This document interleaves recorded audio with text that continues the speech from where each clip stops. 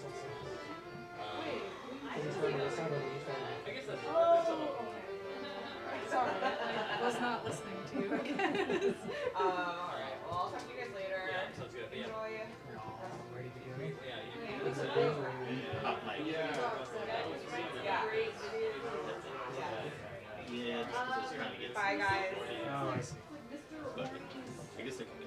Gel something tonic, horny tonic. It's like something about horny man, tonic man, something. Hot mic. Weird shit. Yeah. I would say like I have not heard a bad thing about it. But honestly, the Vinegar Mike's on. Storm, everything I've ever What? bought, Mike's on.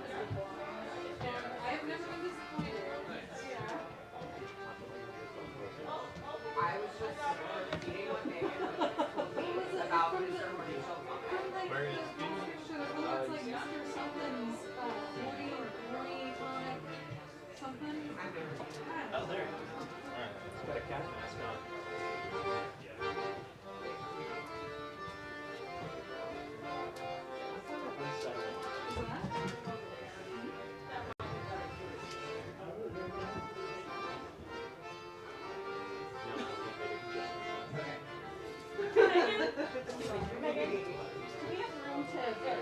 Seth is going to get going. Do we have room to put these out? Yeah, I'll just start consolidating. Okay. We have a copy too. They are in Zardoz, so. Well, leave the one on display over here. What's Okay. When somebody buys it, should I like send them all to the line or just If you're going to buy others, go ahead and just do it. I'm going to write down the inventory here, and we can just adjust it in Zardoz.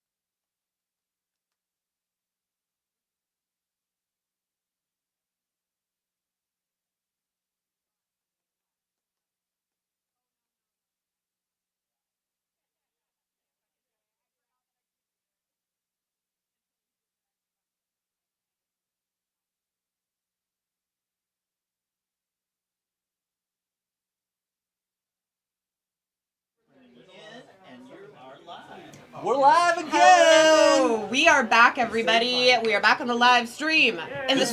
Nice to see you here on our second live stream link. Is that toasty? It's a very cozy vibe in here. Thank you for watching. It's video store day. We're about to get into some... This is like the nitty-gritty part of the stream. Nitty-gritty. The good stuff. This part. This part. This part. And we have our first guest for the second half of the right live away. stream. Who is our first guest? Casey, come on over. Hello. Casey, who are you? What are you doing here? What are you doing here? Who knows? Hello, my name's Casey. I am the cinema program manager over at SIF. I work with these folks and Greg and Kate to bring Scarecrowber to life over at the SIF Egyptian. Yes.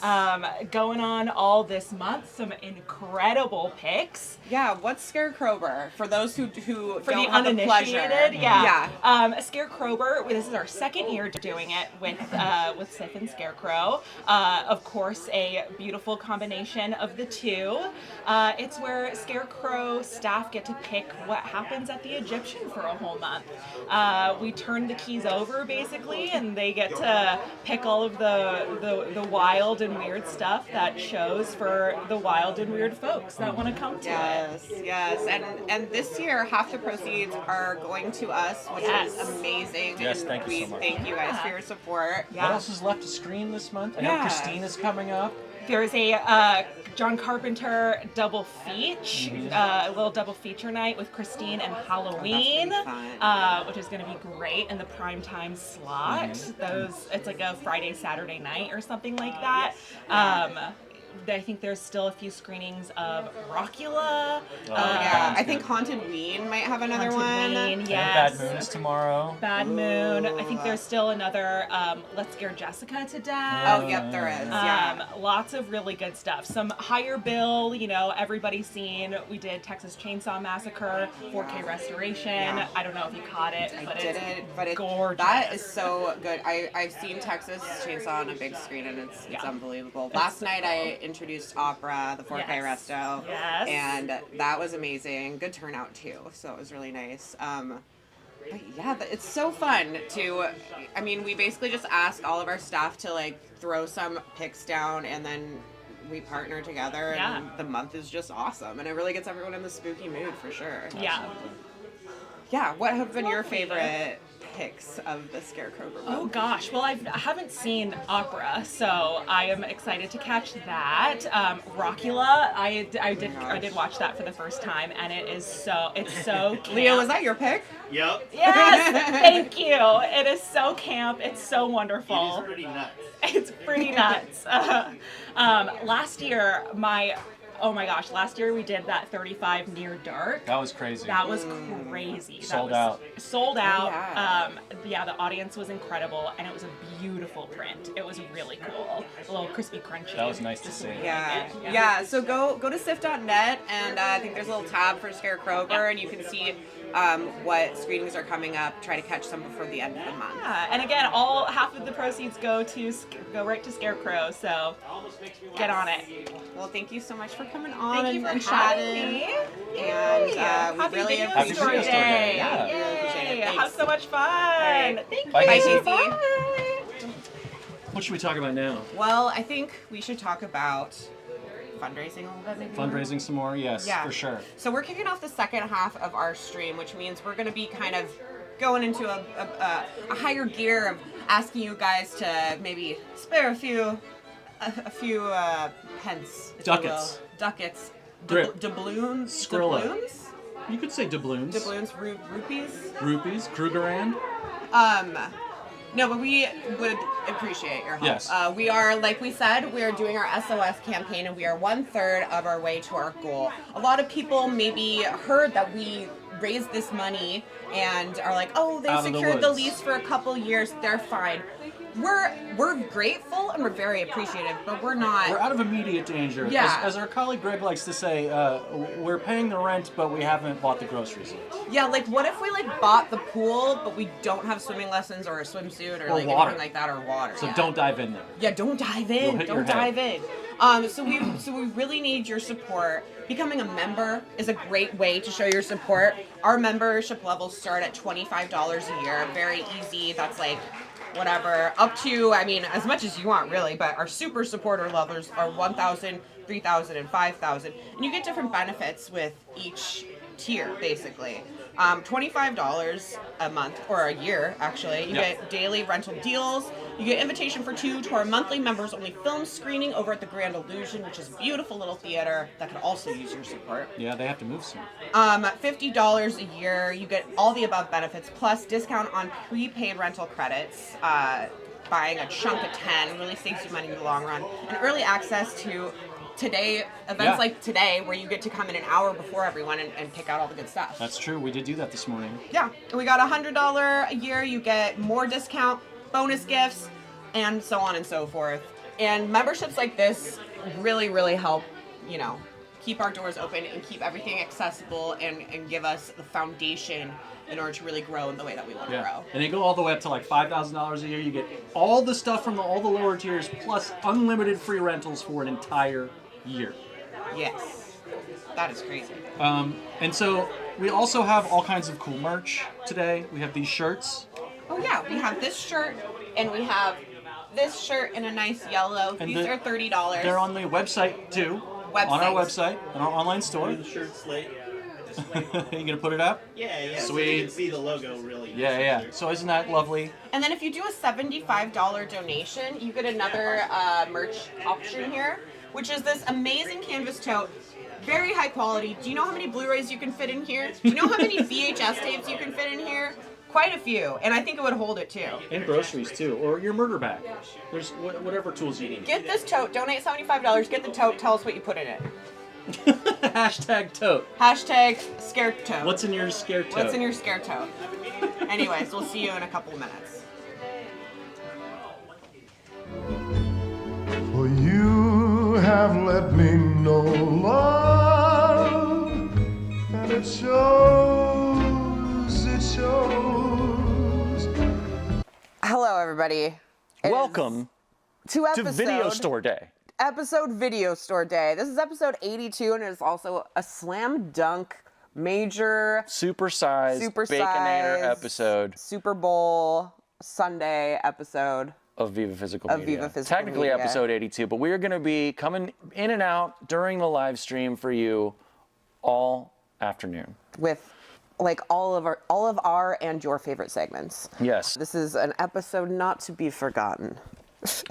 In the annals of Viva Physical Media history. So it's Video Store Day, which is one of our favorite holidays around these parts, and I hope you guys have done something to celebrate. Whether that is come into the store, watch a movie you've rented from us, donate some money, Grip, Skrilla, ducats. become a member, tell someone about us, or just say hi. I don't know.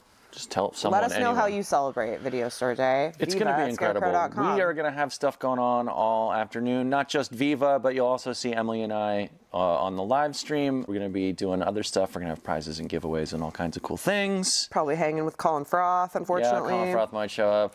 I think I'll probably make a cocktail at some point this evening. I hope you do. Yeah, maybe not here, but there. Yeah. Because we're going to be in 2 places at once because it's going to be like really cool. You're going to be seeing a lot of us today. We're going to be time traveling because when we shoot this tonight, Video Store Day is not technically for 2 weeks, but it is Video Store Day in our hearts right now. It always is. How's our fundraising going? Fundraising's going well. It's a long road, but we had a great match that we matched $75,000, so that was doubled. That was cool. Yes, thank you guys. Thank you for helping us get through that very fast, way faster than we expected, frankly. Yeah, so the support from everybody has been incredible, and just keep showing up, keep telling your friends, family, lovers, enemies, people you meet on the street, dogs, cats, childhood friends, strangers, internet celebrities, prisoners. Tell them all. Anyone you may be holding captive in your home. Yeah, tell them especially that there is a place called Scarecrow Video. Your parents, if maybe you're holding them captive in your or their home. go into an old person's home. Tell them Just about go into their Scarecrow. house. Yeah, Any I think house. that's a great idea. Yeah, any house, anything you see. Just knock on the door. Yeah. Jehovah's Witness, but for videos. Yes. Amazing. I love it. Thank you in advance for doing all of that. And we have a humongous episode, Baconator size episode. Today. Right now. Right now.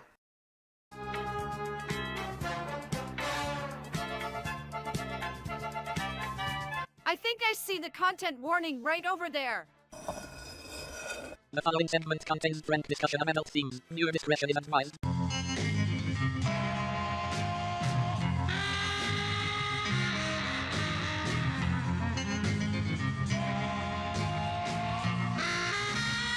Hey perverts, happy Halloween. It's spooky season. I'm here at Scarecrow in front of the Halloween section, and I want to get in the mood. And as the great Lady Gaga says, show me your teeth.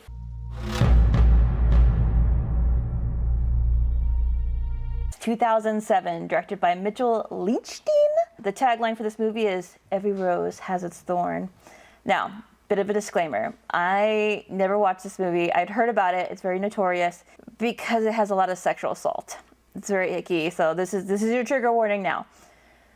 However, I watched it and I didn't realize it was a comedy, which kind of takes the edge off a little bit. I found it a little more bearable to watch if you're very squeamish about penises getting severed. This is not for you, my friend. But if you like that kind of thing, you're my kind of gal. The movie is about a girl named Dawn. She's a teenager. She's played by Jess Wexler. And she is a high schooler, and she's in the absence group. What about the most precious gift of all? Are you going to give that to the first guy who buys you a big bunch of roses? No way! No way!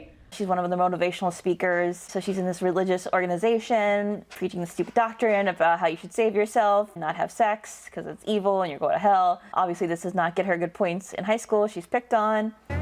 Wait. Yeah, I'll wait. Bitch, get her panties off. Hey, what kind of soda do you guys got, huh? We got cherries. Pop that cherry. And also, she's got some stuff happening in her home life. Her mom's really sick. What's up? Oh, Kim, you're warm, baby. You have pain today? Let's talk about young people stuff. She's got a very creepy stepbrother who is trying to fuck her. We all know who you've been saving yourself for. And I've been real patient. You think I like living here with these assholes? Mom and Dad? And also, you know, she's a teenager and she meets a boy that she likes.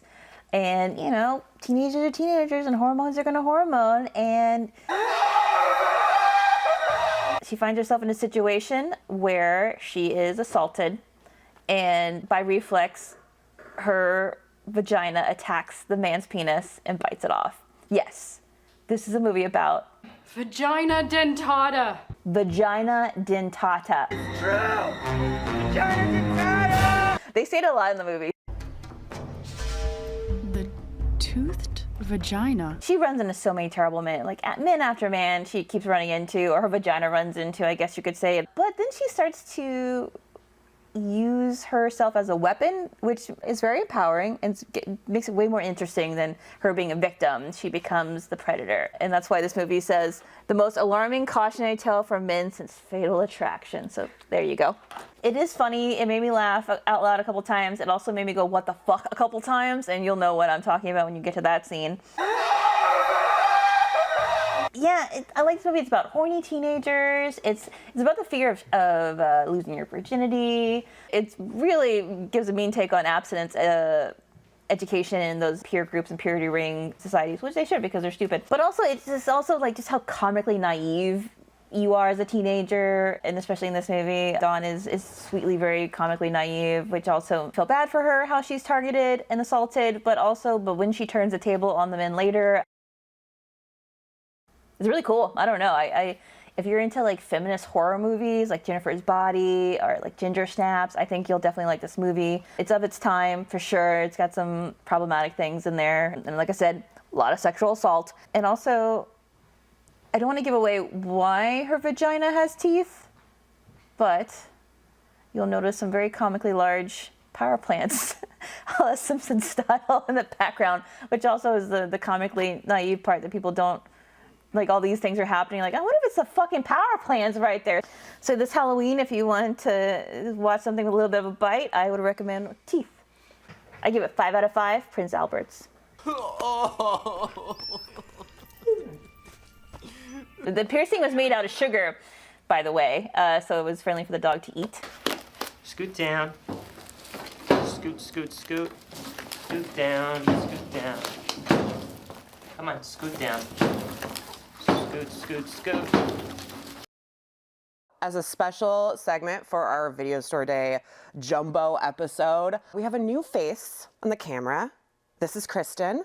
Hello. My friend and friend of the store. Yes. And Kristen, you're here to talk about like a little movie watching fun project you did for yourself over the summer. Yeah, that's right. So you may remember back in June, Matt did a couple of recommendations for a couple of films that are known as Eurocrime or Poliziotteschi. He did one called Good Night and Amen and one called Tony Arzenta. So I watched that episode and I thought to myself, you know, I would like to spend the entire summer watching nothing but 70s Italian crime films. Love and that. Here we are, October, the summer has come and gone, and I have watched a ton of Poliziotteschi films. And Are you over it?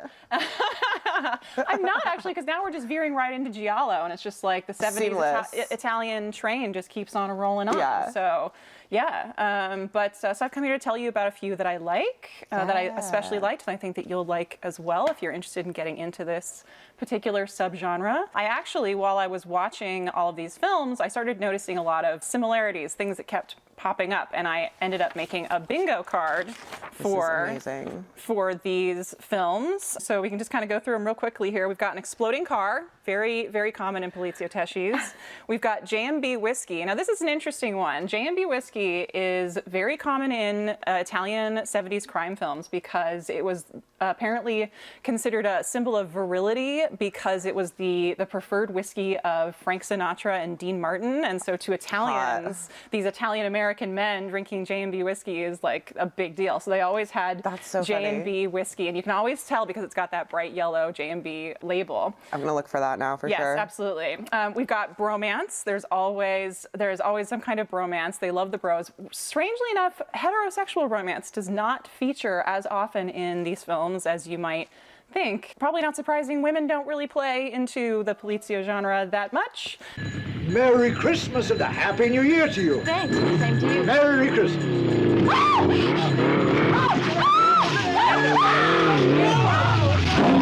Probably not surprising for Italian films. We've got an American or British actor taking a part in the film. Our free square here in the center is a luxurious mustache. Gotta have it. Which this is the 70s, this is Italy. You're gonna find no shortage of beautiful Italian mustaches here. Now here we have a maimed or murdered child. Boy, those Italians, they love to kill a child. They really do. I've seen children thrown off cliffs. I've seen children blown up. That's amazing. This is a real favorite thing for them because they're extreme, you know. Have you read that new book that came out, The Sweetest Taboo? I haven't, but I remember you guys talking about it. Yeah, I'm sure there's a lot of those movies in there. No doubt. Yeah, absolutely. Then we have a nightclub scene, lots of pretty ladies dancing. Love it. A cool title font. This is always a fun one. I love really cool title cards, so this is a fun one to have here. And then a funky soundtrack. Again, it's the 70s, and we're getting funky. And there are some really good ones. There are ones that like you genuinely want to put on your playlist. Yeah. Because this is some good stuff. So I don't know if this is something that we're gonna make available here at the store. For we people should to make take little home, ones and put them in the different sections where some of these movies can be found because that's really funny. Yeah. And I think that's great. That's I guarantee you will absolutely make bingo many, many times when watching all of these films. So that's something to look forward to for you. So let's talk about some specific ones that I think that y'all might like. The first one we're going to talk about is Violent Naples.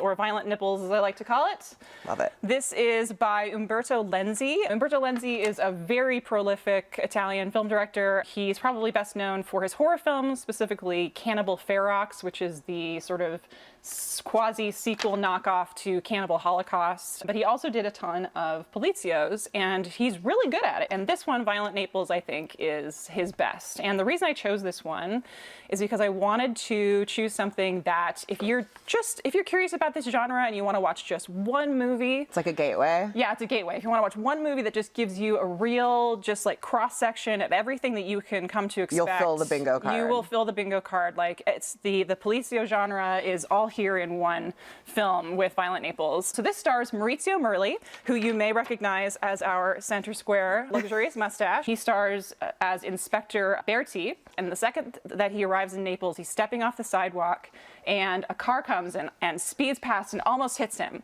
And across the street, the local mafia Don shouts, You should be more careful.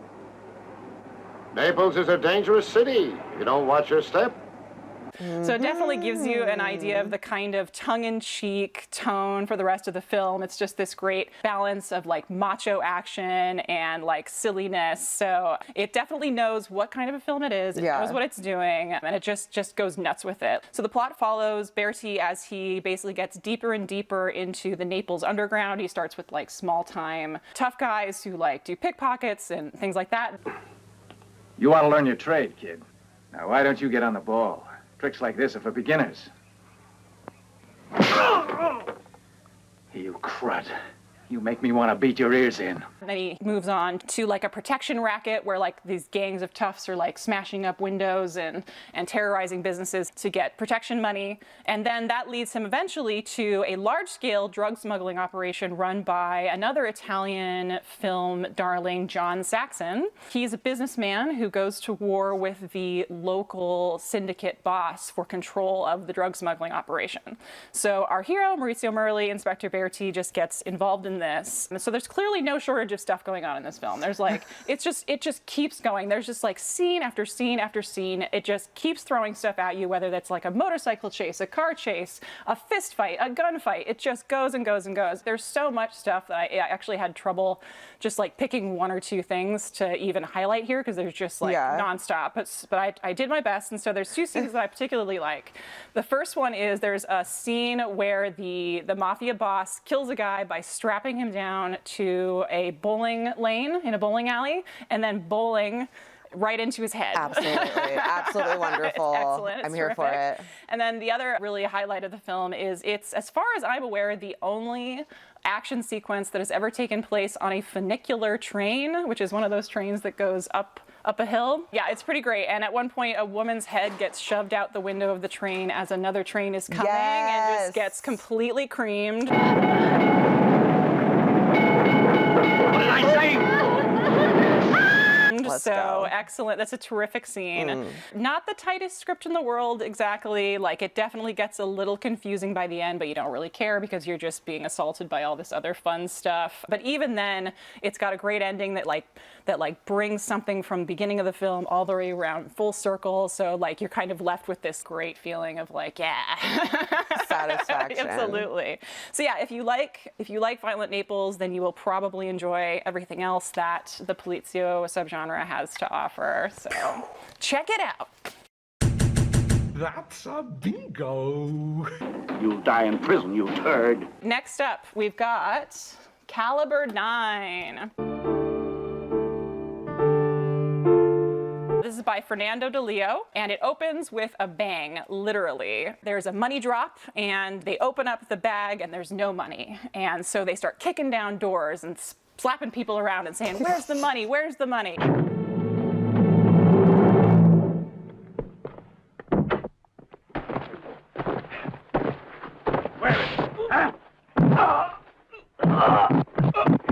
And then they take all these people and they gather them up and they put them in a cave and then they stuff the cave with dynamite and then they just blow everybody up. That's how you take care of your problems, man. That's how you do it. Absolutely.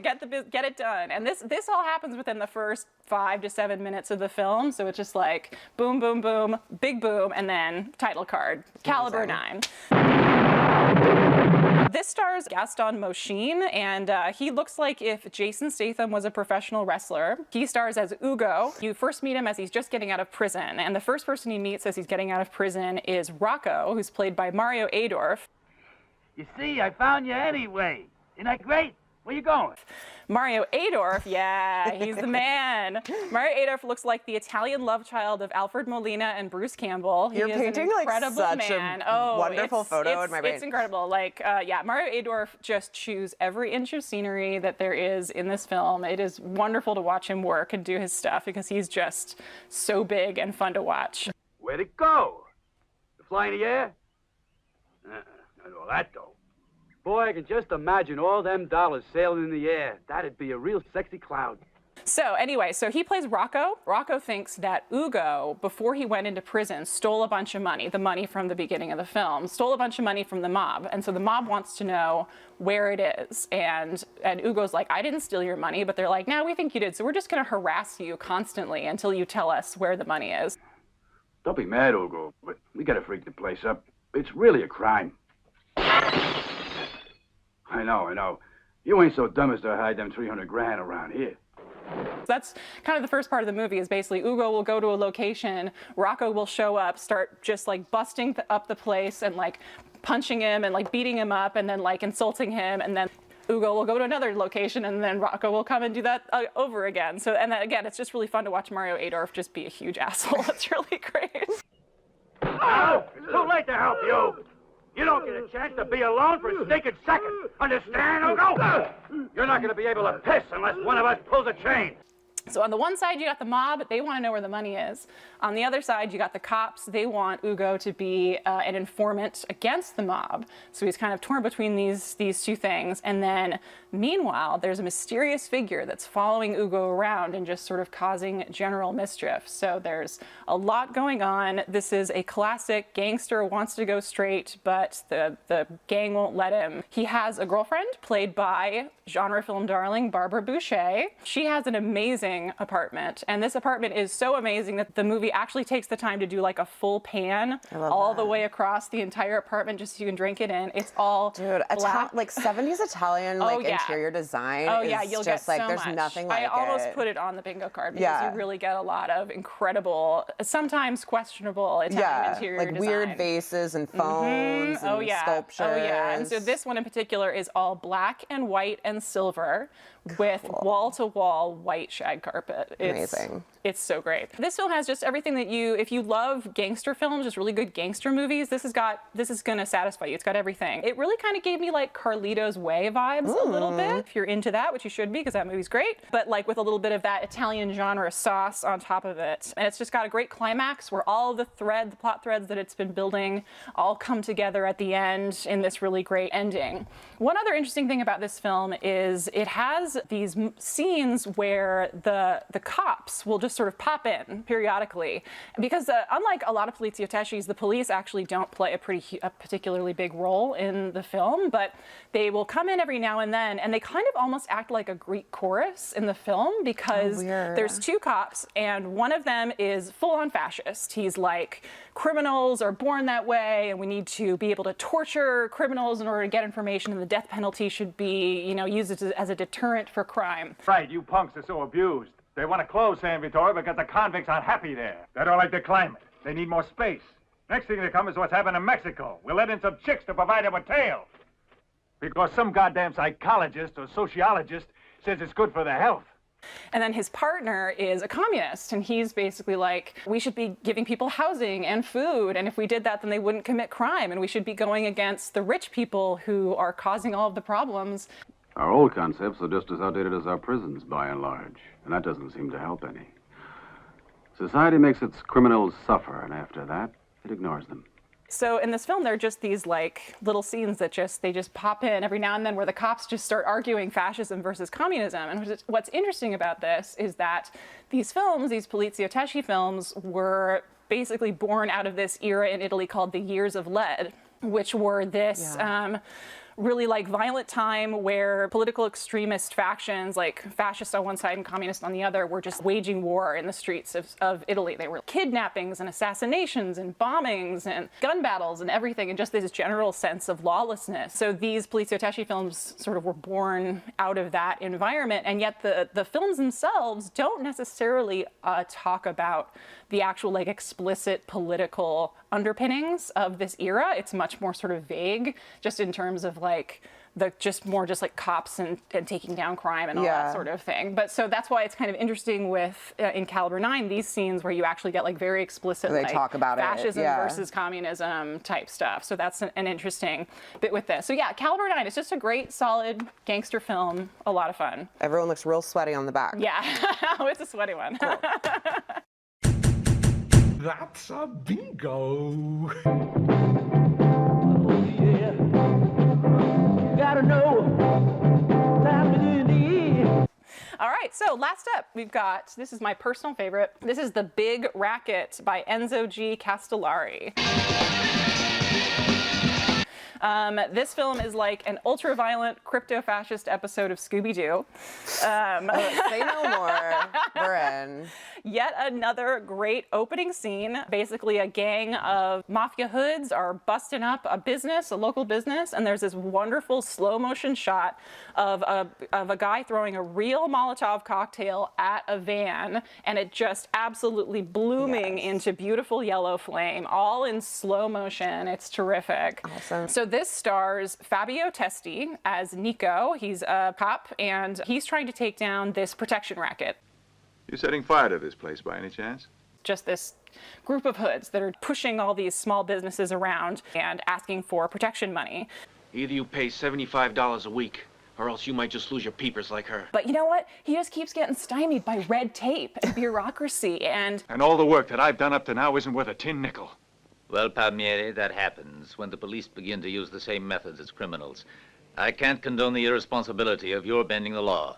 And you know, the lawyers come in and they want things, they talk about things like civil rights and like evidence, you know, like dumb shit like that. Dumb shit like that, you know. And so like these criminals are just walking the streets, you know, because of these stupid things like civil rights. And so Nico, he just goes too far in his policing and he's off the case. He gets thrown off the case. But he decides he's gonna keep going after it anyway. He doesn't care. Doesn't mean anything. He doesn't care. So he starts to use unorthodox methods. It's about 13,000 quotes around unorthodox.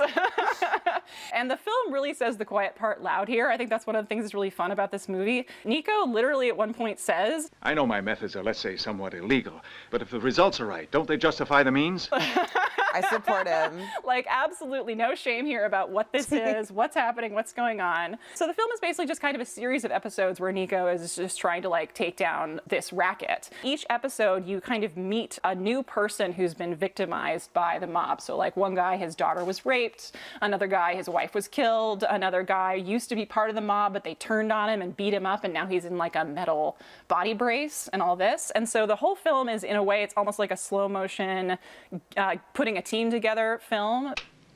Would you like to shoot at something a little more dangerous?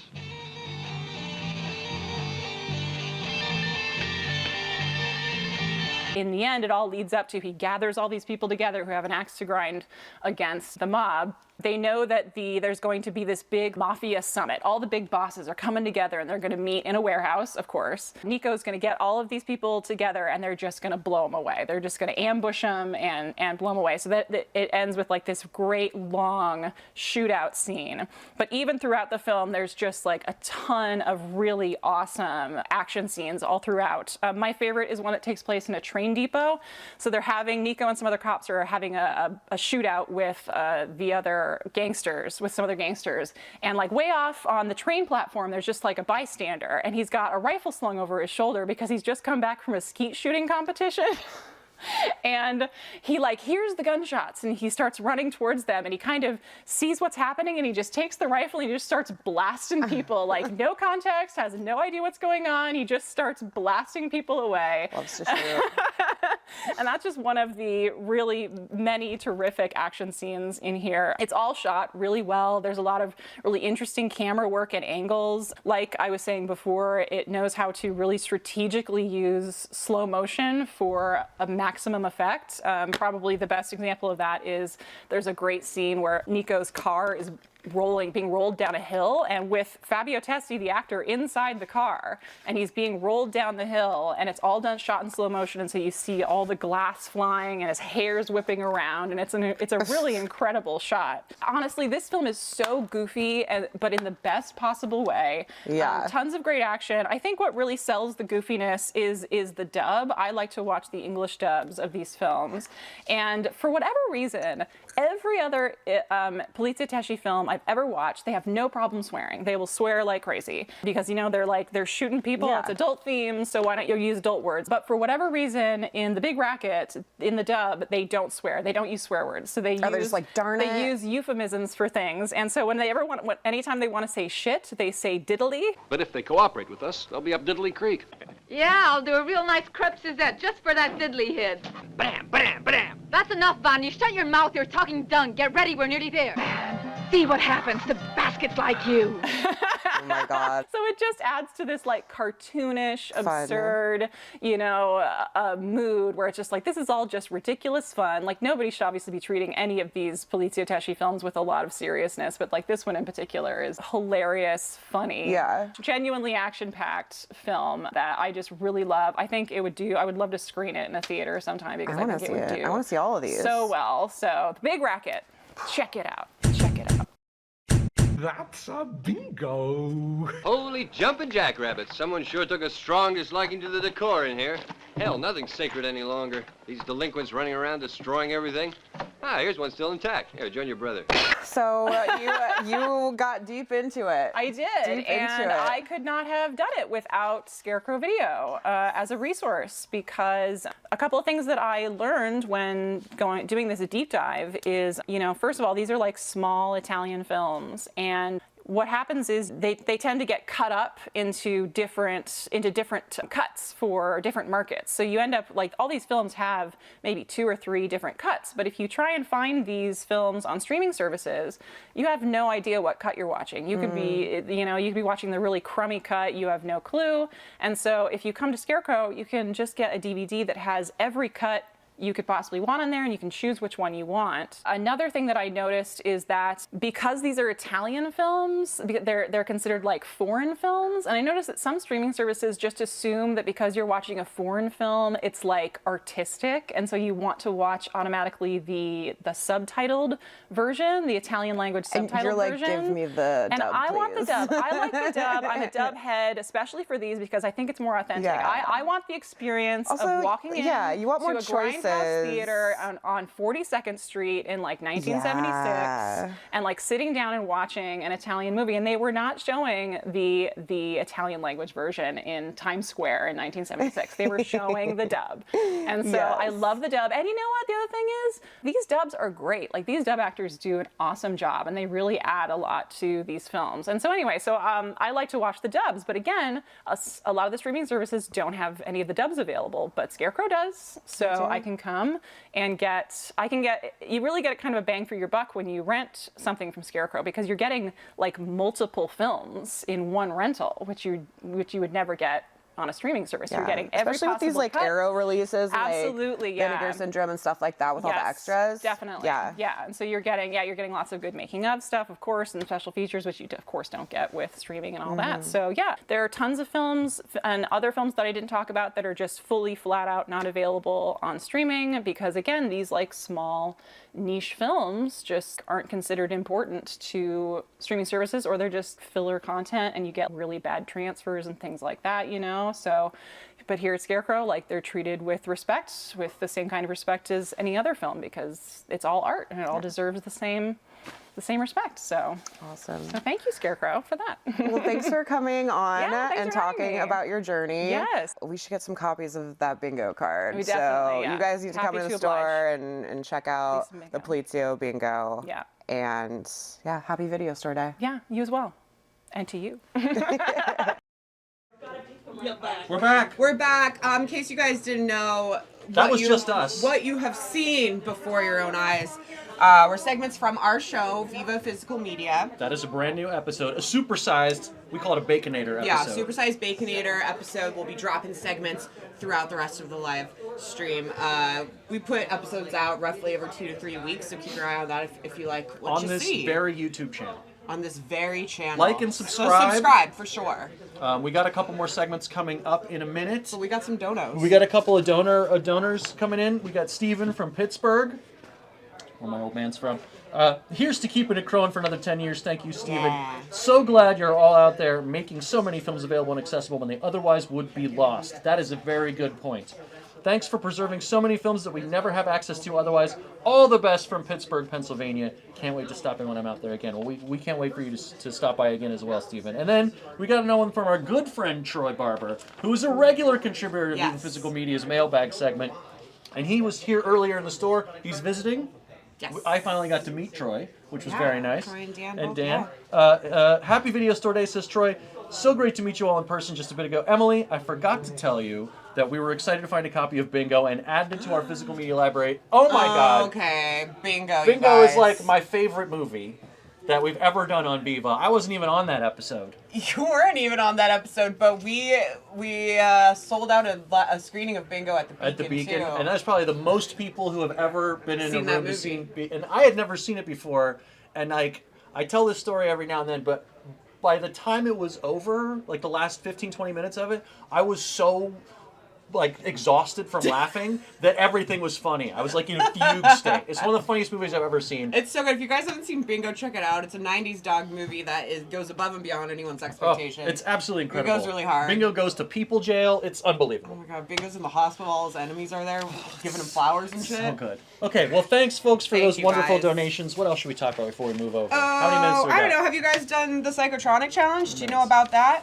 The Psycho Challenge. We have a few days left of October, about 11, 12 days? 12 days. So we have some 12 days of prompts. Halloween. We do the Psychotronic Challenge every year, and it's our own little fun thing that Jensen originated. And he puts it together all on his own. He puts it together all on his own. It's really cool. It's 31 different prompts, and they're all like weird and wacky and creative. Like today's the video store day prompt, so it's going to be like watch something physically rented or bought from an actual video store. Go do that. And then After tomorrow is the Witch Please day. So you're supposed to watch a spellcaster do her damnedest. And if Be you sure don't to know check about out Witch Please, the book. This is the book. It's our good friend and volunteer, Seth Goodkind. He watched every single movie in our Witches and Warlocks 226, sections. I think. 226, was it? Yeah. Yeah, and he reviewed every single one of them. And he also got like 40 artists, most of them local, but he had some from, he said he had one from Ireland. Yeah, that was crazy. And one from New Orleans. And they all did original artworks for the movies. They each picked one off the list. This is like a good guidebook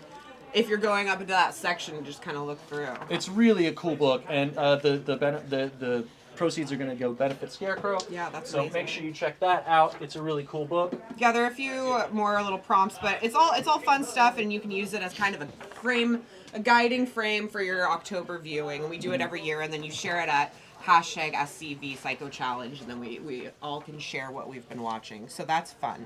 That is fun. We'd also like to shout out our sponsors for Video Store Day today. And our Yes. sponsors are OCN and their partner labels, and MVD and their partner labels, and that all includes stuff like Vinegar Syndrome, Severin, Radiance, DeGausser Video, Cinematograph, yeah, 88 Films. What else do we have on there? Oh yeah, Blue Underground. And then we've also got the Grand Illusion and Sif are helping us out today, and we'll have some other cool guests surprises, later on. stuff. So Also, come on down to the store. We're still having sales. We've got 50% off all of our used titles today. Come down and say hi to us. We're here hanging out. It's 5 o'clock. We'll probably crack a beer. Oh yeah. Chill out. Way ahead of you. We have 50% off up to 50% off a bunch of new stuff from OCN and MVD. 50% off used stuff.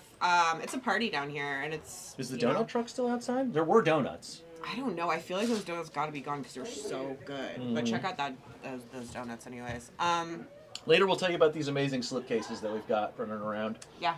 And we've got some other cool stuff. And I think more Viva's going on right now. More Viva? Are we ready for more Viva? More Viva. Raunch versus Rom. We've got Check it Raunch out. versus Rom next, a missing pieces segment, and when we come back, we'll have a special guest. All right.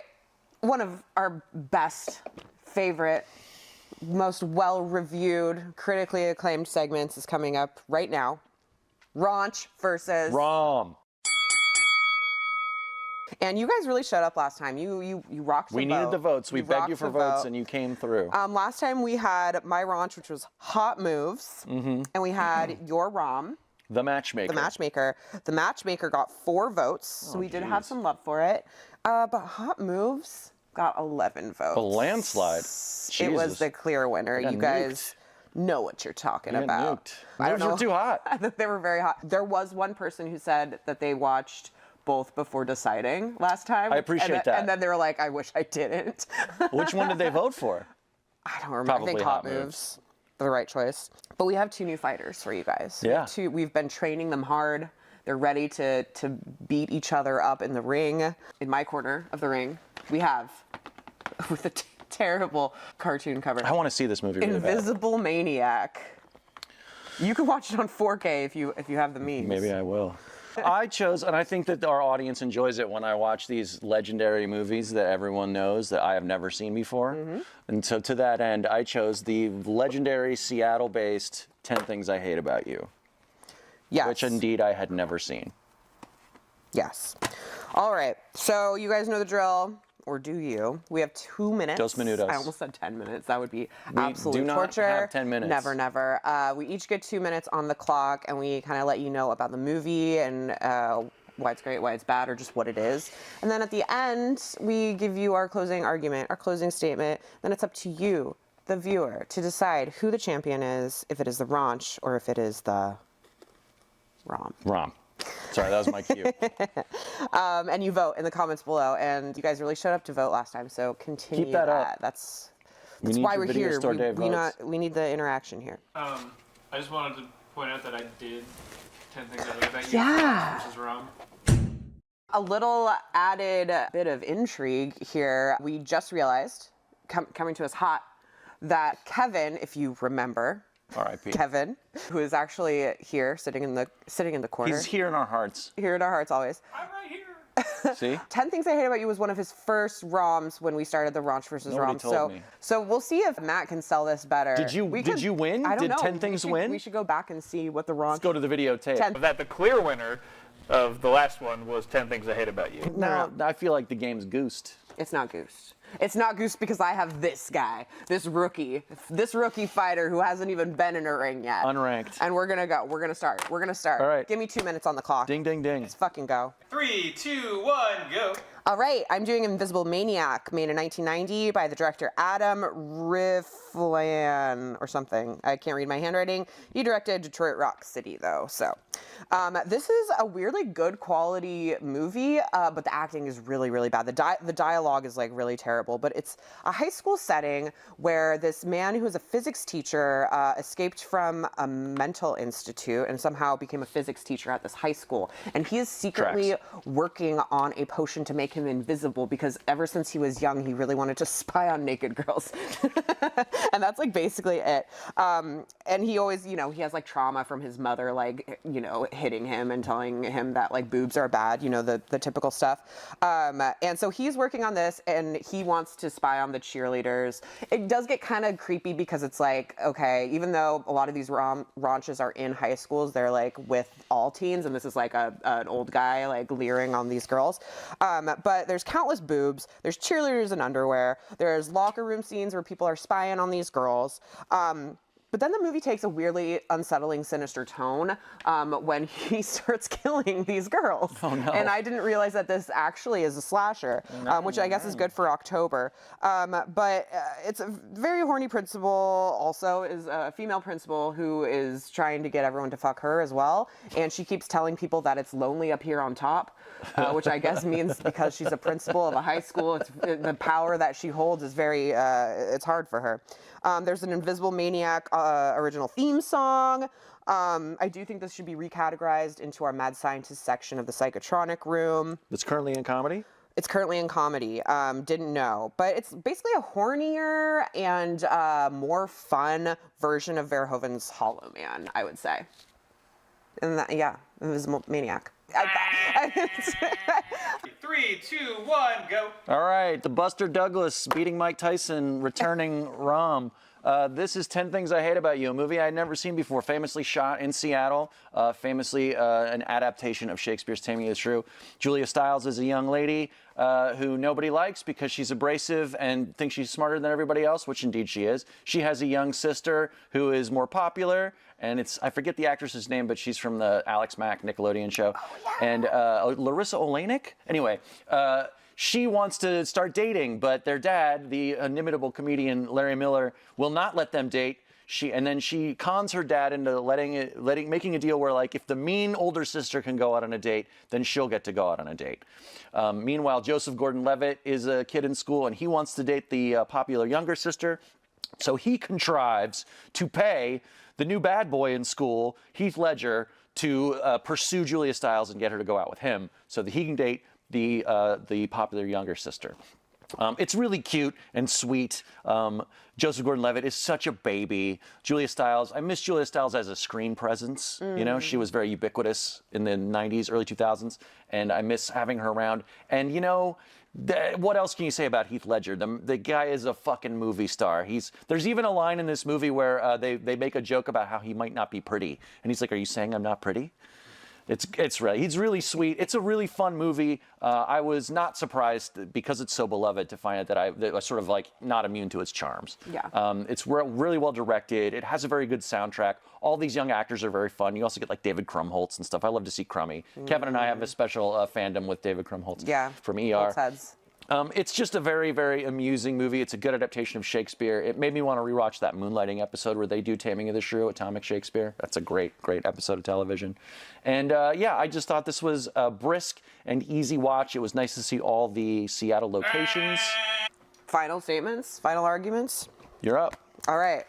Invisible Maniac. The movie ends with, if you don't want to know how this movie ends, just don't listen. The movie ends with a news anchor woman announcing the Invisible Maniac's suicide, but she gets her blouse ripped open to reveal her huge boobs because the Invisible Maniac is not dead. Also, this movie is very, if you've watched The Substance recently, you might enjoy Invisible Maniac. What's your closing argument? My closing argument is, if you have never seen this before, I highly recommend that you watch it with your girlfriend who's seen it 8 million times and has it memorized. And hopefully she will recite the entire movie while you are watching it. And hopefully she's also as big of a Letters to Cleo fan as my girlfriend was. So yeah, I found this really sweet. Watch 10 Things I Hate About You, even though you probably have already seen it way more times than I have. Vote below. Tell us who your winner is. Is it the rookie Invisible Maniac? Or is it The Ringer? The longtime champ, 10 Things I Hate About You. Let us know in the comments, or you can email us via scarecrow.com. And that is Raunch versus Rom. Have you ever missed a piece? You know, sometimes the pieces that are missed are the friends we've made along the way. And Those are the missing pieces, and we have the big O's. What do you mean? The missing piece meets the big O. It's a famous Shel Silverstein. Jesus Christ. I mean, I know, like, the homework machine and where the sidewalk ends. This is one of those. Homework machine, oh, homework machine. The most famous invention I ever did see. I actually had to remember, like, memorize that poem and recite it in like a speech tournament when I was, like, in 2nd grade. I don't actually remember most of it, but anyway, we're about to do missing pieces. You've got to be kidding me. What? We're missing pieces here. Look at this poor cat. It's about to go snorkeling and everything, too. Missing Pieces, inspired by our good friend Brian Sauer. Yes, on the show, Pure Cinema Podcast, Missing Pieces is basically stuff we've missed by directors we love. Yeah. And let's just get right into it, shall we? Yeah, you're up. Well, I would grab the box out of this, but we're not quite sure where it went. So I am doing Tobe Hooper's. Tobe Hooper was an American filmmaker, renowned for his contributions to the horror genre, particularly for his groundbreaking work on the Texas Chainsaw Massacre. This film, made on a shoestring budget, became one of the most influential horror films of all time. Hooper's ability to generate intense fear through minimal gore, relying instead on a gritty, documentary-like style, helped redefine the genre.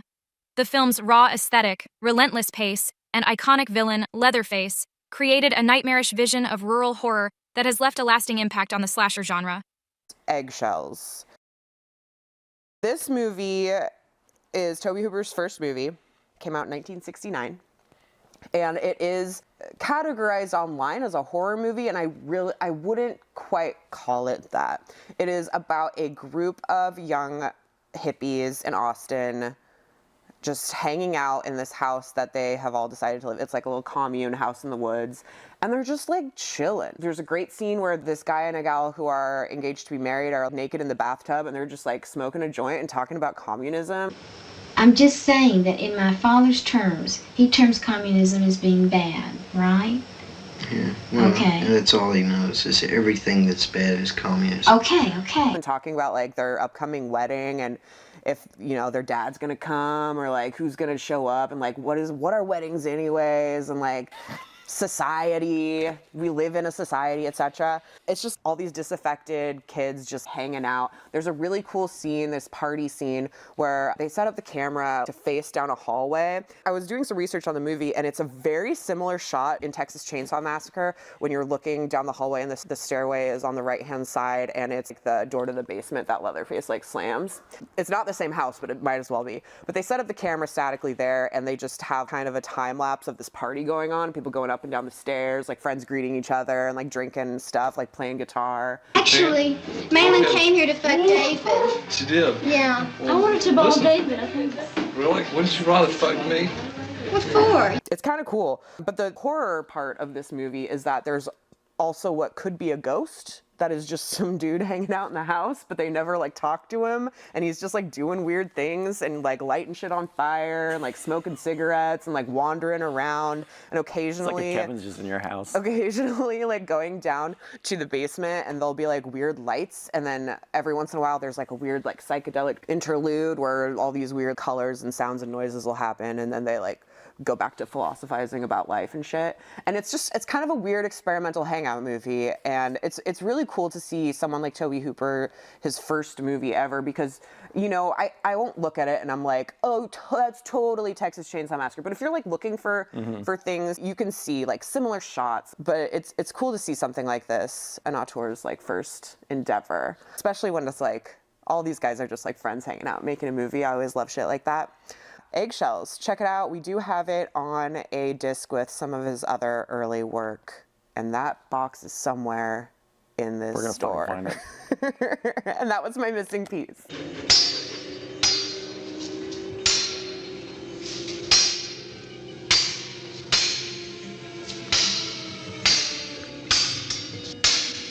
Well, I came up with I found this randomly and then realized it fit into missing pieces. Okay.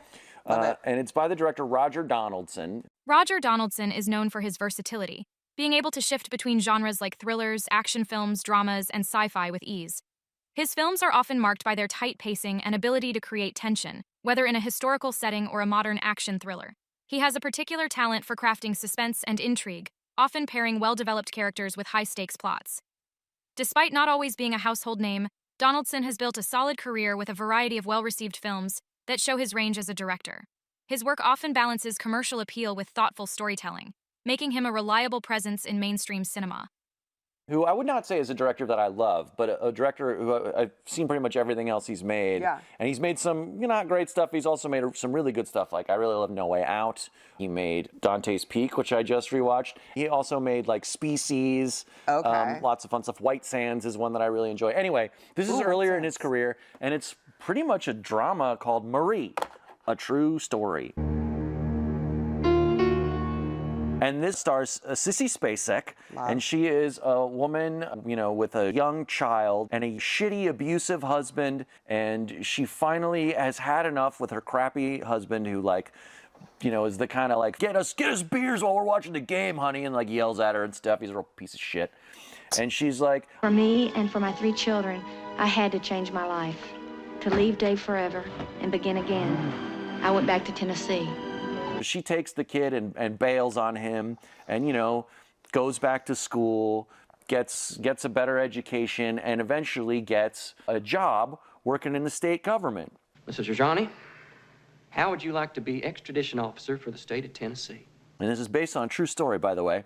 And she ends up working in the prison system, basically in the sort of administration of the carceral system in the state. She goes to work with a very nice man played by Jeff Daniels, who's like her immediate boss. Love him. Very young Jeff Daniels. This has a pretty good cast. Say what? It turns out, and this is kind of where I thought the movie took an interesting turn, the parole system is totally corrupt, but not in the way that we would think of. It's like people who are bribing officials to get parole. Now, Jimmy got himself mixed up in drugs, but he's a first-time offender and he's straightened right out. And we want a hearing scheduled right quick because that boy's daddy was a big contributor. Oh, come on, Marie. I mean, just because his daddy contributed doesn't make him any less deserving now, does it? I was expecting it to be about people who should be getting paroled being like cruelly denied but it's like yeah. But no, it's about people who absolutely should stay in jail, getting favors, paying bribes and stuff to get out. Is this a drama biopic about a woman whistleblower? Because I love those. She's technically not the whistleblower, but she is the one who finds out about it and like brings it. And I love it. The other weird part is that the big courtroom scene where normally it would be like, oh, she's getting all the bad guys to, admit to their crimes or they're going to catch them. No, they find out that she figured out their conspiracy and they fire her unfairly, so she sues to get her job back. Okay. Remember what I told you about good cause? Now, these are your own records, and they kill you. And God only knows what they've got. There's only one way to win a lawsuit like this, and that's to put them on trial. Now, you're going to have to prove that you weren't fired because you didn't do your job. You were fired because you did. And then through that hearing, the evidence of the conspiracy comes out, and that's what leads to the people actually getting like indicted and put in jail. And it is all allegedly true. Morgan Freeman plays one of the conspirators, which I thought was pretty fun. He's very young. I would not say that this movie is particularly special, but it had some interesting twists on this kind of story. I'm used to Silkwood. This is not that kind of thing. Sissy Spacek is, of course, very, very good in it. It's like kind of one of those roles that she's perfectly cast for, which is this, this woman who is just completely indomitable, like who cannot be reasoned with. She is going to do the right thing no matter what. And it's always fun to see her do that role. It's pretty simple and well directed. I found it straightforward, unspectacular, but very nourishing. Cool. Good movie. Marie, A True Story. Check it out. Hi, gang. Home. Hello, sweetie. Hello, you dirty little kid.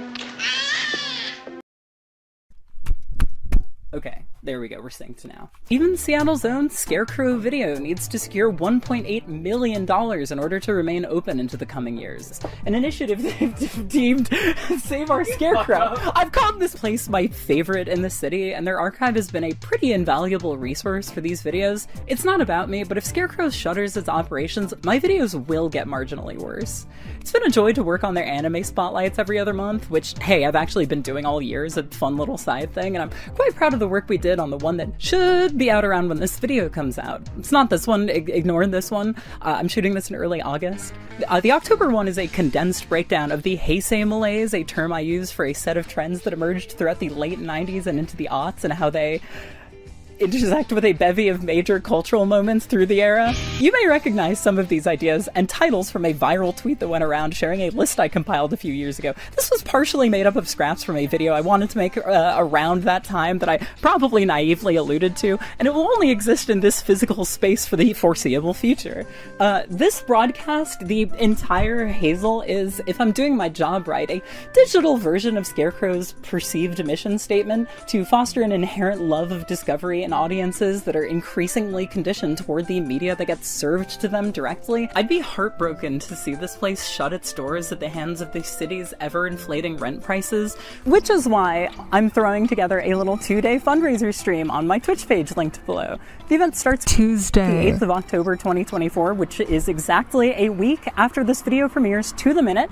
Gonna play some games, watch some movies, etc. when mods aren't looking. Really looking forward to it. It's been exciting to plan, and those watching after the fact, archives of this stream should be available on my second channel, link from my page. I am also excited for Saturday the 19th of October, which is Video Store Day. Probably so designated by a consortium of video rental joints when there were enough of them to consort. Scarecrow hosts a day-long in-store event for Video Store Day, and it obviously holds additional importance this year.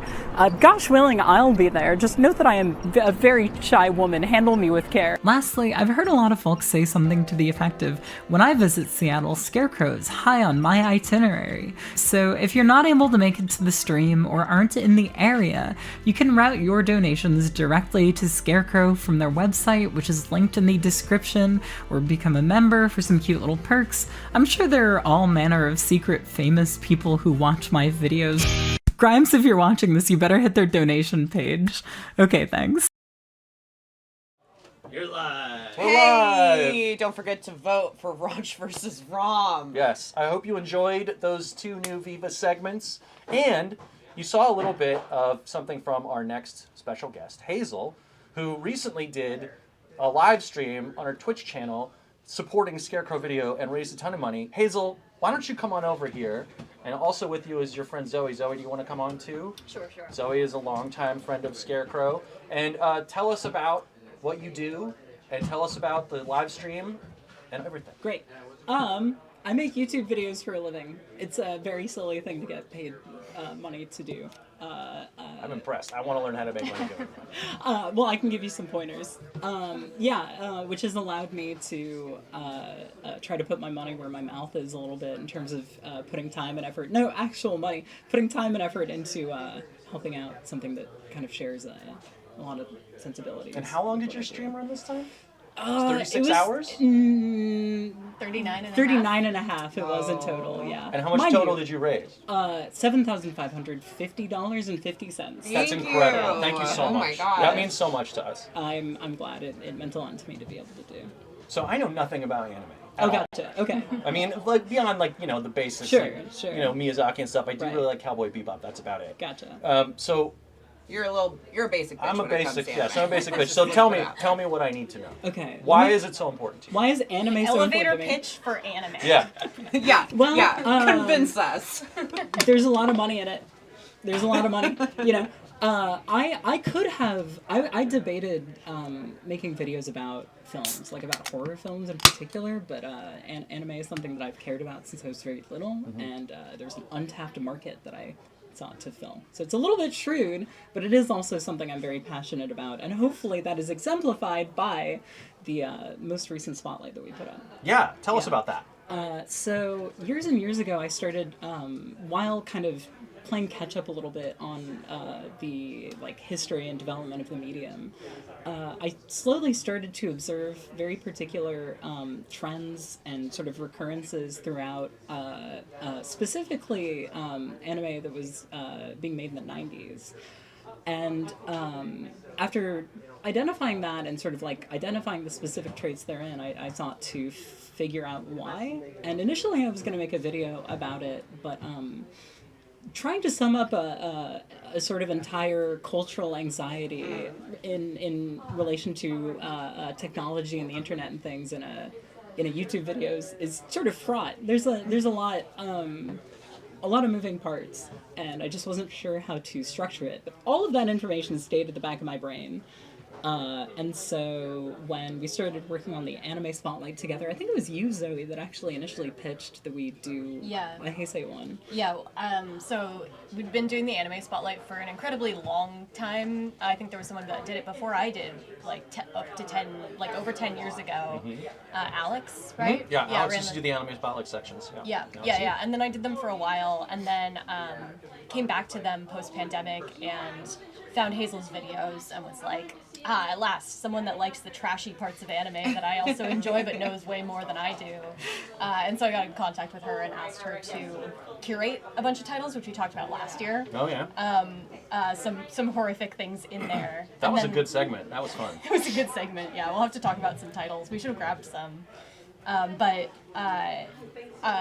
Hazel's Letterboxd, we were just talking about Letterboxd, you have a list on there of Heisei anxiety titles, and Heisei was like a period from... Yeah, from the, oh my god. Just like the late 80s. Yeah, 89 through, I think it was all the way up until Reiwa, so it would have been like 2018. Oh, that far? I think so. Because I only know that term from like kaiju films. Right, exactly. Yeah. And that always refers to the 90s stuff, Heisei Gamera, Heisei Godzilla, that stuff. I thought it was really interesting because it had a lot of things like Perfect Blue that are very famous and very popular for being kind of like psychosexual and like psycho-cyber and stuff in it, but a lot of things that I didn't know, and so we started compiling them together, and we lay out a bunch of the different facets of that like trend.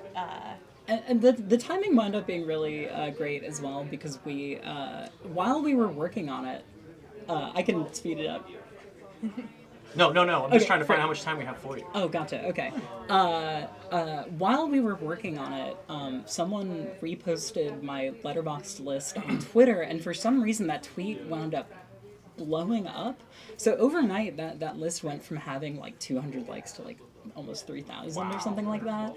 So with Letterboxd, that can get annoying too. Yeah. Well, I have comments turned off. Good. That's what I do too. Yeah. I know. Yeah. So it kind of like put that idea into the air a little bit more, which I think kind of paved the way for me to plug the spotlight in my most recent video. Tell us about the Hey Say Boys a little bit. Right. So part of the reason why I didn't make a video on it was because it's hard to know where to start. I could start with the influence of stuff from the 70s, which was obviously similarly to the 90s. Well, first things first, obviously the 80s were huge for Japan's economy, and that halted within the decade, starting around 89, and they entered an economic recession almost right around the same time the era changed from Showa to Heisei.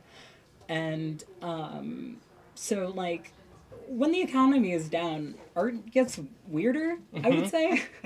Especially at that point, like that's the time you had like Tetsuo coming out, right, exactly. things like that.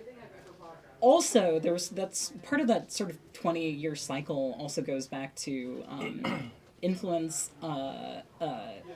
Creators in the 90s were influenced by creators in the 70s. And the 70s was also a time of economic recession because of the oil crisis, which is what led Japan to invest in technology, like in nuclear power, which then led to the bubble era. So 70s, like crime rates were going up. It was kind of a rough time. Political global landscape that was really contentious. Exactly, yeah. So similarly, and I think that, this is sort of identifiable globally as well, like art was getting kind of weird then as well.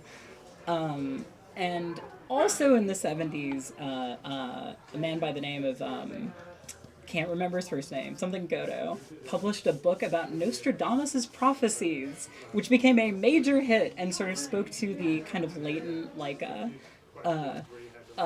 stress that the world was going to end as a result of all of this turmoil. So then, flash forward to the 90s, that book somehow finds its way back into prominence, which, the reason why is because of Y2K. So you enter the anxiety leading up to Y2K, and by that point there had been a couple of different nuclear scares. So my understanding is that Japan took it a little bit more seriously than other places in the world. Not like, to mention obviously, the entire economy was then based off right, of technology and digitalized. And that was already tenuous enough as it was. So that House of Cards was pretty rickety, wasn't it? Exactly. Yeah. And people were kind of universally becoming aware of that, and so they.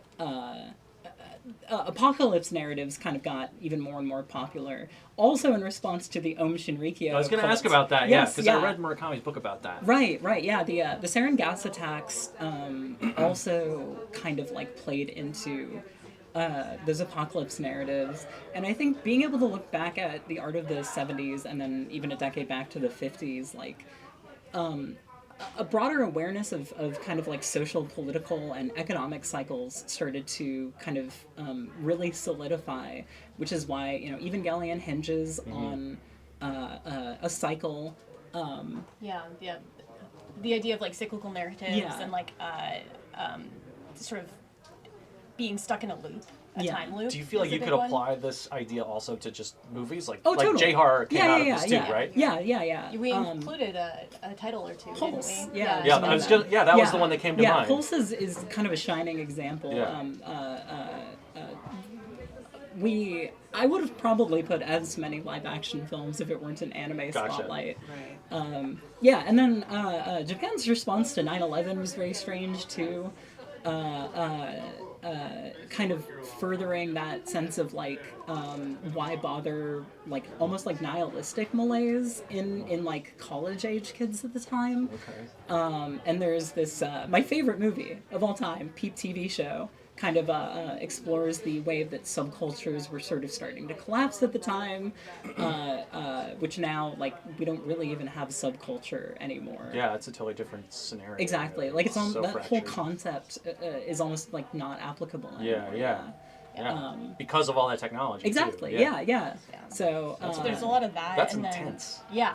It's a an lot. intense spotlight. It's an intense topic. There's also There's a lot of reading that you have for us to do too. Yeah. It's on our website. Go on the website and look up the post about the section. You can read all about this stuff. The one we did last was wordier, so Yeah. Do you guys have a couple that you want to shout out? A couple of titles? I know you didn't grab any, but off the top of your head. Also, this section, if you're in our store, can be found upstairs in our animation room. Yeah. There's a lot of really well-known stuff for anime fans, like Serial Experiments Lane and Evangelion and that stuff. So to shout out some of the slightly lesser-known stuff in that spotlight, Boogie Pop Phantom was kind of leading the charge on what would be called the Denpo movement, which is way too hyper-specific, but also very vague to even bother getting into here. But sort of refers Look to... it up yourself, you guys. Yeah, exactly. I'll give you a topic. DNPA. Talk amongst yourselves. Pretty much like a genre that finds an intersection between like dissociative identities and technology. Okay. So yeah, that's a good one. The One light more. novel, the original books, Okay. were what codified that. And the anime adaptation's great. Yeah. One more. What's another one? Well, so a lot of the things that I started noticing when I was looking at these titles was this confluence of like low budget studios pushing out low budget stuff, and how well New Wave, which would have been also like sort of a 60s, 70s influence, like fits into that, like those film techniques. So I saw a lot of that in Neon Genesis Evangelion. But I guess my pick will be 20th Century Boys, which was a very popular manga. But we were like looking for something that had dealt with Nostradamus' prophecies, and that manga is like, what if they were real? What if that happened? What if a cult got together and then started, making those prophecies true? Okay. So that's a crazy time. Sounds horrifying. It is. Yeah. It's less fun than last time. There's not as many like giant statues Giant of boobs. tits. Yeah, and right. This is stuff. the heavier shit. Yeah. That's okay. That's why we have you here. That's great. That's why it's Where here. can people find you on the internet, streaming or doing whatever you do? It's a very strange thing that you can just search my name on YouTube, my first name. That and is I in come fact up. exactly what I did. Yeah. It's very, very Great. surreal. Great. I'm sure I'm slightly lower in the Google results, but I don't think it's too hard to find And me if you know do how to you spell my regularly name. stream as well? Sometimes. Sometimes. Videos are kind of my priorities, so Okay. streaming is secondary. Oh, and for your letterbox list, what's your letterbox? I generally play coy about this, but I'll reveal it here. Only here, you guys, on the live stream. Exactly. If you miss it, sorry. It's a nosebleed haver. I used to get chronic nosebleeds. Got That's it. where that came from. Guys, better follow. We also apparently have a gift for you. Oh my goodness. Oh, yeah. Right, I immediately forgot about this. And it's wrapped very carefully. Yeah. In this There's very, even a very handle delicate and in here, illustrious right? bag. Yeah, see, look, it comes with its own handle. There you go. So, enjoy with our Oh my compliments. goodness. What is this? From the store's basement. Wow! Oh my gosh, I actually watched this on the stream. I don't know if you caught that. This is, wait, hold on. It's signed by. I'm wiped out climbing Climbing this fucking thing. Who signed it? David Hayes, the author, the voice actor, the English voice actor of Lupin in this version, Wow. who voiced Snake. So you're saying David Hayter. David Hayter. I did not know that he did this this stunt. I did not know that. I wonder where we got that. That's cool. So this was signed like years and years ago, I imagine. I have no idea. No, we have him right here. Yeah, it's right on To say hi. Writer Yeah. of the original X-Men movie, right? Yes, yeah, that too. Yeah, that guy's had a weird career. Indeed. Yeah. Well, thank you so much for thank coming you. on. This is amazing. This was Holy enlightening shit. and informative Yeah, to say the I'm least. sorry, I learned a lot. No, it's fine. Okay, We do it all the time. Fuck yeah. Thank you guys for coming on. Thank you. And thanks for curating such a cool section. And thanks Again, for it's raising all that upstairs in the money. animation room. Thank you for raising the money, Absolutely. doing My everything you do, pleasure. and supporting Scarecrow. Tell you what, Thank have you. us back next year, Oh, and we we'll will. make sure that everything that we bring is heinous and hilarious. Yes, Yeah, please. sounds good, too. Okay, good. That sounds Light, We'll just light, have to light. alternate. Then the year after that, we'll do. And then it gets heavier, guys. Yeah, exactly. This is life, baby. Yeah, there you go. Awesome. All right. Well, thanks Happy a lot. Video Store Day. Thank you. All right, what do we got next? Are we back to Viva? We're probably back to some big Yep, Viva. we're back to some Viva. We've got our regular picks from Viva this week. Regular and picks from Viva. a special Viva guest. Tune in. My first movie, not my first. But Welcome you know what I mean. back, though. I hope you're enjoying the live stream today. Oh yeah, I forgot that we're breaking this up, and Yeah. this is gonna be on Video Store Day, our gigantic episode with all. If you're just joining us. All the best segments that we provide for you today on Video Store Day. Welcome back. Thanks for watching. Thanks for supporting Scarecrow. We love you. Donate. There's going to be Donate. links at the bottom of the screen. Definitely donate to Scarecrow Video. So this is the framework of the episode, which is where we just talk about a couple of movies that we recommend. Yeah, why not? Just stuff we've watched recently or not so recently, whatever. But the thing is, you can get them here at Scarecrow. And the first movie I'm going to talk about is Passion Fish by John Sayles. And Matt, you're a big Sayles guy. You're a big Sayles head. An incredible filmmaker. One of the greatest American filmmakers of all time. Kevin's a big salesman over there. Huge salesman. I'm sure, Rich, you're probably a big sales guy. I haven't seen that many. So this is, I don't think I have. This is one of my first, Passion Fish. Great movie. Just like a solid, I don't want to say melodrama, just like a good emotional movie about two women connecting who wouldn't otherwise connect, but have so much more in common. Mary McDonnell plays a soap opera star. She's very high maintenance. She's kind of snobby. She's very surface level, kind of egotistic, and she wakes up in the hospital. She turns on the TV, she sees herself on the screen, which is pretty funny, and she's watching it. And then she tries to get up, and we realize that she's actually paralyzed now. And whatever accident happened paralyzed her. So she moves back to her family's like abandoned old Louisiana home in the middle of nowhere, Louisiana, next to a lake. She hires like a bunch of 24/7 like care nurses, and everyone she hires can't deal with her. What brings you down to Louisiana? I heard what a brilliant therapist you were. She is just she's kind of mean-spirited.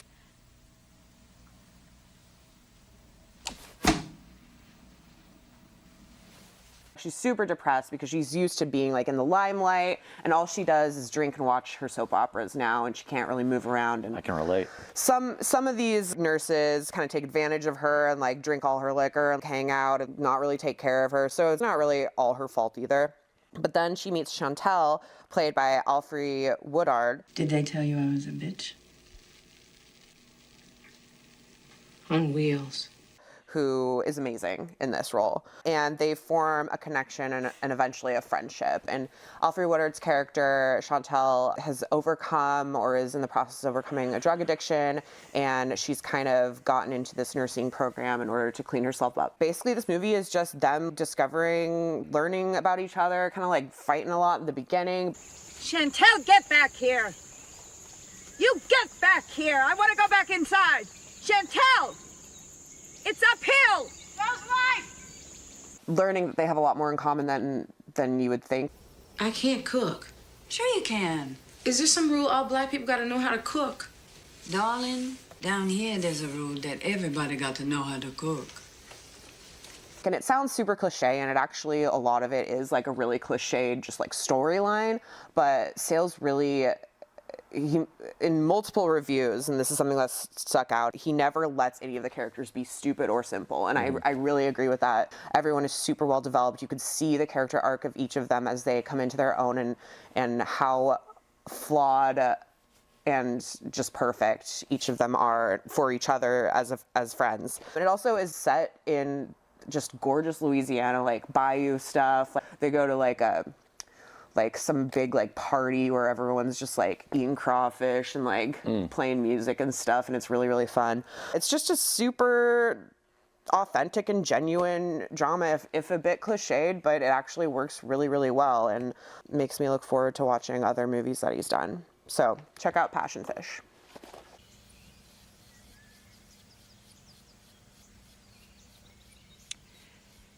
I didn't ask for the anal probe. I'm going to talk about a movie that I wanted to talk about on the previous episode, but it actually hadn't come in yet. But we just got it. This copy is brand spanking is new? plastic wrapped.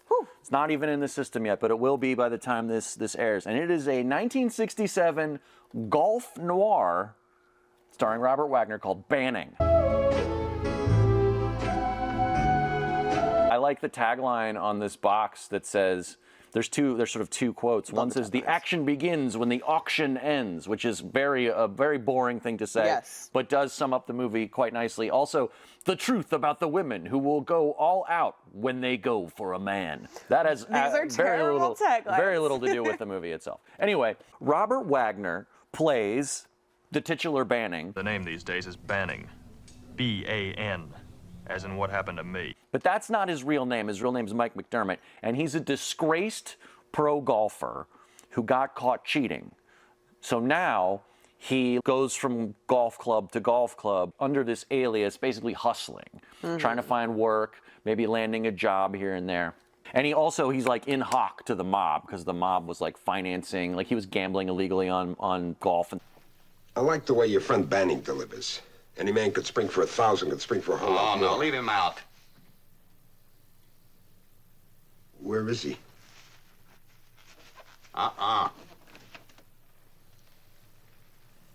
One more time.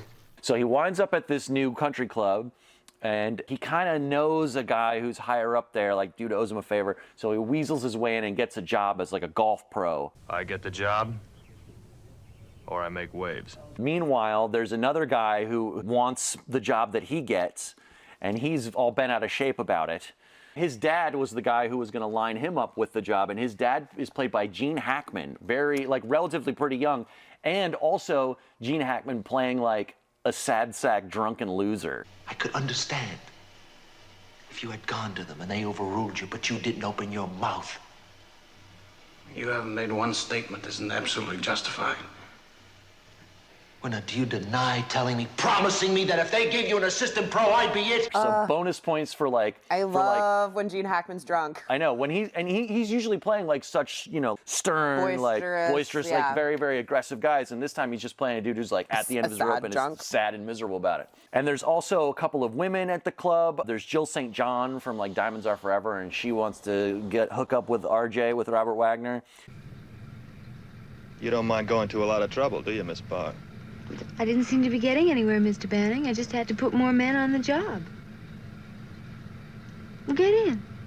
They'll take your car to my place. Having your own private police force isn't as chic as having your own private army. That's the price we pay for living in a democracy. Forget the other actress's name. Hold on, let me see this real quick. Oh, yeah, Antoinette Connor. I didn't even know you knew my name, let alone my weaknesses. The CIA of the El Presidente Country Club employees.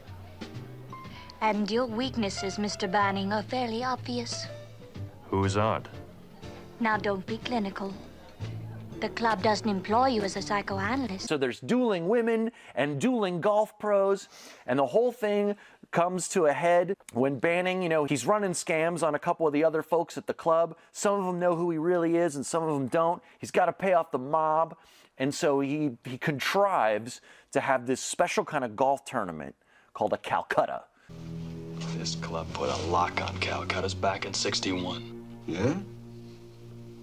I heard there's a law against adultery, too. Maybe that's why it's so unpopular. And at a Calcutta, what you do is there's two-man teams, and people bid like an auction, and that money that they bid on the teams all gets rolled up into the prize pot, and then that prize money is split amongst like the top 2 or 3 teams that win. Is that how we're gonna save the store? Maybe, but it's generally frowned upon. Oh, okay. So at the end of the movie, there's a golf tournament, and he's literally playing for his life. There's also a really good fight scene where he has to fight James Farentino. This movie's so weird. It's a little bit sedate. Like, it's not the most exciting thing I've ever seen, but the idea of some kind of a noirish mystery thriller kind of taking place on a golf course was too tempting for me to pass up, and I wasn't disappointed. It's kind of like a Western, where like the anti-hero gunfighter comes into town and pits everybody against each other. Yeah. But golf. This sounds like an ultimate dad movie. It's kind of an ultimate dad movie, but like other golf movies are like Tin Cup, where it's like it's funny because, you know, it's handsome Kevin Costner, and this is like he's a lout, like he's just scumbag. Yeah. The romance parts of it are real yucky. But it was ultimately very satisfying, and it has a really weird theme song by Quincy Jones. So yeah, I mean, this movie was like unseeable. I don't think it's ever been put out on home video. We had not had this. It just got put out by a company called Imprint on Blu-ray. We didn't have it even on tape or anything. I was very, very glad to finally get a look at it. It's a fucking weird movie. But if you are remotely interested in what I'm telling you, you have to see Banning.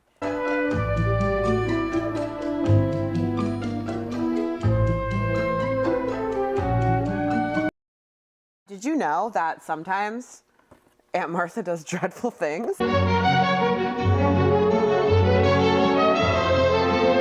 That is the title of the movie I will be talking about. A movie that is drastically different from Passion Fish in that it's just a really low budget, campy ass movie set in Florida. So this movie, directed by Thomas Casey and written by Thomas Casey, who is pretty much a one-hit wonder. He did also write for a movie called Flesh Feast about Nazis in Florida who try to revive Hitler's body. Do you mind if you lift your head a moment, please?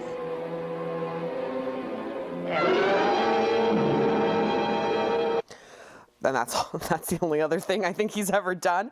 This movie is set in Miami, Florida. What we think is probably a couple, a young man and his slightly older lover, uncle, we're not sure. Both. They just came from Baltimore. So you know John Waters has to love this movie. They ran away from Baltimore for this crime that we don't find out until later. Definitely killed somebody though. And they are hiding out in a suburb of Miami, Florida, and in order to just kind of oomph the disguise, the older guy dresses up as a woman and calls himself Aunt Martha. But he does it all the time. Like, it's very much just like even in the house. Hello? Hello? Stanley? I read this is one of the first movies that kind of presented drag as performance and not necessarily like, it is funny when we see it, but then it becomes just normal. So it's like not as a punchline or anything like that. Stanley, who's the younger guy, is just like a pot smoking like youth. He's supposed to be like 19 or 20 or something like that. And he doesn't really fucking care about getting caught or whatever. He just wants to like bang all the neighborhood girls. But Aunt Martha is like, you have to just like stay in this house. You have to cut your hair. You know what you need? You need a broomstick up your ass. Also, I think we're in love. We sleep in the same bed, so we're not quite sure. It's very queer coded. You know, 1 minute you want to kill me, the next minute you want to ball with me. Let's ball, Aunt Martha. Come on, Aunt Martha, let's ball. Eventually, Aunt Martha can't stop Stanley from making out with all the neighborhood girls. So instead of stopping Stanley, he begins to murder every woman that Stanley hooks up with. And it becomes a pretty hilarious, campy slasher, which goes back and forth between killing these girls and then them getting into really stupid domestic squabbles around the house. God damn it!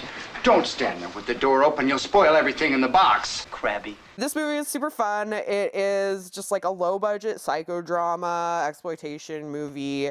And, I mean, it's something I've always, like, seen I think this might be fairly new, but I've always seen, like, the title and wondered what it was, and it definitely didn't disappoint if you're looking for something kind of lighthearted and funny to watch, and if you're like a fan of like, you know, John Waters and early splatter movies of Herschel Gordon-Lewis. Yeah, Herschel Gordon-Lewis and stuff like that, then you should definitely check this one out. And it looks like Egg put out this great Blu-ray, so don't miss it. Sometimes Did you see Aunt the Martha sequel? Does dreadful things. Is there a sequel? Yeah, it's called Always Aunt Martha Does Dreadful Things. Very funny. I thought it was pretty good. Come on, pussycat. Hi, Video Store Day. I'm not Emily. I'm Kevin. Remember me? I'm not a ghost, actually, although... you prove it. Maybe I am. Anyway, I just dropped by to share a pic that I had. Is that okay? Yeah. No, it's okay with me. All right, so if it's okay with Matt, it's okay with the world. Thanks for tuning into Video Store Day. Keep giving us lots of money. Yeah, Keep them dollars rolling in. That's the whole point. And if you're watching this on just the YouTube page weeks or months later, keep giving us fucking money. All right. So my pick is a movie I'd seen a bunch of times, and I just rewatched it randomly after Emily was in LA, and we went to see a screening of Omnicord at the New Beverly. And for whatever reason, it inspired me to rewatch Miyazaki's Porco Rosso. This isn't any, doesn't take place necessarily anywhere specific, but it is sort of like a fascist government that's starting to take over, and he's anti-fascist. Thanks for the offer, but I'd rather be a pig than a fascist. And Omnicord is essentially about, in the background, or in the foreground sometimes, of like fascism taking over in this small Italian town. So I think for some reason I thought, like, I gotta watch Porco Rosso again. This was never one of my favorites, and maybe it's because I'm old now, but man, this movie is fucking great. Porco Rosso is maybe one of the best Miyazaki characters. You're right. It's not gonna be like the easy sell, like, Spirited Away or Princess Mononoke or something, because it's about this guy who has become a pig because of his pig-headedness, essentially. Care how great your mechanic is over there. You get back home, you hear me? I don't want to yell at you, Marco. But if you keep acting so pig-headed, you're gonna end up dead. And I can't bear to go to another pilot's funeral. Come home, will you? Sorry, baby. Gotta fly. You jerk!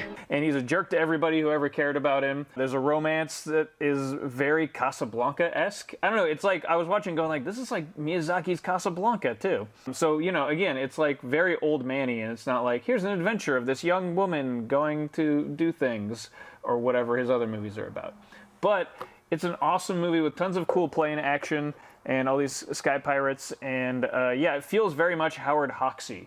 It's like, the other comparison I would make is like Only Angels Have Wings. It's definitely one of my very favorite movies. It's definitely like Miyazaki in that vein. I wasn't expecting to like love it, but I blew me away, and I think I honestly don't know why. It was always one I'd liked. It was okay, I don't hate any of his movies, but for some reason Porco Rosso blew me away this time. Miyazaki's movies have a tendency to always hit different every single time you watch them. Yeah. There's always something that changes like the emotional tone of it for me. Yeah, a little, and but he means even then, like sometimes I watch like Princess Mononoke and I'm like, oh well, this has the sweep and the grandeur and this and that, and this one just was kind of making me cry, not because anything sad is happening, but just like, yeah, man, getting old, and being a pig face guy, I get it, I hear you, I feel you, shit is weird out there, man, and encroaching fascism, fuck, feeling it. Yeah, you're right on the money here. Airplane race duels, I get you. Sky pirates, why not? Whatever. I'm not as obsessed with air travel as Miyazaki is, but whatevs. You gotta do your thing. Anyway, I just wanted to give a shout out to Porco Rosso because I feel like it's Miyazaki is not underappreciated. But I feel like this is one of his ones that people maybe overlook. And it's really fucking funny. And it's got like just a bunch of parts where Porco Rosso and other dudes are just getting into like fist fights all the time. And it's awesome. It's just like the most punchingest, rowdiest Miyazaki movie. And anyway, I was shocked at how much I loved it. And yeah, so everybody who hasn't seen it yet, give Porco Rosso a try. If you have seen it before and you went like, meh, it's not one of the big ones, fucking give it another try. Or Porco Rosso's gonna come sock you in the face.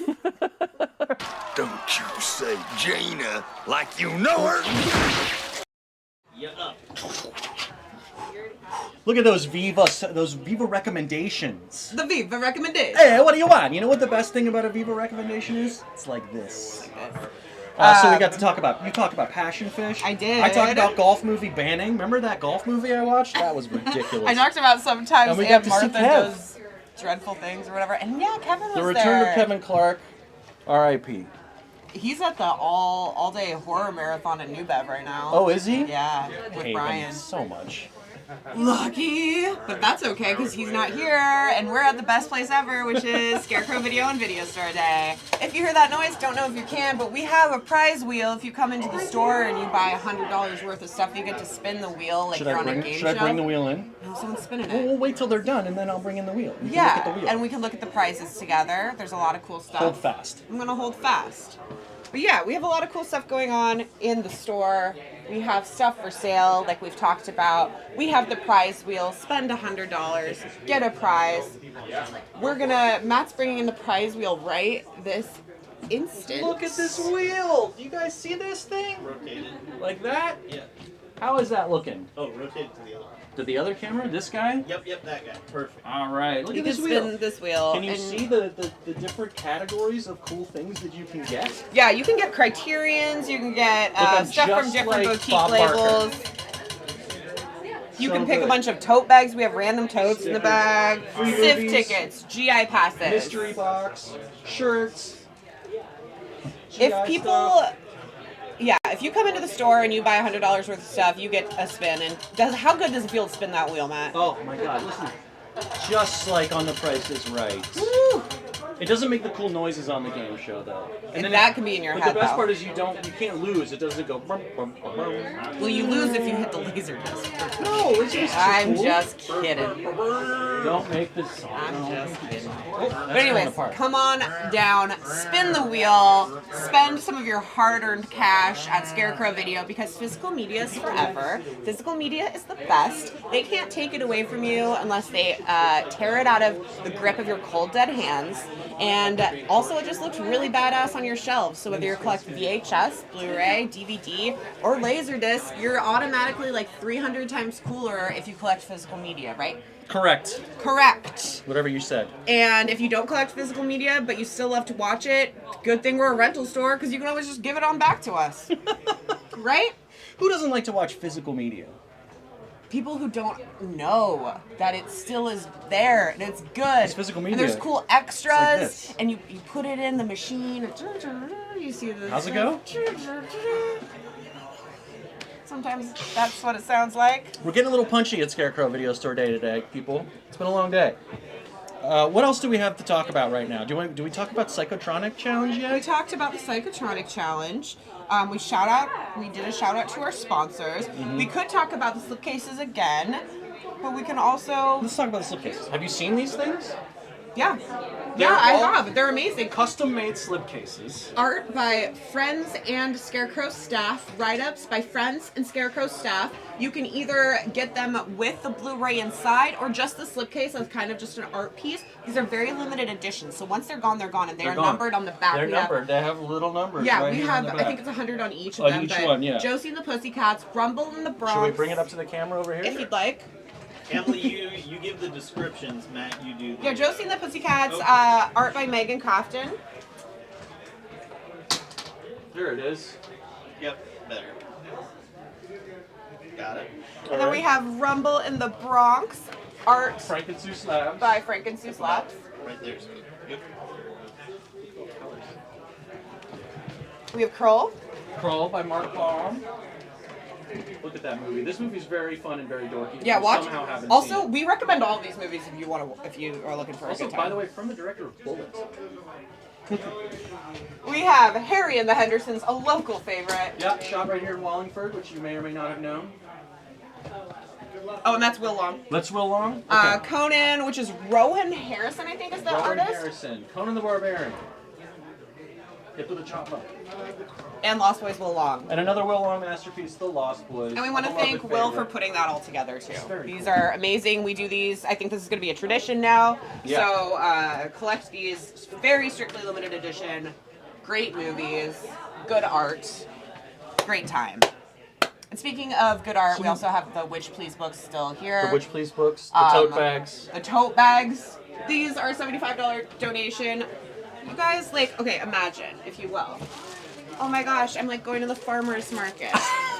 Oh wow, like, And I could walk even put your by. dog in there. I could put my dog in Louise here. would fit in there. She would. I just walk by. I'm just like picking things up, putting them in my tote bag. I go to Scarecrow. I get some DVDs. I just pop them in here, and people are like, "Whoa, Scarecrow Video? That place is still around?" And you're like, yeah, that place is still around, you guys. Yes. That's right. And we want to keep it that way, so please support us. But also, this tote's really good, and I almost want to just keep it because of how nice it looks. Are you ready to roll? Yep. All right, more Viva coming right at you. Nope.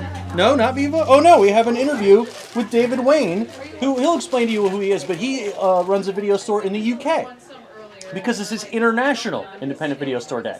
So enjoy this interview with David, and you'll also hear from us and our time with Letterboxd. Cheerio. My name is Leo Mayberry. This is Mr. David Wain, who I know from the internet. So basically, his reputation came to me through seeing that he had done commentaries on a variety of things.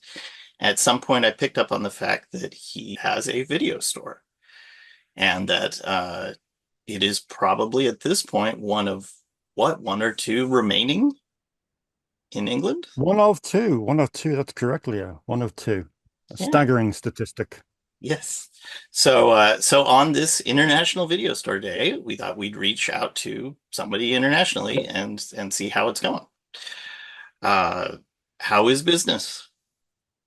Business is good, to be honest, Leo. I mean, I would say compared to, say, the last 10 years, this year specifically is a very good year. A vintage, if we were creating a winery. It's going very well indeed. It's been a big sea change, to be honest, compared to years gone by. I'm finding people are coming from further afield, and they're willing to do so. And also, just the demographic has shifted, whereby maybe 10 years ago, the people that were patronizing this place were very much of a certain age. Now, in the last 12 months, maybe 2 years, that age has dropped significantly.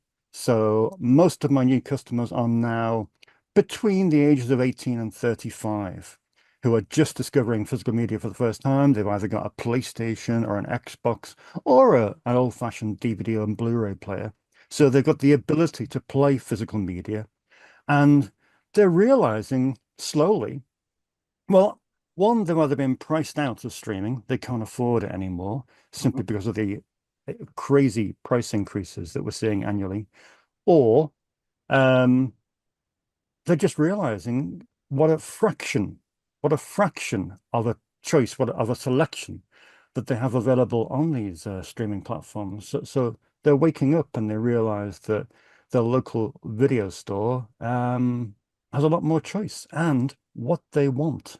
You know, if they want to browse the entire career of a filmmaker, they can do so without having to hop between 17 different apps. Our SOS campaign, the best thing about it, I think, for me, is that we started getting more people coming in. Oh, really? Really, I think it just raised awareness, and it's been really fun having the store be more lively, old customers coming back. Like, it's a little bit of a renaissance, and so I really appreciate. I think if you're having a similar thing where you're getting some younger folks coming in, it's really fun when you get new customers. It's incredible. It's like an injection of dopamine into your blood supply. It really does. It makes your day to see new people coming in. Either friends are dragging people by the lapels into the store, or just people of their own free will, just sort of seeking out and trying to find this place, because we are stuck in suburbia. We're not in a city. We're not in a metropolitan area. We are stuck in the boondocks, as you might say in America. We're finding that people, by hook or by crook, whether they drive or not, they will endeavor to get various forms of public transport here, and they're more committed. But it's absolutely fantastic to see, and it's cool to learn why they're here and what they're looking for and what they can't find elsewhere. And it's educating, and it helps me. I mean, I know you operate on a far larger scale, but for me, it enables me to tweak a few aspects so I can perhaps change my buying patterns to cater more for the way the customers are evolving and for what they want. So I can tweak things which can perhaps cater more to their sensibilities and to what they're craving. The business has evolved more over the last 12 months compared to maybe a period of stagnation where it was kind of like, oh, we don't really know what to do. So yeah, it feels more focused at the moment. It feels more driven. And like you say, with this new wave of exciting new customers, you kind of feel pumped up and really ready to take an ambitious kind of view to the next 12 months and beyond. Yep. That's where we're at, is trying to figure out we kind of made our enough to keep going amount, so we have our lease now assured and some things like that, but we're now into the like, okay, well, we want to keep that excitement hopefully can continue, and that would be the best thing, is just having that amount of exactly. Well, exactly. It's a drum, and you've got to keep on banging it. It's like the momentum of publicity is wonderful, but you need to kind of maintain that. It's like I had a great couple of national newspaper articles this year into good newspapers, and that created a bit of momentum. There were radio spots. That there was social media frenzies on various websites that are doing very, very well. But you kind of think to yourself, well, okay, what next? What's the next bandwagon to kind of hop on to keep that momentum? Because you do worry that when that momentum stops, when people forget about your SOS campaign, it's a constant battle, but right now it's a lot easier than it was 12 months ago. Yeah. Well, I would say part of that is that you've done commentaries on a lot of boutique labels, 88 films, and like here, I've got example, this great Arrow box set. Whoops. Hey, there we go. That's a great set. Yeah. And I think those sort of things are actually what draw people in. I think they get that a little bit of collector mentality, but also just when you have those conversations on there, that starts the conversation in their brain to look into more things. So I think, it's a lot of that work that's been done, and that seems like that really blossomed in, like, say, the last 10 years, I think it's paying off in the younger generation that have listened to all that. But also, like social media is an evil concept, an evil tool, but it's a necessary evil. For me to have access to 10,000 people every day to put up a picture of a new Blu-ray that came in, or a new UHD or something, or a filmmaker, and kind of pique their interest and make them think, yes, I must do that. I must get down to the video store. It's a great kind of power to have, really. So it is a really great tool. So the bigger following you have, the kind of easier it is to mobilize people and to kind of beat them on the head with a stick and say, well, look, remember that there is a local video store just around the corner, and you can get pretty much every major movie here from the last 100 years. Are you at the point where you have to make sacrifices when you add new things? Like, are you kind of maxed out, or are you still, I mean, I think I can probably show people some pictures. You've gotten very creative with your shelf making. Like, well, yeah, I've been taught well. My dad was a great carpenter, and he was able to kind of summon up space from nowhere. So we got bridges crisscrossing the store. We've got, floor to ceiling that you can see behind me, and just every space is kind of utilized. But in January, I'm building this new fixture, which is going to kind of go along by the windows, and that should buy me about another 1,000 spaces. So there's little tweaks I can do, I think. So we're not there yet, but I do feel as though I've probably got about 18 months left of collecting, and then I'm going to have to think to myself, well, what do I do? I should be okay, because the problem we have at the moment, as you know far more better than I do, is that physical media is so delicate. If you get rid of something, the chances of getting something back in, if it's a rare item or a difficult item, are getting narrower and narrower with every passing year. Those first generation DVDs that came out back in 97, 98, 99, some of those titles are so sparse around, to get in. And never mind, let's not even go back to the VHS and that kind of thing. Yeah. Some of those films, if you were to lose one of your collection, that's the chances of replacing it are becoming slimmer and slimmer and harder and harder. My pet project is this Operation Bigfoot thing where I'm trying to get all the Bigfoot movies. I'll fight and I'll find, oh man, I finally found a copy of it. If it gets lost, it took me 6 months, a year to get there. Oh, nice. There we go. There we go. Bigfoot Island, 13. Yeah, one of the rarest. That really impressed on me, though. If it's taking me that long to find a thing in the first place, finding a second one could be impossible. At the same time, maybe somebody's wanted to watch that movie forever, and if we actually are putting it out in a public place, that's great. We just made that accessible to so many people. That's the key, isn't it? Really, access. I mean, it's so important to have access to this variety of films. You know, to think of sort of the narrow libraries that Netflix and Disney and Paramount and places like that have got. So it is such a narrow thing, limited choice. But I just hope that people don't become too relaxed about it and too at ease with it. I hope there's always going to be an army of people who are continually dissatisfied with what they're being offered for increasingly more money, and they do make the decision to kind of. I mean, one of the most. I mean, you know, like I say, we're a fraction of the size of a Scarecrow, but one of the most commonly used words, and you're probably used to this, is that when people come in here, one of the most commonly used words they use is it's overwhelming, and you must get that because people must think, well, where do I even begin? What I found more and more is people coming in are prepared. They have a list from a podcast, or they have a director's filmography, or they have kind of a wish list or a letterboxed list of what they want to see. I don't know if that equates to your scenario as well. A lot of times people come in and it's not something that I think of as being particularly obscure. And they'll come in and, you know, it wasn't on any streaming service. I did this or that. I couldn't find it. And then you realize something that you thought was fairly commonplace in a way is actually unavailable.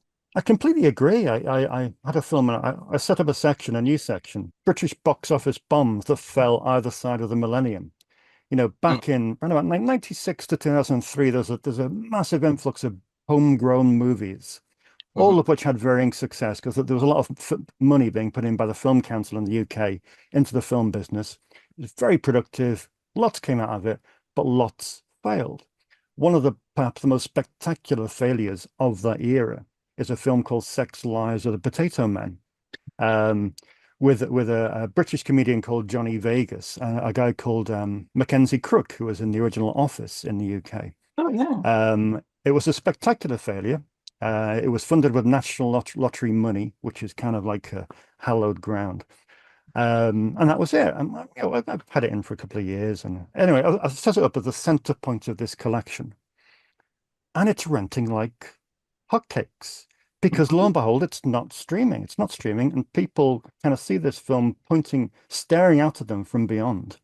And they're like, oh my word, I need to see this film. I haven't seen it in 20 years or 30 years since it came out. Yeah. I've been looking for this film everywhere. And to me, it was just kind of a bomb that just kind of struggled onto DVD and no one really bought it. But to other people, it resembles something completely different because it literally hasn't been on television, or neither has it been on any streaming sites either. It breaks the algorithm in a way. Yeah, absolutely. Of expectation that people would want that even, let alone if you're the lawyers or the higher up and they're like, oh, well, this failed it. So, you know, why would we support a thing that failed in the first place? And it's like, isn't how people's brains work. Nope, absolutely right. It comes to entertainment. Right. And ultimately, a film that bombed at the box office, it did so because no one went to see it. So surely that would increase its popularity. But, you know, who are we? What do we know? You know, we're just two crazy people that operate, you know, rental stores in 2024. It's true. You're a writer, you do podcasts, you have a wide variety of things. Anything that's you're excited about? Yeah, I've just turned in my latest book today, which I'm really, really excited about. I've co-written it with two other guys, a guy called Andy Rausch and a guy called Matthew Budrevich. It is the life story of the famed cinematographer Gary Graver. It's called We Must Shoot, The Art and Life of Gary Graver. And it just speaks to so many of his friends and family, so many of his colleagues, and tells his life story. A remarkable guy. Gary Graver went into a phone box in 1970, phoned the Beverly Hills Hotel, said, "Can I speak to Orson Welles, please?" He got put through.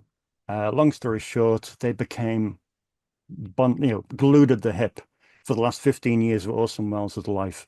He shot everything that Orson Welles made between 1970 and 1985. He shot every frame of The Other Side of the Wind. While this was going on, Orson Welles wasn't paying him. So to earn a living, Gary Graver directed hardcore pornography. And he made some of the greatest hardcore pornography that you will ever see from 1975 through to 1984. And it kind of looks at that juxtaposition of making films with arguably the world's greatest director of all time, and also by night making some salacious cinematic treasures.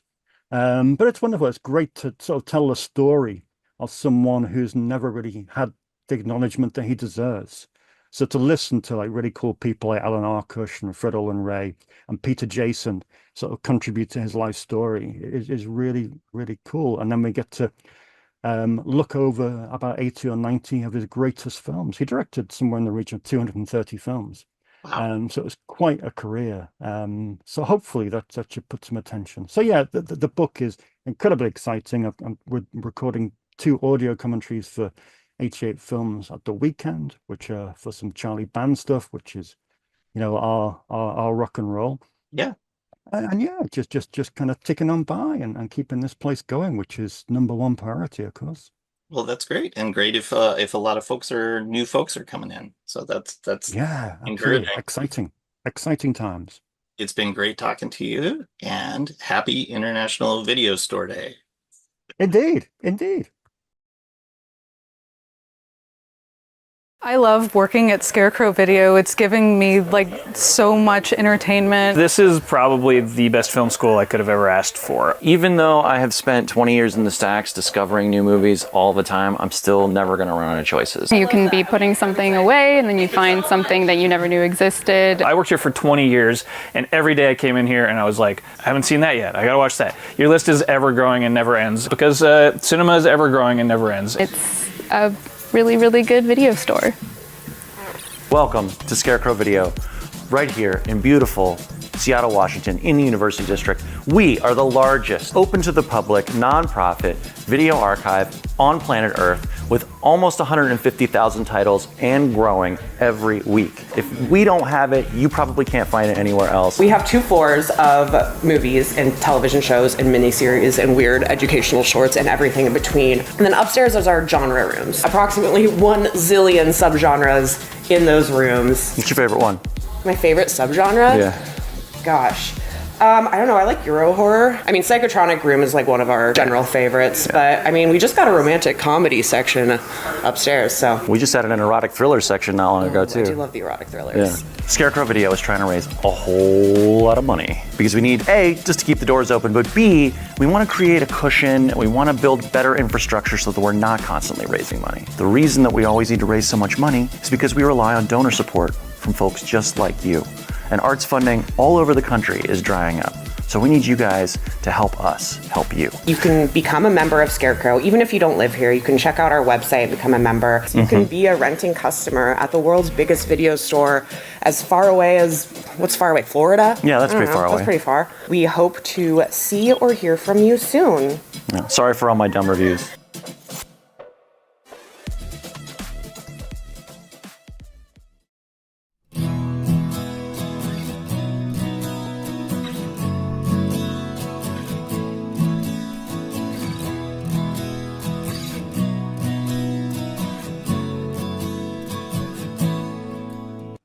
Hey people, it's me, Alf, and you may wonder why they've asked me, of all people, to sell you a t-shirt, being as I am most famously nude. People assume this is my natural state, but for many years I've been protesting.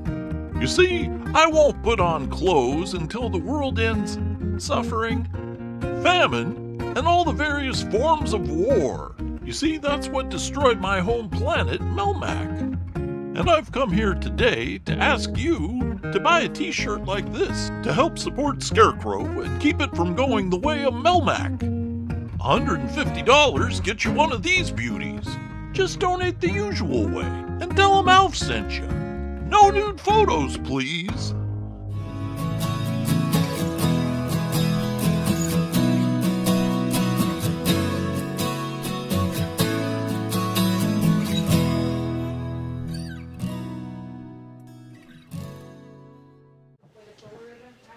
Hello, people! God, Oh who's God. that? I don't think you. Wait, do. I recognize that voice though. I recognize it too. It's a cat eating voice.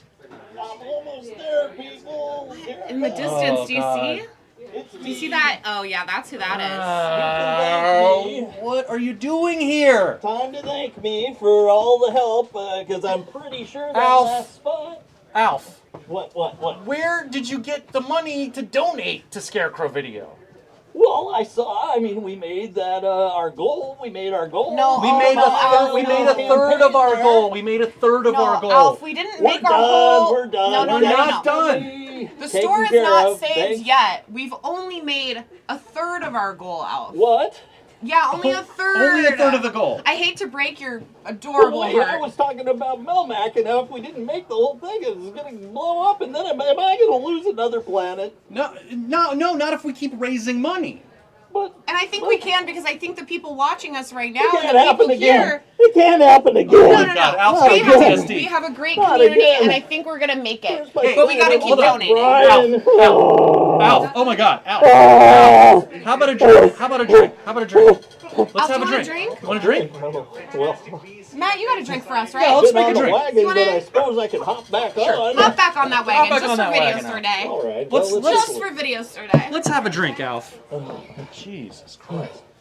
I was spinning You're out there insane. for a minute. All right, so we're gonna make a little sci-fi themed drink for you today, Alf. I don't know if I should grab something over here for you. Yeah, grab that tequila.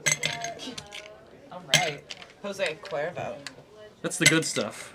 Sponsored by Jose Cuervo. Just kidding. But what if we were? I What if would we were love sponsored that. by Jose Jose Cuervo, cough up that dono money. Since 1795. For the record, I'm not going to be able to help hold glassware in any manner. Okay. All right, Little so warning, old Gordon Chumway's got slippy hands.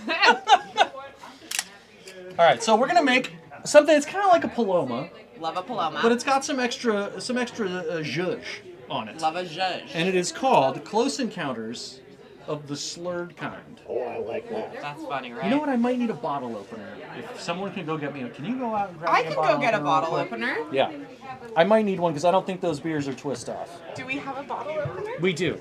You know, Where would it be, Dravis in your and I were office? touring It would be out front where we open the sodas. So we're gonna add some tequila. Let's do 4 of these. one for each of my stomachs.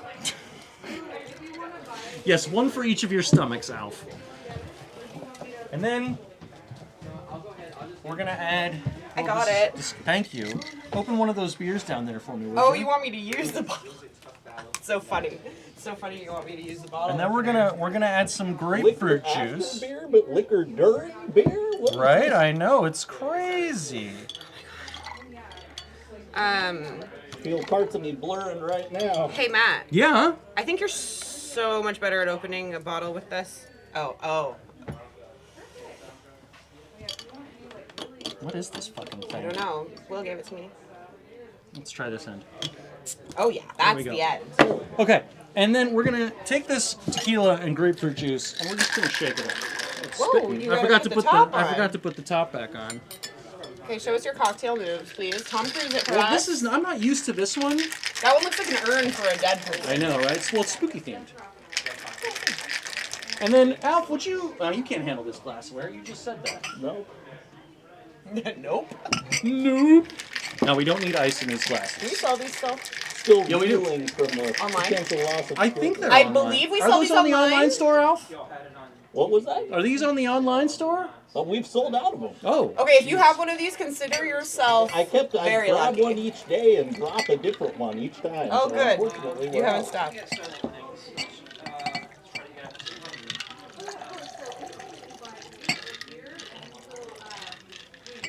Okay. All right. And now we're gonna have some more fun. We're gonna take this beer. And what kind of beer would you prefer? This is just for a half a Just Weizen good, beer? Just a halfy. It's just an American Hefeweizen. Just a half? Any old half? Any old half. That's what Elf says when he goes to the farm. That's Any what old I half will was do. with Am I right? Dreyfus, Hefner, and I. And then you fill it up, you finish it off with some club soda. One weekend. Club soda has the most bubbles, right? Yes. And it If doesn't you're taste like thinking quinine. seltzer, tonic, or club, you want to go club. So I gotta tell you the truth. I have not sampled this before, so it might taste terrible. I don't see how it could be wrong. Alf, you need a straw, buddy? I do need a straw. There you go, my friend. Can you hold that? You want me to hold it for you? Can you even get that up your snifter? Okay. Hold it for Okay, him. I got the item. Hold it for I got it underneath. Wait, Now, Alf, it is keep sipping, traditional keep for us sipping. to drink through our nostrils sometimes. Alf, keep sipping that. Don't stop. Okay. Don't stop. Wow, I love that noise. Oh my god, what's happening to your face? Alf! Alf! Alf, slow down for a minute, careful, buddy. you're getting it all over yourself. Slow down a minute. Here, Matt, I strawed you up. Oh, thank you. All right, here's to Video Store Day. Here's to We're a third of our way to our here's goal. to friends. Here's to Alf. And we can make it with Here's the to help of temporary everybody producer out Jamie. there. Thank you, Jamie. Thanks, Jamie. We'll make you one of these in a sec. Oh, that's disgusting.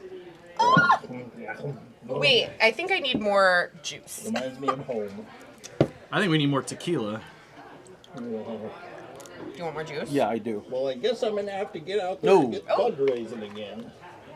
Yeah, you're gonna have to get out there because everybody, we have made a third of our goal, and we're so thankful for That's way everybody better. who's contributed. But we still have a long way to go, and you know we're here until the next year for sure. But nothing else is guaranteed. So we need your guys' help to donate and really come through. Tell your friends, tell your family to support Scarecrow Video, either by donating, coming in and buying stuff, coming in and renting things. We rent things all over the country. Alf, no matter where you go Alf rents in on the Melmac. U.S., we can rent to you. Not on another planet yet, but we can rent to you anywhere in the U.S. Usually I'm in Los Altos. Can they hear you? I don't think anybody can hear me. I'm in my own little world here. Oh, that's way better. Now I'm Way cozy better with more my Alf. booze. But thank you guys for those of you who have donated, who have supported us, who've been here since the beginning, or who've just been turned on to knowing that there is a video store in Seattle, the only video store in Seattle, the biggest video store in the On entire Earth. world. Thank you for supporting us and helping us do all we can, because honestly, none of that, Yeah, you couldn't. none of where whatever are you gonna that get is, this? Where else are you gonna get could be this? possible without your support and your dollars. So if you want to support the arts, if you want to support, I don't know, just like Support Alf. supporting Alf. Alf, hey. If you're sick down of- in front, buddy. I'm gonna go get some more cotton. You're gonna get more cotton? He eats cotton when he's If you're tired of streaming algorithms just Don't knock over the camera. giving you 3 options and being like, this is what you can like, then you need to support Scarecrow Video, because here we encourage freedom of taste. We encourage you finding your own stuff that you like here, browsing the shelves, asking real humans and not AI robots what you would like, coming in and picking up a physical box and being like, hey, physical media, am I right? You're so right. Am I right? Ladies and gentlemen, I'm 45 years old. Look what we're doing. Ladies and gentlemen, he's 45 years old. Look what we're doing. What do we That got? was incredible. What's coming up what next? What do we got next? What's coming up? Oh, we have a special the guest. chocolate. We have a special guest. Are we ready for the special guest, producer Leo?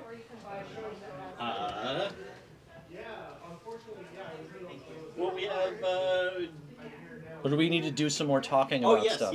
yes, we are ready. We're ready for the special guest. Okay, I will be back. Sorry, I in got Tuesday. confused. Alf was back here. He was eating all the That's cotton out of the crazy. stool back here. It's very But I weird. mean, don't be like Elf and think that we've made our goal. I know it might be confusing to some because it is a lot of money, but it takes a lot to run a video store like this and to keep this accessible to the public and to keep our doors open and to keep us getting new stuff in and old stuff that's never made it to physical release. Please go ahead. Hello. Hello. So we have a special guest. This is Cassidy. Cassidy, who are you and what are you doing here? Well, I work at Spinnaker Chocolate, which Lovely. is a bean-to-bar chocolate company here in Seattle. Our factory and store is actually pretty close by, over on 55th and 35th. So we're ultra local. Neighbors. Yeah. And we have collaborated with you guys to make these beautiful chocolate bars to kind of support your mission here. Yes. Tell us about the different chocolate that we have here. So we've got 2 different varieties. They both got the same toppings on them. The toppings in question are popped sorghum, which is kind of like a mini popcorn. That's what I've heard. I Yeah. haven't tried it yet, but it sounds amazing. It's pretty delicious. And then with the popcorn, the sorghum, we've got big flaky sea salt from the Oregon coast. And we've put that on a 70% Belize dark chocolate. It's kind of a fruit-forward, tart, very robust chocolate, as well as a 58% Columbia dark oat milk. That dark oat milk is a vegan-friendly milk chocolate alternative. So can't go wrong either way. Nice. Yeah. And then you have this one too. The other one right? is- You talked about that, yeah. This okay. is our other one. This is the dark oat milk variety. There's a slight color difference in the packaging to make it foolproof for us all. Yes. And, I like them both. I'm leaning definitely towards the Belize myself because I love that dark cherry I note to love it. a dark chocolate. And so you can get those here. You sure can. You can get them here at the Scarecrow store. Mhm. You can also get them at the Spinnaker Chocolate store or at spinnakerchocolate.com.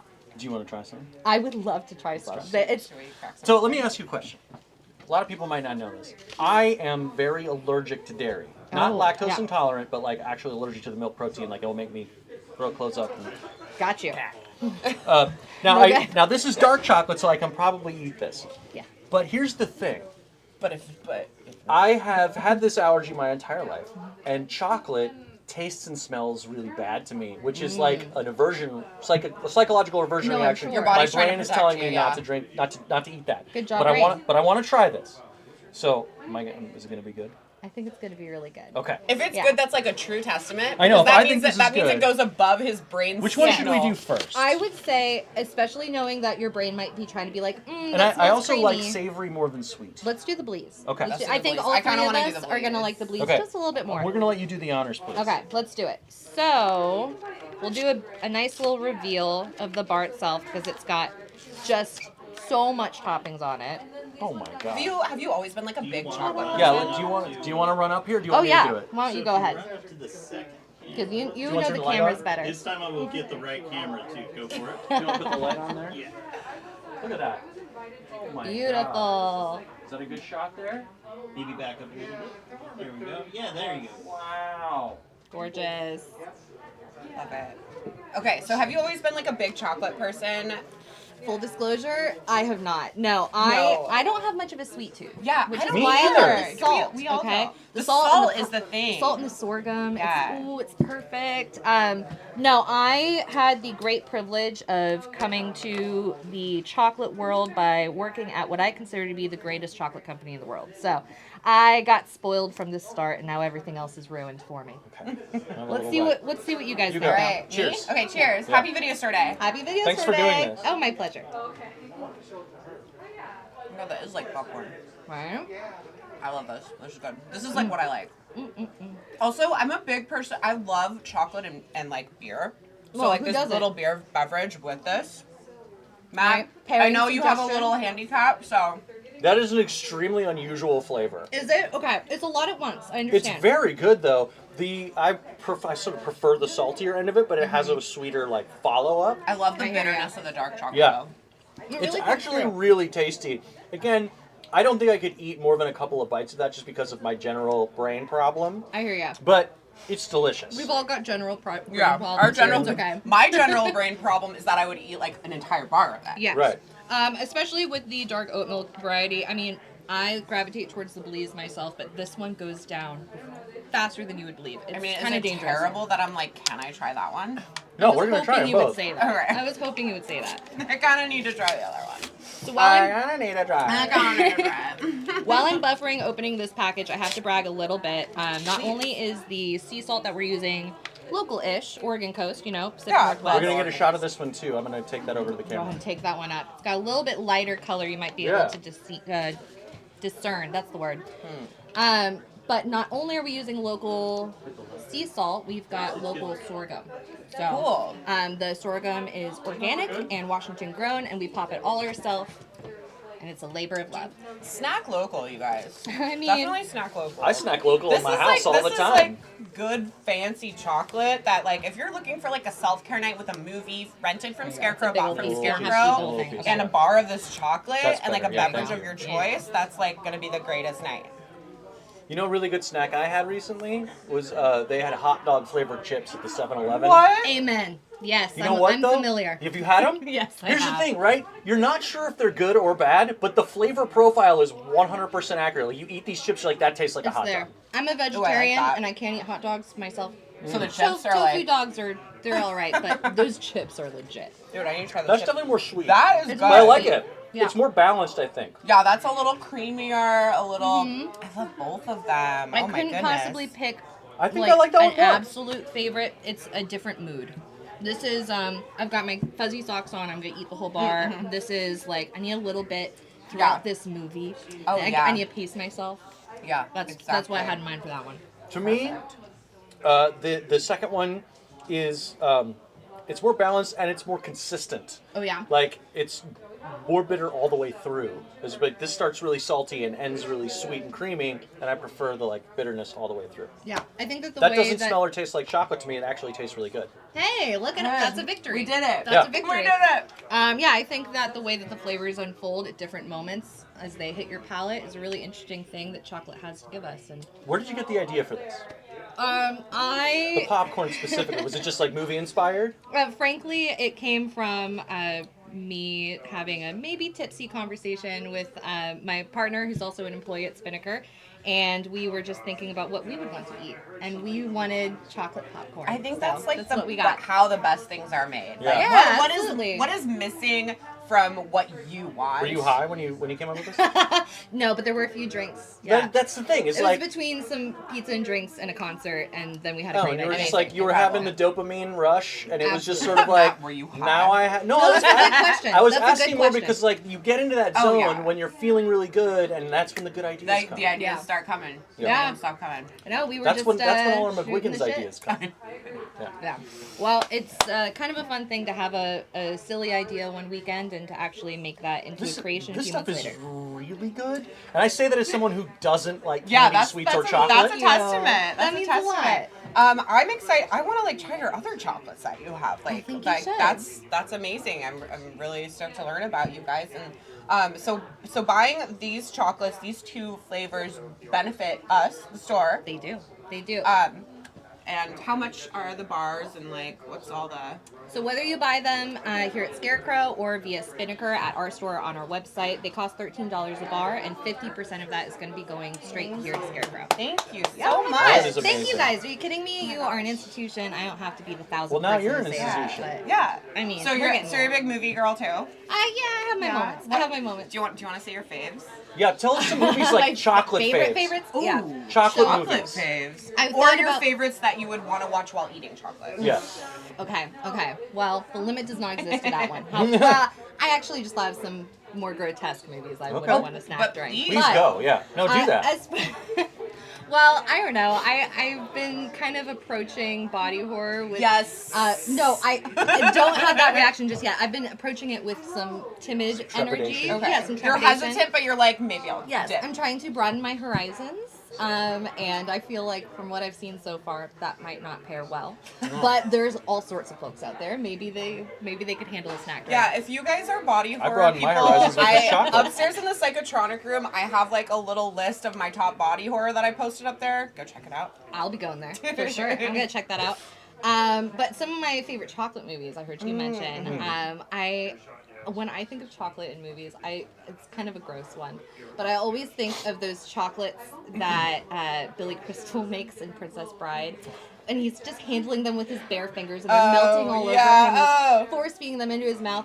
And that is such a visceral example. That grosses me I feel out. like a lot of chocolate scenes in movies are like that though. Like, remember Matilda? Okay, that's where I was going. Were you going? Okay, Yes, then of take course. it away, please. I don't have anything new to contribute, but the the- blood, sweat, the and poor tears boy. cake from Matilda. The poor boy. I think that any any millennial or probably some other people in the world would understand me when I say that did some psychic damage. Okay. He loves brownies and chocolate cake, but at what cost?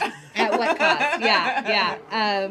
But I do think that the way that those images implanted themselves in my brain at such a young age kind of, maybe brought me here today. Yeah. It's like decadent and dangerous at the same time, and that's kind of badass.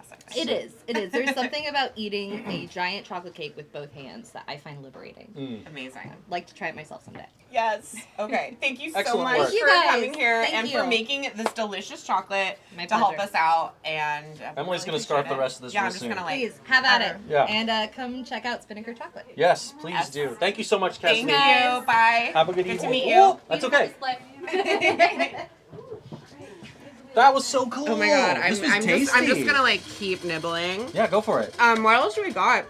Well, what are we up to We next? have some more Vivas. Back to Viva, more recommendations, and our dog movie. This is the end of Viva. A final Well, the end of this episode. segment for a recommendation and our dog movie because we do a dog movie at the end of every episode. Mm-hmm. Check it out. I'm gonna do this movie that it's not from an underknown director like you. It's like it's like Miyazaki. Everybody knows so I'm doing a John Woo movie, but it's an early one, and I think that even action heads have probably skipped this one because it's relatively early in his career. It's called Heroes Shed No Tears. Finally out on this nice new Blu-ray. This movie fucking rips, man. It's so good. Now, it was shot like a couple of years before his big breakout movie, A Better Tomorrow, but it sat on the shelf. The studio didn't like it, and Woo kind of wasn't real happy with it either. But then A Better Tomorrow came out, and it started to get released in like some other countries, and then A Better Tomorrow was a big hit, and so they threw it into theaters right away in Hong Kong. Now, this movie stars Eddie Ko, and he is a mercenary, and he and a bunch of dudes get sent into the Golden Triangle to bust up a heroin operation in the jungle.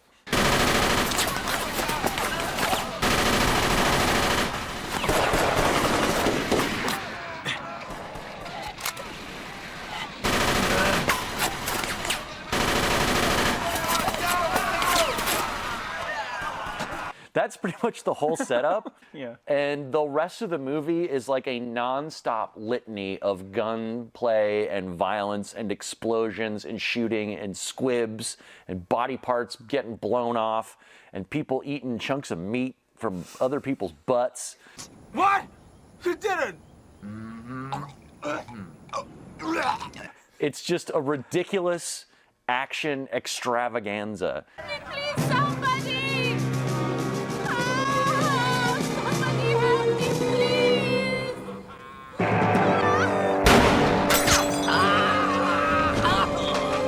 It was shot mostly in Thailand, and I think if you know anything about Thai stuntmen, either they put PCP in the water there, or it's just like being able to walk is not really that highly valued as a society. So like the stunts in this are absolutely bonkers. There's a part very late in this movie where a bomb goes off next to a live human being, and I swear to God it's entirely real. You can see the shockwaves rippling in the dirt, and the guy is like ducking for dear life because the thing is going off like right over here. Yeah. It's absolutely bonkers insane. There's nothing but like bloodshed and killing and stuff getting set on fire. There's a part where a guy gets his eyeballs stitched open. An eye for an eye. That's my philosophy.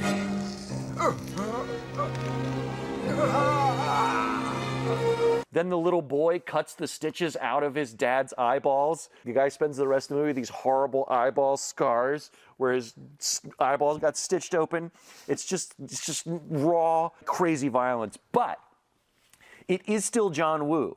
So you get this intense melodrama.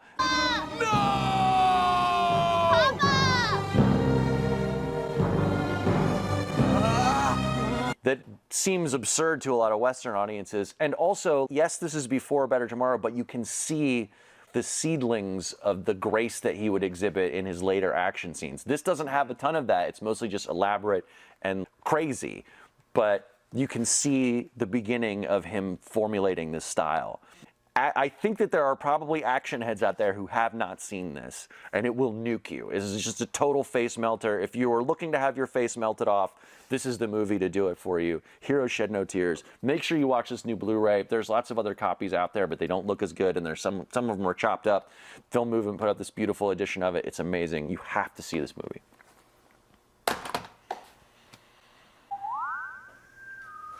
Where'd he go?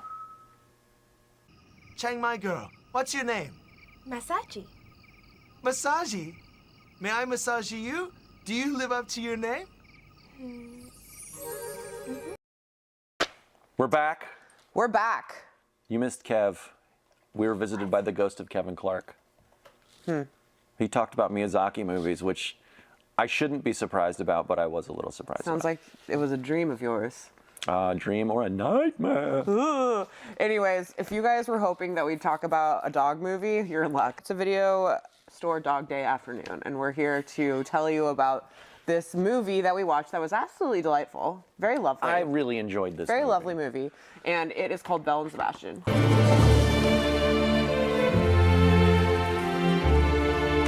So I didn't know really the history of Belle and Sebastian, but there are many iterations. You know, the history I knew of Belle and Sebastian was that they were an indie group I listened to in my early 20s. And I can tell you that I probably could not identify a song by Belle and Sebastian because I don't listen to music. They were named after this story that was originally a 1965 television series. It was a French TV show, and it aired in England, and then somebody wrote a novel based on the show, and this is based on the novel. The story seemed to take people by storm. Yes, but then there's also a long-running Japanese cartoon of the story that goes in all kinds of different directions, and that was my first encounter with this story because they aired it on Nickelodeon when I was a kid. And then there's a couple of sequels to this, and I think there's maybe one other movie version or something. But anyway, this is a sweet story. Was a sweet story, and what's it about?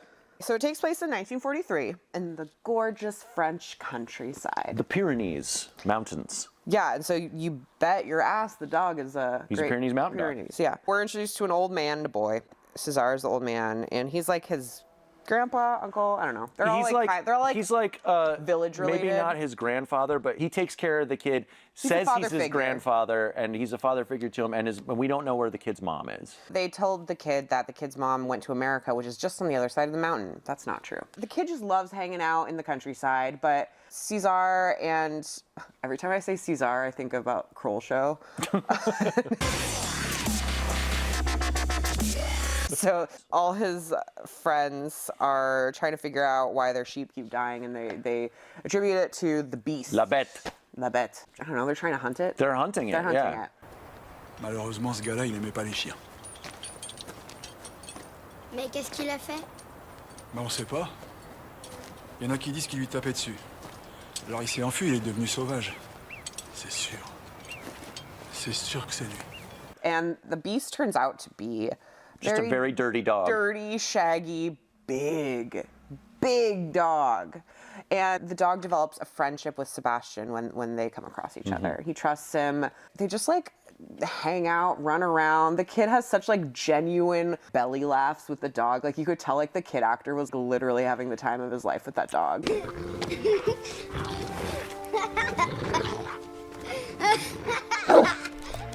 There's also a song. The lyrics are like, Belle, I love you, you're so beautiful, you're the best dog. I mean, it's like a song you would make up for your dog. For your dog, yeah. Je t'aimais. Souviens-toi du temps. Which is like what happened. It's spectacular. So and then he gives the dog a bath. Yeah. They go into the river or whatever, and the dog's snout is like beautiful white, like fluffy. And he's like, you know what? Ah bah non, t'es pas beau, t'es belle. Si je t'appelais comme ça. Very, very sweet. But meanwhile, German soldiers, I hate these always guys. coming in to fuck up the party, are occupying this little village. And this village also is a safe, secret passageway. It's like a way station on a sort of underground railroad where they're smuggling Jewish families into Switzerland. Yes. And everyone in this village is like in on it and knows. So they're like, oh shit, like the German people including are here. Angelina? And she is Caesar's niece, I think. They all live together as family. It's basically like his older sister, Sebastian's older sister figure. And she works at the bakery, and this German soldier comes in and is like, À partir de cette semaine et tous les lundis, il va falloir nous fournir 30 kilos de pain. Ordre du quartier général. 30 kilos pour une petite boulangerie comme la nôtre. and we're not going to pay you. Thank you for your service to this country or whatever. She's like, I have to do it. Also, that's rude. But also, I want to start. I want to start helping people across. The people who aren't Nazis. Yeah. But the main German soldier is like kind of is in love with her. And this was tricky because I was like, he sucks. He's gonna fuck everything up. I mean, spoiler alert. We'll get there. But in the end, he actually was like a good. He kind of does the right thing at the end. Yeah. But still, fuck him. But still, yeah.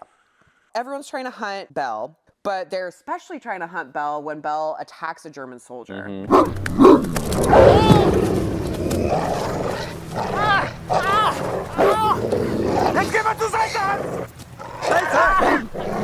Then the Germans give the order that everyone has to go out and hunt. And Sebastian is like, oh God, what am I gonna do? Like, he's my best friend. I don't even go to school. Like, this is my life. And Cesar is like, well, we have to kill this beast. He still kind of thinks he's a beast. They haven't seen like the softer side of Belle. Elle est foutue, cette bête. Belle gets shot. Wounded. I walked out of the room during this part, so I'm not quite sure how she gets Belle hurt. was wounded, and then they go hide out. They go hide out in a cave. Yeah. And then Sebastian goes and gets the town doctor, who's kind of the highest up in the local sort of resistance operation. He like goes up to him and he's like, what would you do? Someone had a fever. How would you stop it? Right. And the doctor's like, are you sick? And he's like, no. And he's like, well, I'd do this and this and this. And he's like, what if it was not a human? And then he's like, what are you talking about? Dire César qu'elle est toujours vivante. Elle est où? Si tu parles d'elle, je dirai à tout le monde que tu emmènes des gens dans la montagne.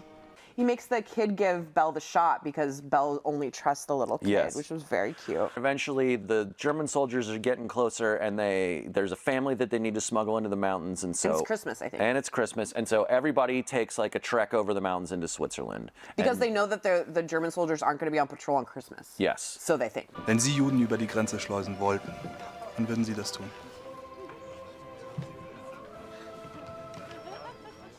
Also, ich würde es heute tun, an Weihnachten.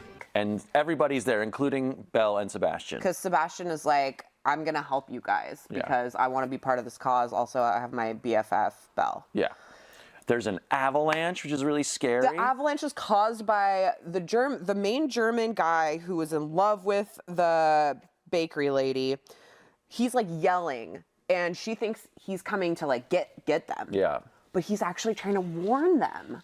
But he causes an avalanche with his yelling, and he gets buried. Luckily, Belle can sense who is trying to do good and who's trying to bad. Yeah, I mean, if I was the dog, I wouldn't have dug his ass out. As most dogs can, so she digs him out, and she kind of proves to everyone that she's not a beast. Right. You know? And there's also that amazing scene where Belle has to jump over the broken ice bridge. Recule pas! J'ai besoin de toi! Oui, Belle, viens! Well, eventually they do get away from the Germans because of the sort of heroic actions of the one soldier. Yeah. And the family gets through to Switzerland. They get over the mountain, and Angelina is like, I'm actually just going to keep going to Switzerland. I feel like there's a lot of good I can do there. Are you okay to go back? And he's like, yeah. So we see a shot of Belle and Sebastian walking away because he knows the way back. In the snow. And one of the guys is like,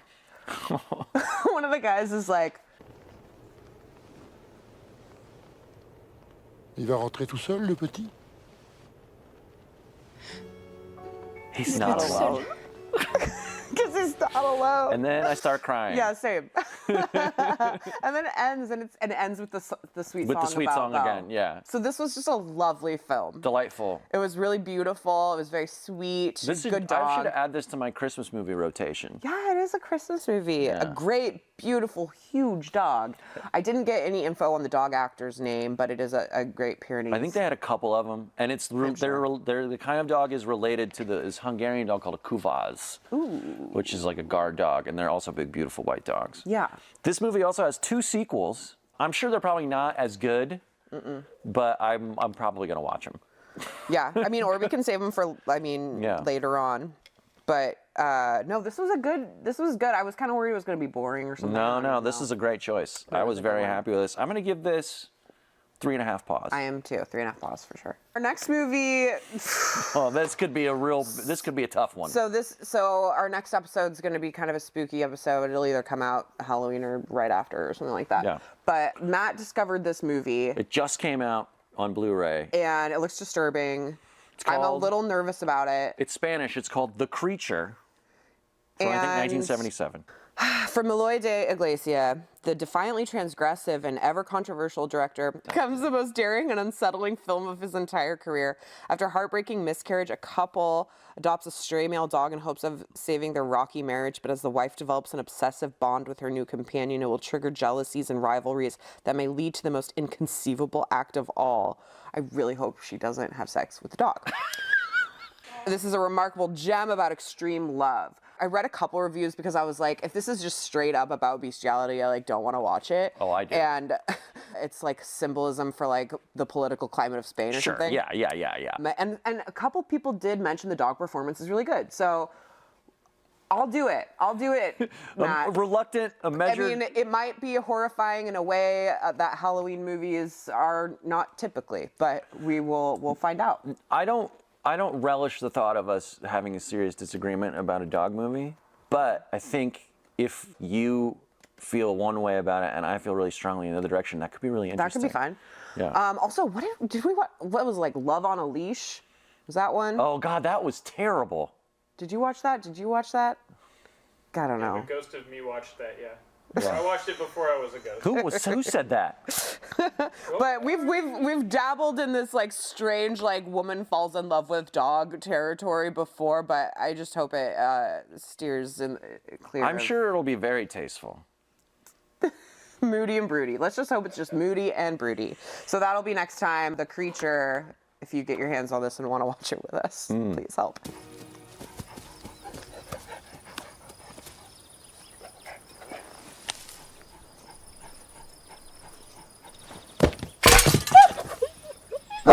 Exactement. Our live stream is coming to a close. We're getting close to the end. That was pretty much the end of the Viva. And we want to thank you guys all for watching and everyone who's come on to the live stream before. Yes, and everybody who was on Viva, Sandra and Kristen. And that was an amazing... And shout out to our editor, Rich, always just making everything like way 100% better than you'd be amazed at how the sausage gets made. Rich does incredible work on a very short amount of time. Yeah, if you like Viva, please subscribe to our YouTube channel and you'll get those episodes. And remember to vote for Raunch versus Rom. You and I are excited because as soon as this is over, we're wrapping up kind of soon, we're going to get to go to McGuigan's. We're going to go to McGuigan's, our favorite restaurant / bar. It's so good. And did you know that they have a spooky season themed menu? I was just about to ask you if you've seen their Halloween menu. Oh, look, did you see the commercial, the new commercial? Oh, dude, those... I heard there's a new commercial. Those mashed potato screamers, the shriekers. Can we, producer Leo, can we roll the clip? The ecto shooters? We can roll the clip? We'll put it after the outro. You guys have seen it, right? I mean, I just heard about it. I really wanted to see. I got the coupons in the mail. Yeah, we got the coupons in the mail. And remember, I think we can show this on stream. Remember, run, do not drive. Run, do not drive to McGuigan's. Get the size queen. And then run. It was a great video store day. And I hope a lot of people watched Video Store Day that maybe didn't even know what Viva Physical Media was. And vice versa. And hopefully we gave you a good taste of all of the fun things that we can do here at Scarecrow because we have access to all of these awesome fucking movies. Yeah. And we have access because people like you donate and you volunteer and you come in and you rent by mail and you become a member and you support having access to the world's largest collection of movies, TV series, and everything of all time. And we're super happy that you're doing that. Yeah, and that's what Video Store Day is all about. Thank you for helping us celebrate another Video Store Day, another year in the books at Scarecrow. And hopefully many more to come. Happy Video Store Day, everybody. And until next time, Viva Physical Media. And hail Satan. Goodbye.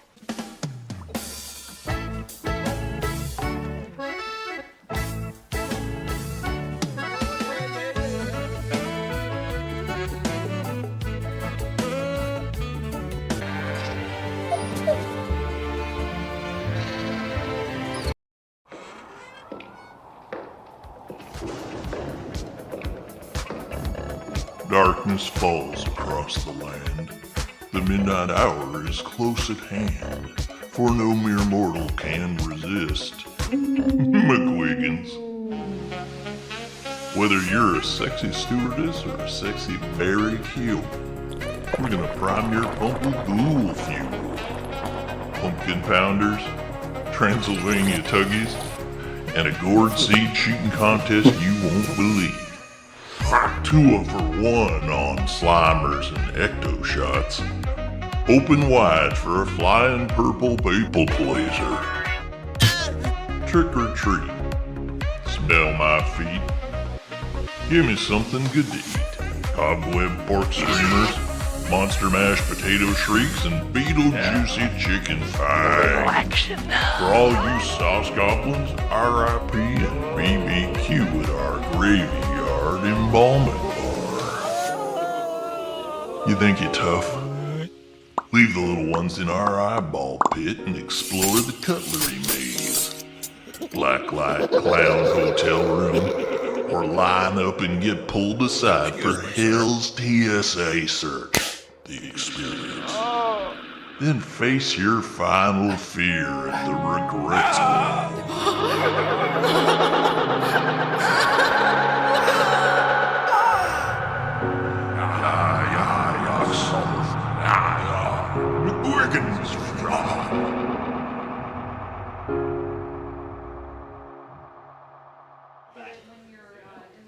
I don't know.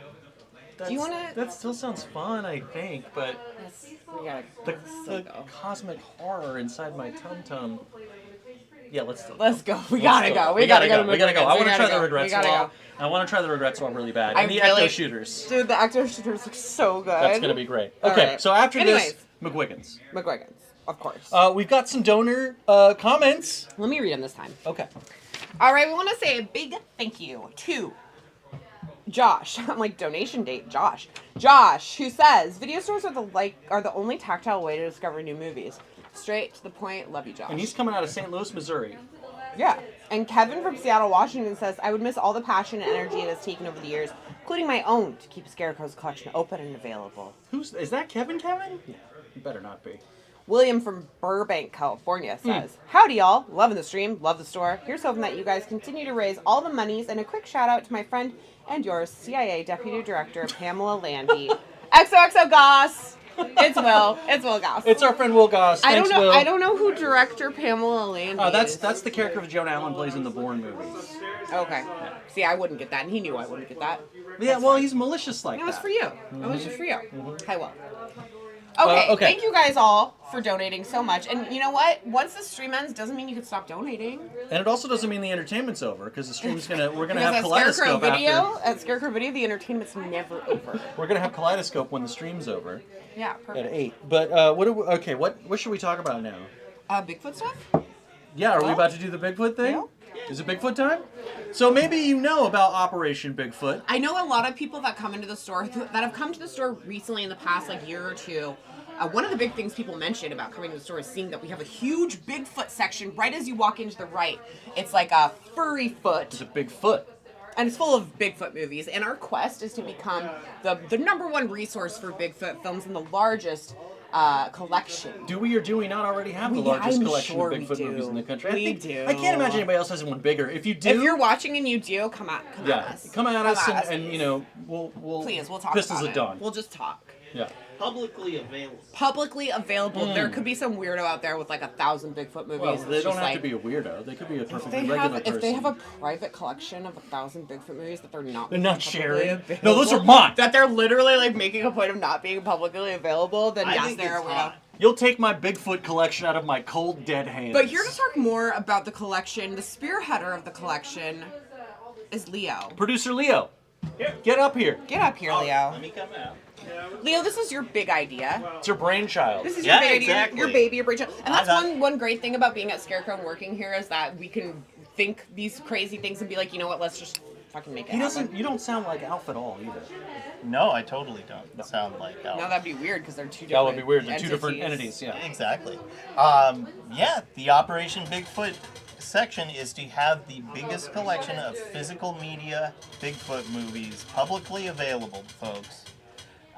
Is it they true can or be not done. true that you just acquired a rare 16mm print of a movie?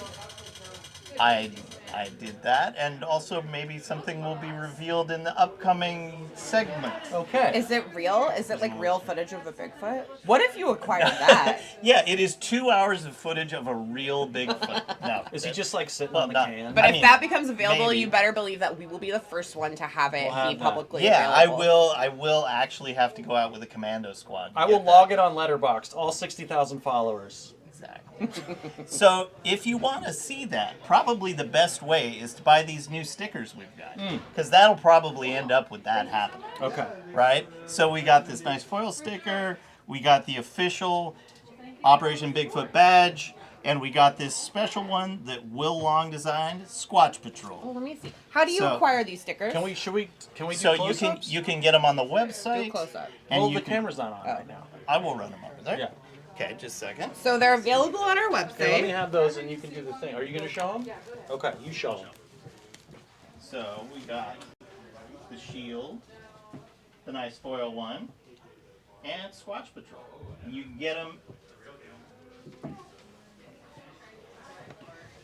Whoa! Whoa, slippy. Leo is literally in socks right now. He's not wearing his shoes. In store or on the website. Amazing. How much are they? They're, I think, $5 a piece. $5. Damn, that's cheap for like the quality of sticker. And that all goes straight into Bigfoot movies. Dude, I love how this is no Squatch left behind. Dude, That these is- are badass. This that is Bigfoot's the the goal. coolest Bigfoot I've ever seen, to be honest. He looks like a R. Crumb Bigfoot. He's got some nice sunglasses. He's doing the Fritz the Cat, like, He's my doing- threads, baby. Exactly. It's awesome. So good work on Will's part. He designed all three Yeah. of these. If you're a genre person and you love Bigfoot movies or like any sort of like cryptid type movies, Yeah.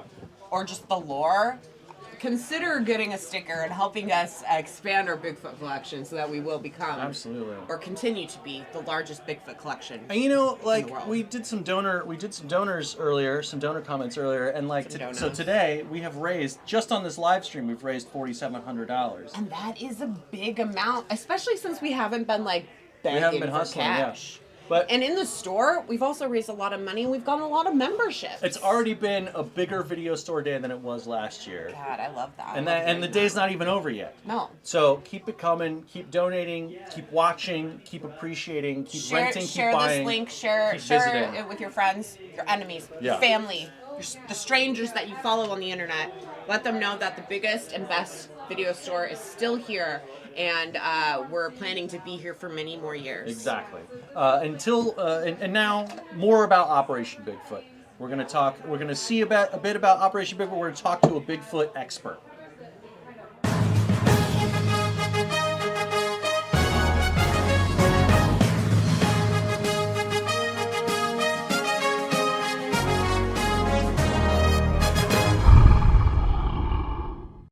Leo Mayberry here, reporting live from the Olympic National Forest, where we're searching for Bigfoot. It's part of Operation Bigfoot. Hopefully we'll find a Sasquatch or some Bigfoot movies out here. Best case scenario, we meet Bigfoot and he gives us some home movies. Well, what do we have here? A little bit of evidence. Check this out. We found this mysterious track. Perhaps our boy was climbing down the mountain, took a little slip.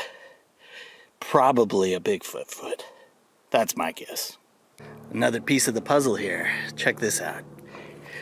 So, they say these sticks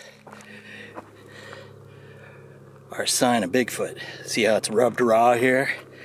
It's because the Bigfoot will hop up to the end of the pole here, slide its anus down the stick to get any fecal matter off of there. Now, I've given this a try. Do not recommend.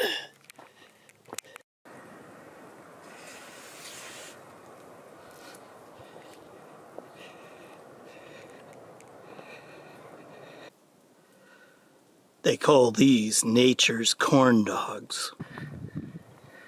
What does Bigfoot eat? Well, I like to think he's a foodie. You know, he's got all this wonderful richness around him. He could choose just about anything. So he probably eats the best berries, the best roots, the best little fiddleheads from the ferns. all kinds of variety to eat. And if you're Bigfoot, why not eat the best of it? But then again, what do I know? Maybe he's a real oaf. Maybe he just runs around telling the other animals, eat squirrel guts, eat moose poop pudding. You know, Gordon Ramsay, but furry.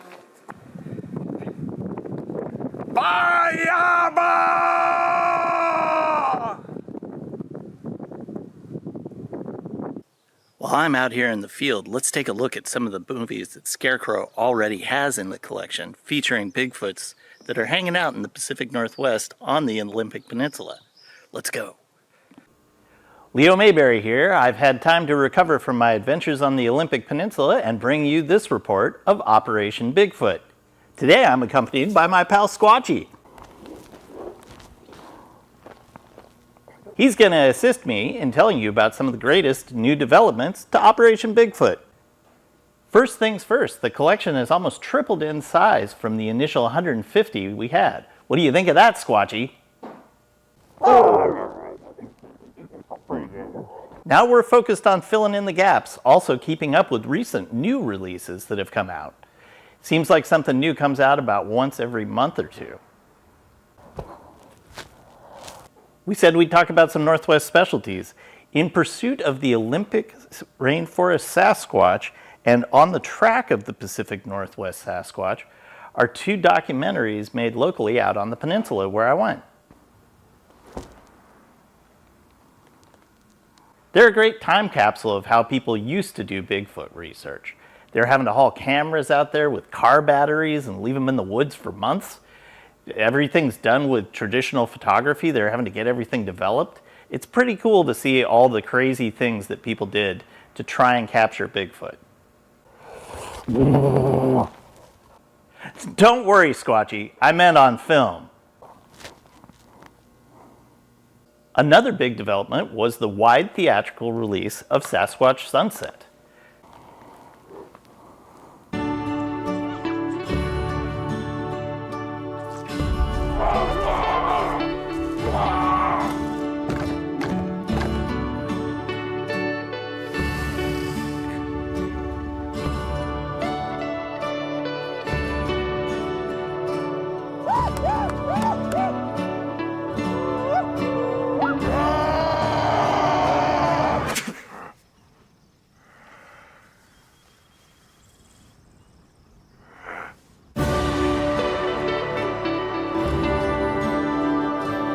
Came out in theaters. I got to actually see a new Bigfoot movie in a theater. That's pretty cool. I enjoyed the film's immersive approach to Sasquatch, letting you live with the family for a little while, see how they were doing. And it's a little bit sad, actually, what with the waning state of things in the world. Movie made me shed a tear. What about you, Squatchy? I like the movie. Just a little bit. Everybody's got an opinion. This is Leo here with my helper Lane. We're going on a special Operation Bigfoot night hunt. So we've set up a critter cam. We're going to go check the critter cam and we're going to see what's up. Will there be anything in it? Will the crows that have been thwarting our efforts, or will we finally have footage of the elusive Sasquatch? Let's find out. Oh, we're doing a full video? Look. See my shirt. So, we're starting our mission right now. I'm putting on my headlamp. Okay. I'm going to stop. We're on Operation Bigfoot, and we are quarter way there. And I got my headlamp. Pretty bright, I'll show you. All right. We're at the scene of our special Bigfoot cam location. We've planted some items back here. They were untouched during the day, but at night, what may creep through the woods? I'll get them. Go for it, Lane. Still crackers. We still got crackers down there. That said, let's pick up the cam.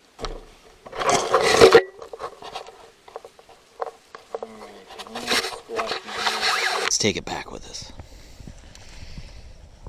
Alright, well, Squatch, you may have evaded us.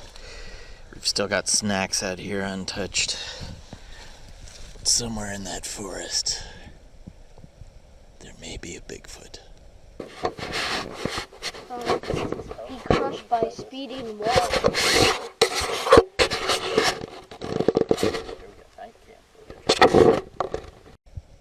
I'm gonna do a quick call. Let's see if we get a response. Yeah. Meep.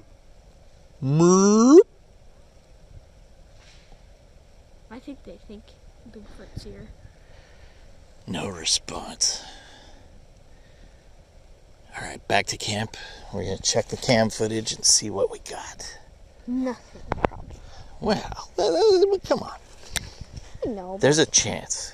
There's a chance Bigfoot may have come. He might just not like almond butter. He might like peanut butter. Let's check it out.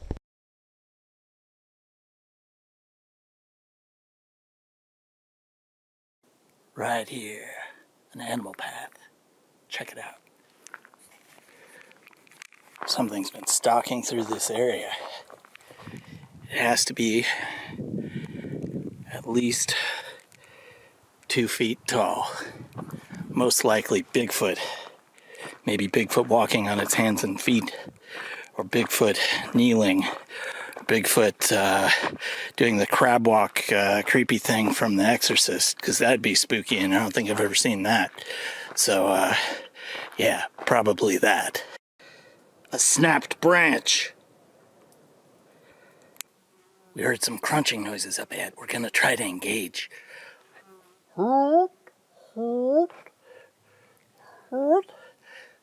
The game's afoot.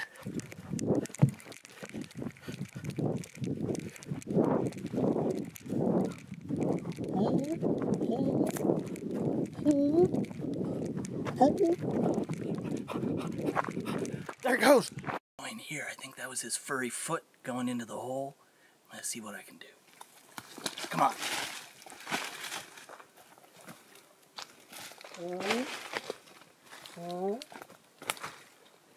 Just gonna extend my hand in here as a sign of friendship. All right. Let me just try and put my hand in here. Hello, big guy. Pleased to meet you.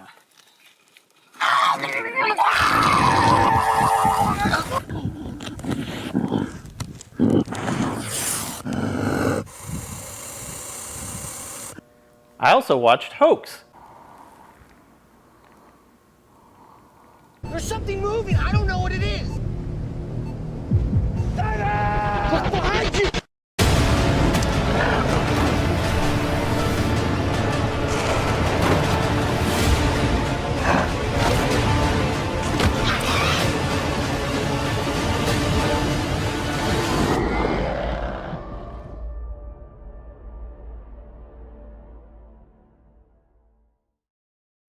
We had a visit from the Sasquatch from the movie in store.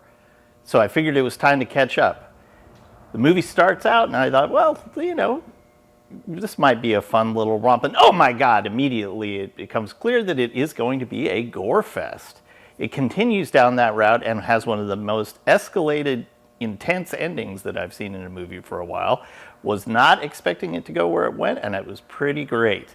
We'll talk to Pat Jankiewicz later today, and you'll get to see the man behind the suit. Squatchy, what'd you think? I thought their technique was a little crappy. I mean, I like to hold them down and then give them a stomp with the old footer, and then that one of these, and then boom, boom, boom, boom. That's how I take them out. All right, buddy. Yeah. Cool. Hey, Squatchy, go grab that other thing. Yeah, we got one more big surprise here. There's a little teaser for upcoming fun.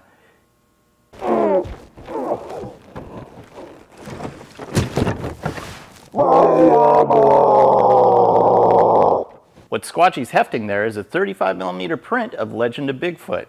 Not sure what we're going to do with it, but at some point in the future, keep your eyes out for an Operation Bigfoot event. That's it for today. Make sure to keep Operation Bigfoot growing. Give to Scarecrow at the address below. If you believe in Scarecrow, if you believe in Bigfoot, if you believe in movies, give time to give. Squatchy, what do you got to say? Please give. All right, see you folks. Keep your eyes on the tree lines.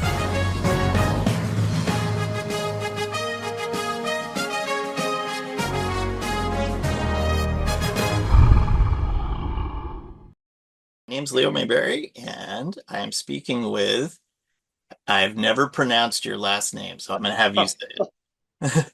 You're not the first, my friend. Pat Jankiewicz. Okay, that's what I would have thought, but I was like, I'm not going to take a stab at it. So good. If you're from the old country, it's Jankiewicz. Oh, wow. Okay. Very cool. I'll explain my first meeting with you, which was basically you came up to the counter and you were asking if we had any extra triple large t-shirts, which we didn't. Yeah, I desperately wanted the Scarecrow video. I wanted to show my support. Yep. You know? But then I saw your eyes kind of look over and they got big and you saw Operation Bigfoot. Yeah, first of all, Operation Bigfoot was amazing. When my nephew Troy asked me, Uncle Pat, do you think they have yours? And you came over and you go, oh, which one is your Uncle Pat in? And you had it. You had Hoax. I was very pleased. Actor, writer, person of many hats, Pat Jankiewicz, who has played a Bigfoot. And that was the highlight of my life. Everyone, I've been terrified of Bigfoot since we went to see my grandmother in Wallingford when it was like 5 or 6. Mm-hmm. And I caught some hoary documentary on like, I think it was on Como or something. They had some late night documentary. And then my brother Don and I were kids and we're like, oh my God, grandma is surrounded by apes. Every campground we stopped at in Portland, every campground in Washington, we were terrified of apes. You know what I mean? We humanoid cryptids are walking amongst us, Leo. Yep. You probably grew up, there was always like mysterious monsters. Yeah, very good. It was there's Mysterious Monsters with the Great Sun Classics poster. Yeah. You know, it shows Bigfoot on the silhouette. And they painted it like it's midday, but it's supposed to be nightfall, I think. Yeah. Because he's all totally in silhouette. There was a crazy one that Rod Serling was obviously doing for like booze money, for cigarette money. You know what I mean? And that's the one. When I saw the Roger Patterson, Bob Gimlin footage, man, I was scared crapless. I mean, I got picked for a random TSA screening. They do that when you're almost 7 feet tall. Yeah. You know, take off your shoes, cough.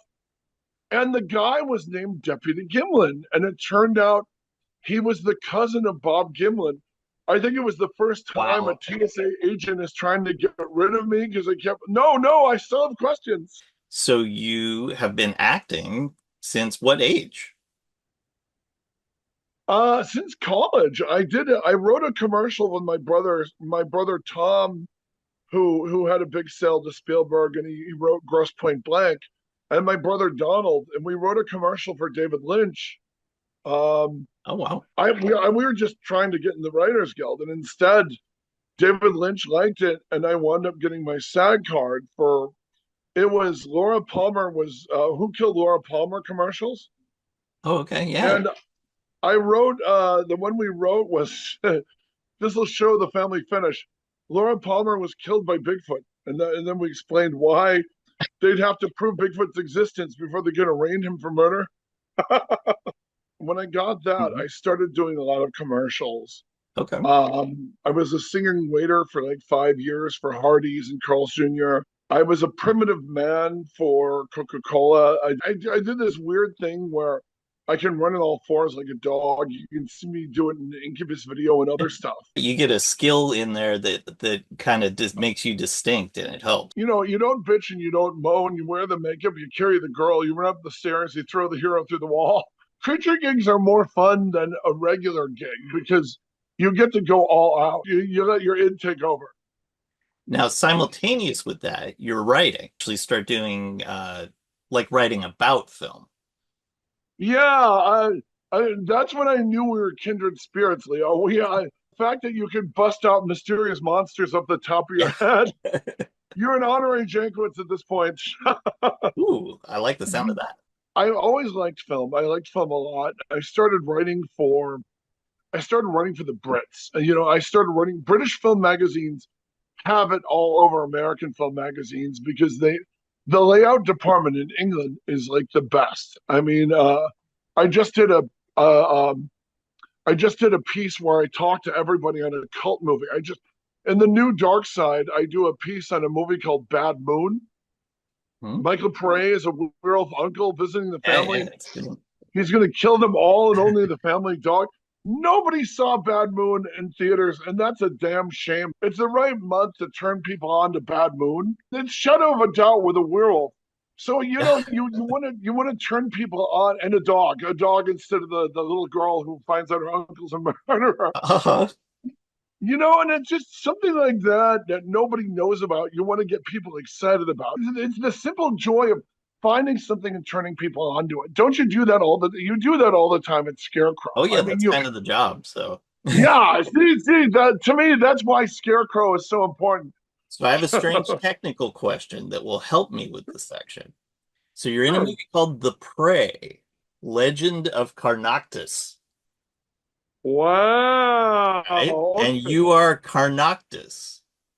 I am Carnoctus. Okay, this is funny. Sorry. Well, it's a weird one because on the cover it says, of all the caves in the world, we chose the only one with a effing Afghani Sasquatch. Yeah. So here's my question. Do you think Carnoctus is an Afghani Sasquatch? This is the funniest part of it. No. You know why? Because they were planning on him being a hostage figure, and they brought me in for an edition, and a creature edition. It's not like a movie edition where you say your lines, you hit your marks, and you leave, or a commercial. This was when they brought me in. They got really excited about the fact that I did a lot of creatures and movies and commercials and stuff. They put me in the bodysuit. I'm wearing the muscle suit. I'm doing the practice fight with the lead. I'm doing this and that. And while I'm there, the co-director keeps looking up at my stuff on YouTube, and he sees me doing the four-legged run. It was either a Solution AD video or it was my Incubus video, which is talk show on mute. And they go, can you do the four-legged run as Carnoctus? So I literally got on and did the run. When their office, their studio was this condo. So I ran as fast as the dog around the condo and freaked everybody out. So when I did that, they said Carnoctus is now four-legged. And even though that line about the Afghani Sasquatch had been in the script when he was a two-legged monster, they changed me into a four. And we actually shot that in Afghanistan, believe it or not. Oh, wow. Afghanistan at the Blue Sky Movie Ranch from American Sniper and Iron Man. I'm officially not putting it in the Bigfoot section. I'll put it Well, yeah. It's as much as I like to. He's four-legged. He's quadruped. It says Sasquatch on the cover, so I give you my blessing, the consent of a cinematic Sasquatch, to put it in the movie section. But yeah, he was much more Bigfoot in the script they gave me. Once they found out I could do the four-legged run, the end of the movie, I'm running through the cave. It was with Danny Trejo. I remember Danny Trejo patting my hump. He introduced himself because I'm like this fire plug monster with this giant. I have this giant rubber head with fangs and like spider eyes. I will argue he can go in the Bigfoot section because they are calling him an Afghani Sasquatch on the cover. But Leo, I'm counting on you to give them you must give the caveat that he's a quadruped, and Bigfoot, of course, is bipedal. That's one of the reasons Bigfoot is so scary. So you may put it in the Bigfoot section, but technically he's like a dog. He runs. Well, I'm gonna have a little thing where I have to address all the are they a Bigfoot ones? You know, like I'll No. just have to write up a document and have it by the Bigfoot section. You know, is it Bigfoot or not? You can put Screams in the Winter's Night, Curse of Bigfoot, all the weird 70s movies that are. They put Bigfoot in the title because he made money, but they didn't have a Bigfoot in the movie. I mean, Curse of Bigfoot is like a mummy movie. You know what I mean? Right. They had some of the ones where they kind of they're like, hey, Bigfoots are the thing. Let's cut a couple of shots of Bigfoot into this other movie. Yeah, see that to me is totally unfair. I mean, you're signing up for a Bigfoot movie, and that's what bothered me about stuff like the $6 Million Man. They wanted to do aliens in the future and all this, and Futurians and all this stuff. And they shoehorned Bigfoot in there. You show up for Bigfoot and he's a robot halfway through the next episode. Screw that. Bigfoot's an animal. He doesn't want to be bothered. And when you bother him, he makes you pay. That's Bigfoot. That's why your Operation Bigfoot is so important. I just love the Halloween vibe. You know what I mean? It's Seattle does it perfectly. And it's one of the holidays that Southern California gets really good. Because I've been creatures for so many people. I get invited to these effects shop parties. They're always a lot of fun. You know what I mean? Oh my God! But there was one not too about years ago where they had Frankenfish. One of the victims of one of the victims of Frankenfish. They had the severed torso on ice, and it would hand you the beer. It was bitten in half from the Sci-Fi Channel original Frankenfish. And the beer, when you pulled this beer wire, the beer would fall into the corpse's hand, and it would be pushed up pneumatically to hand you the beer. I thought that was great. Only effects houses do that sort of nonsense, you know? Yeah. Using the technology for extracurricular work. Exactly. They're off hours. You know what I mean? I mean, half of them are wearing their old Buffy masks, you know, their old prosthetics from Buffy. Just a lot of fun, you know. Effects house parties. Monster Man Cleve Hall used to have these all-nighters. You would do this all night at his place. His daughter Constance, they were on the Sci-Fi Channel show. They'd have a dinosaur in the living room from the Devo video he built. Cleve was the Godzilla in Pee-wee's Big Adventure. So all over the house, he has all these vintage Toho Godzilla posters. Yeah, he's gone now, but wow, his parties were the best Halloween parties I've ever been to. You know, that sounds like real good fun. So, oh my God, yeah, and every you know, the part of my brain that writes for the horror magazines, you have that same organic IMDb. You would be introduced to somebody as you're saying hello. Your mind is going through all their credits, thinking of everything they've done. Yep. Yeah, so to me that's just astounding. That's always a lot of fun, you know. I mean, that whole Halloween vibe, and you are helping run one of the world's great video stores, that makes me so happy. The video store and a video store at Halloween, there's nothing like it, you know. That's what it's a lot of fun. Like that's what we get into, decorating everything up. You know, it's one of the reasons the video store day thing is great, because it's just close enough to Halloween that we get to do the Halloween stuff in it. It's perfect. Oh my God, I'm so glad you're doing it. I'm so glad that the town Seattle needs Scarecrow. Seattle needs Scarecrow more than ever. What have you got that you want to kind of pitch? What are you working on? Well, I've got a comic book coming out in a couple of months. I have a comic book coming out from an indie horror company. It's called Cosplayer versus Shark. That should be out either later this year or early next. A has-been TV superhero and a bunch of cosplayers go out on a boat to catch the shark after a Southern California shark attack, after it kills a great beloved comic book creator. So that will be worth seeing. You know what I mean? I'll send you a copy. Well, I'm getting you that shirt that you wanted in the first place. We finally got it. God bless you, Leo. Thank you so much. I will wear it proudly in public. I'll wear it to an event where everyone sees it, you know? Awesome. Ooh. Thank you for having me, Leo, and God bless Scarecrow Video. Keep them flying, boys. You're back. Hey, it's me, Matt. I'm by myself now. Emily went home. She can't do it anymore. Just kidding. She's right over here, but she needed a break. So here's what we're going to talk about right now. Scarecrow is a big supporter of the Seattle channel. And maybe you don't know this, but the mayor is trying to cut the funding for the Seattle channel. Boo indeed. Boo earns. And the Seattle channel is a vital piece of Seattle's media infrastructure. It teaches you all kinds of things about local politics, local arts, local culinary delights, all the great things that we love about Seattle. And they have done a lot of good work making pieces for Scarecrow. You know, and like, I don't know if you've seen the movie Minute with somebody named Matt Lynch on the Seattle channel. Those are great. They did a documentary about us last year. It was wonderful. It actually was nominated for a local Emmy Award. Did you know that? No. Well, anyway, we want to show you that Seattle channel piece right now and make sure that you understand that Seattle channel is a very vital part of Seattle and it needs your help and support. So, you know, maybe write your city council person and tell them not to cut the funding for the Seattle channel.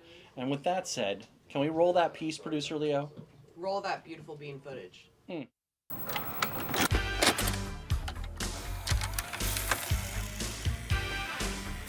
All right, well, over here you've got all the used and new stuff for sale.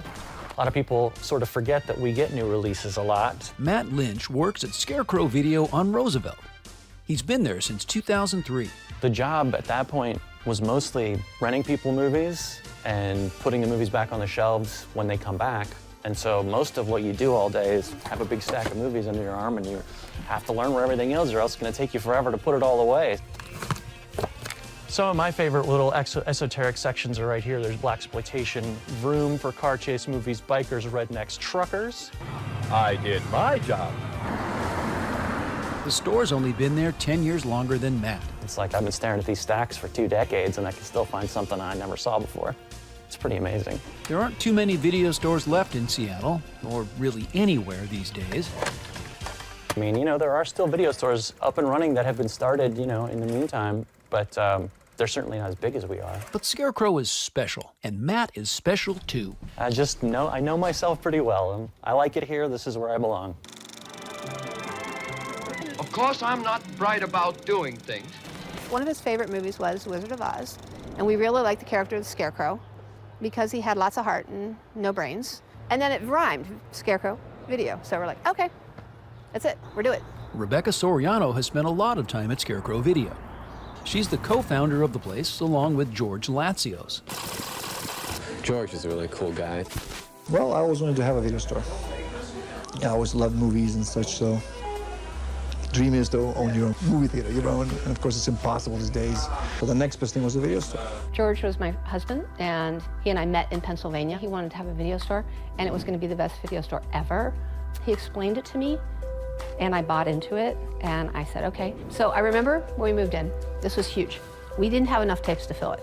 So the front part of the store was a place to drink coffee. That's interesting.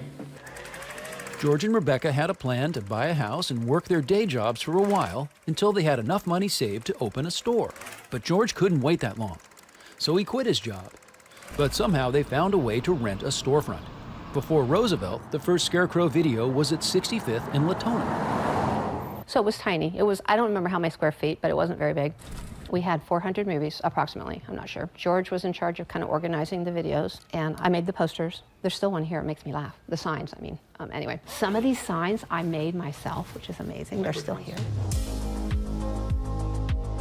Scarecrow Video was not an overnight success.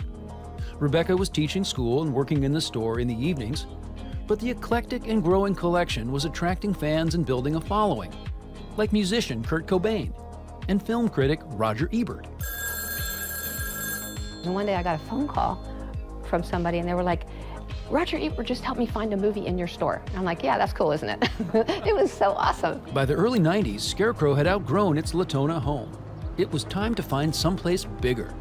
Just having one or a handful of great video stores. And not only in the same town, I want to, scatter them everywhere. Maybe one in Frisco, maybe one in Tokyo, one in London. The new Scarecrow Video was busier than ever. Then tragedy struck. George was diagnosed with an aggressive brain tumor. There were many tough years. George doubled down on working at Scarecrow for as long as his health allowed. Eventually, he went back to his native Greece. The couple divorced, amicably, says Rebecca, and they sold the store. And then, sadly, George passed away. He was the most radical guy I ever knew. We had various people who wanted it, and then we had 2 people who came in who were film buffs. They were also Microsoft employees, and they had the money to buy it. We lucked out, totally lucked out. It could have been a disaster. Speaking of disasters, besides Scarecrow, have you seen many video stores around lately that still rent video tapes? Rewind! Now, we keep all the videotapes back here. They take up a lot of space. We built these custom roller shelves to keep them organized. Or have you seen any video stores, period? Thanks to passionate staff and customers, Scarecrow Video has found a way to survive. Thrive, even. You know, I think that Scarecrow is a really interesting jewel in Seattle's crown. I mean, it's the biggest video store on planet Earth. In this city that's become so sort of tech and convenience oriented, it sort of stands as a piece of that DIY spirit that Seattle's built on. Part of that DIY spirit means radically shifting how Scarecrow does business. In fact, they're technically no longer even considered a business. On this live stream fundraiser, we're going to attempt to raise $30,000. Well, we're a nonprofit. We were a nonprofit in 2014, so that's a big part of it. That allows us to fundraise, some memberships, things like that.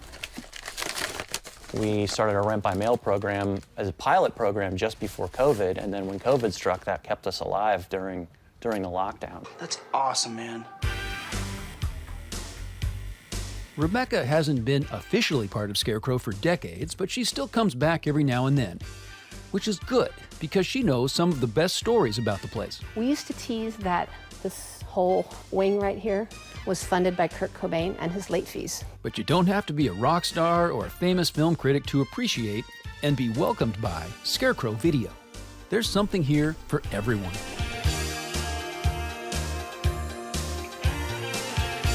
To me right now it's overwhelming because I'm walking down the aisles and it's so much more than I remember, and it's like I could spend hours in here. I just don't even know where to start. But I didn't scare you? Scarecrows don't bring the crows, they chase them away. Even though George is gone and the video rental business has disappeared from nearly everywhere else, people keep coming back to Scarecrow to celebrate George's legacy and to rent some pretty great movies too. That's a wrap.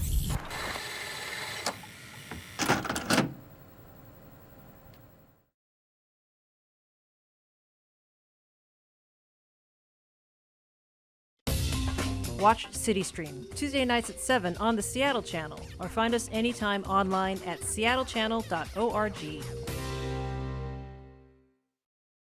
Hi, Letterboxd. It's me, Matt Lynch, the man you love to hate, the villain of Letterboxd. Letterboxd handle Colonel Mortimer. Hi, I'm Kevin Clark. I don't work at Scarecrow anymore, but I did for 20 years of my life. And now I'm just here. I happen to be here right now hanging around. My name is Emalie. I do social media and development stuff for Scarecrow. My Letterboxd handle is Emalie. Hi, my name's Meghann. My Letterboxd is popcorn yogurt, and I've been here at Scarecrow for about 2 years now. Kevin Clark's still here. My Letterboxd handle is Kevlar X.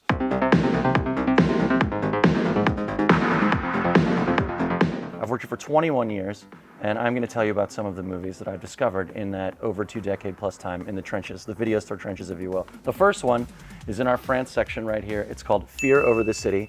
It's directed by Henri Vernoux. It stars Jean-Paul Belmondo as a cop who plays by his own rules. He's fighting a serial killer with a glass eye, so you get all these cool split screen shots with the guy's glass eye. It's crazy, you gotta see it. One of the most bonkers French gangster films of the 70s, and if you know anything about Belmondo, you know he did his own stunts. It's very cool stuff. He's the original Tom Cruise. My first pick is Lords of the Gourd, which is a PBS documentary directed by Mark Lewis. This one is very fun because it's about people growing giant pumpkins for a pumpkin growing competition. Right now it is in the Halloween section because it's in my Halloween staff picks, but normally it would be in the documentary room. Up first is one of my favorite indie movies of all time. It's Last Night at the Alamo from the great director Eagle Pennell. He only really made like 2 features altogether. He was working on another one. I think there was a third one that was done, but it never quite got finished or released because the dude sort of died of alcoholism. Great movie about this bar that's closing down called the Alamo, and just sort of the sad guys who, you know, don't want that to happen. My first discovery that I made that I really loved was Amanda and the Alien. When I first got it, I was just like, this was made for me. I don't often have that feeling, but I was just watching this movie, I was like, oh my God, like this movie hits all of my things. One of the producers of this is a regular at Scarecrow, and I have my own personal copy, and I'm waiting for him to come in so he can sign it, because I'm a freak like that. All right, here we are in the Italy section, and I've got a movie called Closed Circuit. This movie is nuts. This is kind of like if you crossed magical realism with like Brian De Palma. It's about a murder that takes place in a crowded movie theater during a screening of a Western. And then the cops show up and lock everyone in the movie theater to find out who the killer was. And I promise you the answer is not what you're expecting. And the clips from the movie in the movie are from a movie called And for a Roof, A Sky Full of Stars. So you should check that one out too. But definitely see Closed Circuit. My second pick is also from the documentary room. It is Pumping Iron 2, The Women. And this one I watched before I had seen Pumping Iron because I just cared more about the buff ladies than I do about the men. And there's this big debate over whether or not they should be more feminine to be still considered women if they're in bodybuilding. And it's very frustrating and also really interesting, and just a lot of cool shots of very buff ladies working out. My next pick is Masaki Yuasa's Mind Game, which is, I think, one of the greatest animated movies of all time. It's a wild, wild movie. Anybody who's fans of like Everything Everywhere All at Once, or any of these sort of, you know, more recent maximalist blasts of energy and exuberance and crazy cinema, if you haven't seen this, you need to check it out. It's awesome. In the J-horror section now, instead of sci-fi, is my second pick, which is Bloody Muscle Bodybuilder in Hell. This movie is so much fun. The reason why I found it was that I was putting stuff away, and then I just saw the name on the spine and I was like, what is that? It was almost totally lost until they found it again a few years ago. It's on a nice crispy Blu-ray now that you can easily get, and it is the Japanese Evil Dead. They are clearly trying to emulate the Evil Dead, and they do such a wonderful job doing it. Welcome to the land of adventure, excitement, really wild things. I have a really wild thing for you. It's called Fear is the Key. Starts with an insane car chase, and that is only the beginning of the awesomeness that's in store for you. You've also got a young Ian McShane and a young Ben Kingsley and a mysterious submarine. So you got to see Fear is the Key. It'll blow you away. So my next pick is a movie called Sweet Hostage, about Martin Sheen, who kidnaps Linda Blair, and they just live in a cabin together and they kind of fall in love. One of my favorite kidnapping movies. They have absolutely no chemistry at all, which is very good, I think, because he's like 35 and I don't think she's 18 in real life or in this movie. Very ultimately sweet movie that they clearly are trying to like really pulp up with this. He captured a girl, he unleashed a woman, etc. But I loved it a lot. All right, we're here in the Hong Kong horror section for my next pick, which is The Cat. I've discovered a ton of Hong Kong movies here, and this is maybe my favorite Hong Kong movie from the 90s. It's a wild science fiction, horror, action movie about a cat from space. You'll see here on some of these, this says rental by approval. A lot of titles we have here, like The Cat, are movies that are totally out of print, movies that are like almost impossible to replace, so they require deposits on them. And yeah, that's how we make sure that our vast collection stays intact and vast. So my third pick is here in the animation room, and it is Violence Voyager. It is made by one person who goes by Ojicha, which is like Cher or Madonna. He only needs one name. And he uses paper dolls to get what he is trying to achieve with animation. But at the same time, it's not like stop motion, so it's like single things that are like moving around like this, but they move enough to where it feels fluid, and it's extremely effective in a way that you wouldn't really expect. I've never seen anything like this in animation. One of the favorite movies of mine that I've ever found at Scarecrow Video, and it is Scream for Help. Basically, the sleaziest Nancy Drew movie ever made. It's about a young woman, realizing that her burgeoning sexuality is a commodity and people are out to steal it from her at any cost. But also, it's a murder mystery where she thinks her stepdad is trying to murder her mom for their money. This is deeply yucky, very, very funny, and must be seen to be believed. Oh, and it's right here in the murder mystery suspense section.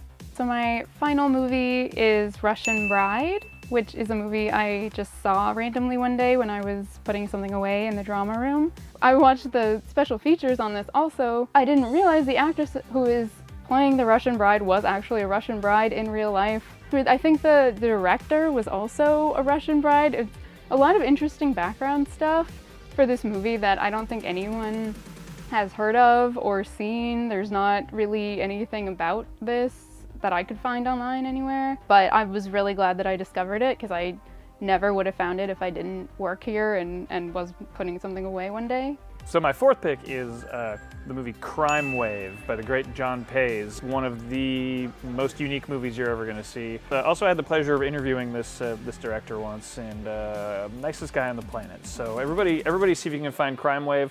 Everybody put out the word about Crime Wave because we need the rights holders of this, whoever they are, to get off their asses and release a Blu-ray 4K of this finally, so we can have this this great piece of cinematic art out into the world at large instead of just, you know, a few cultish freaks like me knowing about it. My last one is here in the literature room, and it's a little bit different from the other ones.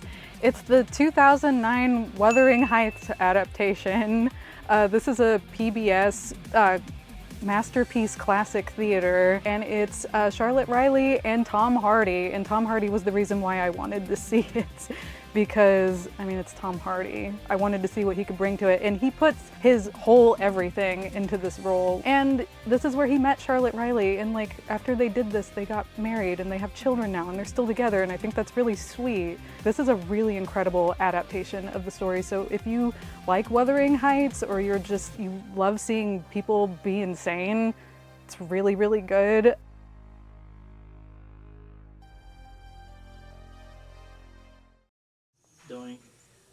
And we are back. We just had, you guys just saw our little collab with Letterboxd. We love Letterboxd here. And we're really happy. You know, we have to raise $1.8 million. We do. We actually do. We do. We did do a Letterboxd collab, and we showed our 4 favorite discoveries around the store, and it was really awesome for them to show it on their social channels, and they were really great. A source of film community. And how much do we have to raise, Matt? We have to raise how many dollars for $1.8 million. We have to raise $1.8 million. Thanks, Letterboxd. And we are a third of the way there, and we could use your help. I'm the villain of Letterboxd. Everyone hits me on Letterboxd. Follow Matt on Letterboxd. It's at Colonel Mortimer. Colonel Mortimer. I know how to say it. I say it Colonel because Emily likes it. It's for me. And you know what? My Letterboxd is at whatever. Okay, I didn't get a chance to say it, but here, follow me. All right, that feels better. So yeah, I think some of that was just air. I hope so. God, I hope so. Do you think this glows in the dark? No. Okay. So it is towards the end of the live stream, as you could tell, because we were a little late. We're punching right now. But we want to thank you guys for sticking with us and for donating and for watching the stream. And we're ready to almost wrap it up a little bit. What do we got next? No, the opposite. No, he wants us to. We need to stretch. What do we got? Okay. Oh yeah. Okay. We got. You know, there may or may not have been an incident with somebody having the camera on the wrong camera when showing the slip. The camera on the wrong. Do we need to do slip cases again? It would not hurt to show them. You know what we love to do on this stream?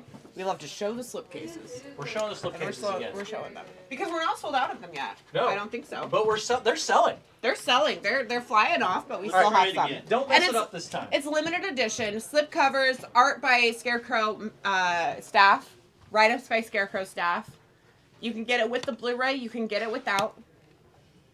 That's Meghann. Megan's over there, peeking in. And here are... It's peak Meghann. It's peak Meghann. She's in her peak era. All right, you can kind of see where Okay, so I can see it. So look, Meghann did this amazing Josie and the Pussycats. Oh, there we go. Like this. Don't miss that one. It's upside down when I'm looking You're at hurting it, yourself if you don't buy these. And then we got Pregnancy Slabs. Did this amazing Rumble in the Bronx one. It's upside down, so it's fucking me up. Did it flip? No. And then we've got a Marc Palm KRULL. Look at this. This is amazing. We love stuff. a messy end of This is stream. amazing stuff. We've got a Harry and the Hendersons, which is by Wil Long, our own Wil Long. Look at that. He also made these awesome shirts that were Oh yeah, I'm about to go grab a shirt. How do you pronounce this gentleman's name? It's Rohan something. Rohan Harrison. And I'm sorry if you're watching, sir or We ma'am. keep messing up your name. But thank you, you did an amazing job. Conan the Barbarian thing. And then finally another Wil Long original for the Lost Boys. Look at that. These are $15. You get the slip sleeve, or you can get the movie with them. It costs more than $15, but the sleeves alone are $15, and they're selling like hotcakes today. So come and get those. Yeah, limited edition only. Once they're gone, they're gone. And you'll want to have those on your shelf. Yeah, look, they're limited edition because look, they're numbered. They're numbered. Handwritten, baby. See the number right there? I can't even tell if I'm showing it to you properly. There's the number. So come on down or order online. The slipcases, the Blu-rays. It's video store day. We've had so much fun today. What have we talked about? We've had too much fun We today. probably have. We've talked Wait about. a minute! Oh God, what is it now? You haven't had enough fun yet! Oh no, what is It it? is my God, it's Coolio! Coolio! Coolio, the fun's just about Hey, to begin. Coolio. You hit me in the head with your bat. Is that a new shirt? It is. How do you like it? Well, I like it. It's very nice. It's something I might wear. You know, speaking of drips, You have great style. look, I love the spider. Oh, Jesus! It's not clothing. It's my eye! It's stuck on me. Christ. Get it off. Oh, Get your it bat. off. I know you lost your. Coolio! Coolio, you lost your bat. Jesus Oh Christ, my get the God, are spider you off of okay? you. Coolio. Don't move, Coolio. Help, I got help, Help. it. Get it off, Coolio. Get it It's off. a little involved. Oh. Actually, that Jesus. looked kind of I hate nice. spiders. But I it mean, is it on- looked great on you until I realized it was a real, actual spider, and then I got a little concerned. Yes. But Coolio, how have you been? It's been a little bit of been a time. year. It's been a year, but at the same time, I usually hibernate. Oh yeah? Where? Been sleeping good? In Green Lake. In Green Lake. Yes, usually in a boathouse. It's sometimes I eat a small child. Okay, Wow. great. Great. Good. So, happy video store day. Yes, my favorite time of year. Yeah? It is the time of year that I get to do the Scarecrow brows. Oh, the Scarecrow brows. I remember It's this back brows. again. Yes, these brows today. We did it again. Let's try it. To the left and to the right. It's the Scarecrow. grab like and then do a grab. Grab. Do a grab. Can you Yes, grab? You can't do that at home with Netflix, can you? No, you can't. You can do a little swiping, but that's for a It's different different. thing. Yeah, that's for a little meetup with a little ghoul friend, if you know what I mean. Swiping for ghoul friends. You heard it here Yes. first. What's your favorite part of video store day, Coolio? Well, it's the Besides the Scarecrow brows. it's the part where it's afterwards, and you lay up on the rooftop up above, and your bat friends come, and you sort of relax, feel the cool air. Yeah, definitely. They slowly nibble at your genitals. It's one of the most wonderful parts of the evening for me. I don't know about for you. It is quite That's relaxing. my favorite part it's too, for relaxing sure. I when like that I like the happens. bat nibbling myself. Yes, as well. yes, exactly. You know, speaking of fun things that Now, everyone enjoys. I've heard, there is currently a challenge. $1,000, people. $1,000. I will 1,000. Exactly. 9,000. I will 1,000. squeeze and pop this balloon with my thighs for $1,000. There's got to be some kind of He'll balloon do fetish it. He'll pervert do out it there in that his- wants me to do this. He will do it in his boxer shorts. I'll do it in my boxers if I have to. 100%. $1,000. Cough it Some up. pervert out there has the money and wants to. Look, wants to not only. we're not kink shaming. No. Like a cool pervert. Now, for some of you with a little bit smaller budget that want a little more bang for your buck, I offer the option $500, and I will squeeze the shit out of this pumpkin using whatever body parts I can until it is a pile of goo betwixt my nether regions. That's amazing. Okay. Only $500? Only 500. You heard it here, I folks. say balloon, Only 500. but if you want to do the balloon and the pumpkin combo, Yeah. Then we'll give him a deal, $1,250. $1,250. Yeah. This is what I said. Okay. So, You heard it here, you guys. on that note, I'm just going to head out here. Okay. Do what you need to do, people. But if $500 were to somehow mysteriously appear, Me and the pumpkin become very good friends. Very good friends. Very Coolio. good I friends. love that guy actually. I He's love he's Coolio. like a party dude. You know who I like? You know who I like more than Colin Froth is Gulio. Coolio, me too. Colin Froth. Yeah. Wherever he is. I think I would like to see Gulio not at spooky season. I want to see Gulio at like Easter. Oh my God! Maybe in our Or like spring the telethon, solstice. Gulio. What's wrong with me? Nothing's wrong with Colin Froth, but I like Gulio, and I want to see Gulio all year Colin round. Froth still like lives in the walls. Julio's pretty cool. Julio still lives in the Coolio in Colin the Froth lives in the springtime computer. with some flowers in his hair would be very sweet. But enough talk. Time for the Scarecrow browse.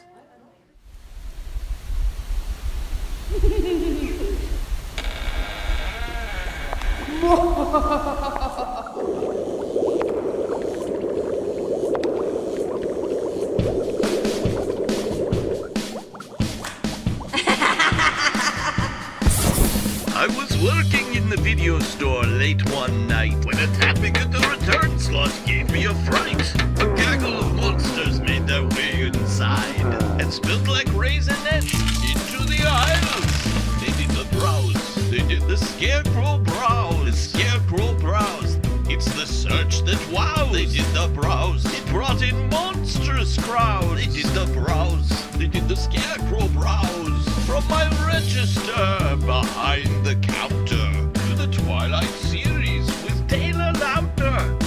The ghouls all came from their humble abodes to rent Electric Dragon 80,000 volts. They did the browse. They did the Scarecrow browse. The Scarecrow browse. It's the search that wows. They did the browse. It brought in freaky crowds. They did the browse. They did the Scarecrow browse. The Brood and the Boogans were having fun. The Terrorvision party had just begun. The guests included Gorgo, Annabelle, the Babadook, and Orphan. The shelves were rocking. All were digging the sound. Jigsaw and Saw backed by the Killer Clowns. The Unholy Three were about to rock a mic. With their backup group, the Seth Grundle Fly. They played the browse. They played the Scarecrow browse. The Scarecrow browse. It's the search that wows. They played the browse. It was a ghastly sound. They played the browse. They played the Scarecrow browse. Out from a clamshell, Klefskinski's voice did rasp. Seems he was missing a particular app. He swiped left and right and shook his fist and said, "Whatever happened to my queue on Netflix? It's now the browse. It's now the Scarecrow browse. The Scarecrow browse. It's the search that wows. It's now the browse. It was a spooky crowd. It's now the browse. It's now the Scarecrow browse. Now everything's groovy. Klaus is joined as a member. And my Scarecrow browse is a Grammy contender. For you, the living, this song was meant to. When you get to Scarecrow, tell them Gulio sent you. Then you can browse. Then you can Scarecrow browse. Scarecrow browse. Do the search that wows. Then you can browse. It'll bring in monstrous crowds. Then you can browse. Then you can do the Scarecrow browse. Browse good. Easy, Jensen, you impetuous young boy. Browse good.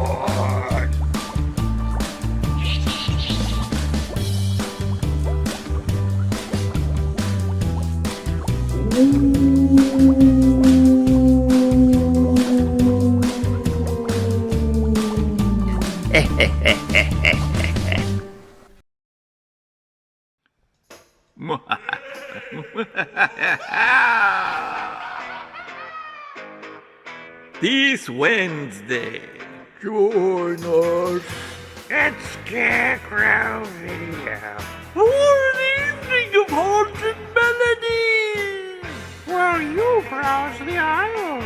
Live DJs for your reviews. 6 through 10, bitch. Monster sound. And soundtracks. On vinyl. It's a 2-for-1 Wednesday. 2-for-1. That's 2 for the price of 1. Cha-ching, ching.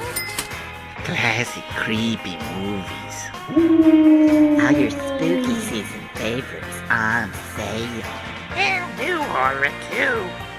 Haunted Melodies 2-for-1 Wednesday, October 30th. DJ No Retreat, No Surrender, DJ Early Embryo, 6 through 10 p.m. at Scarecrow Video. Let's party.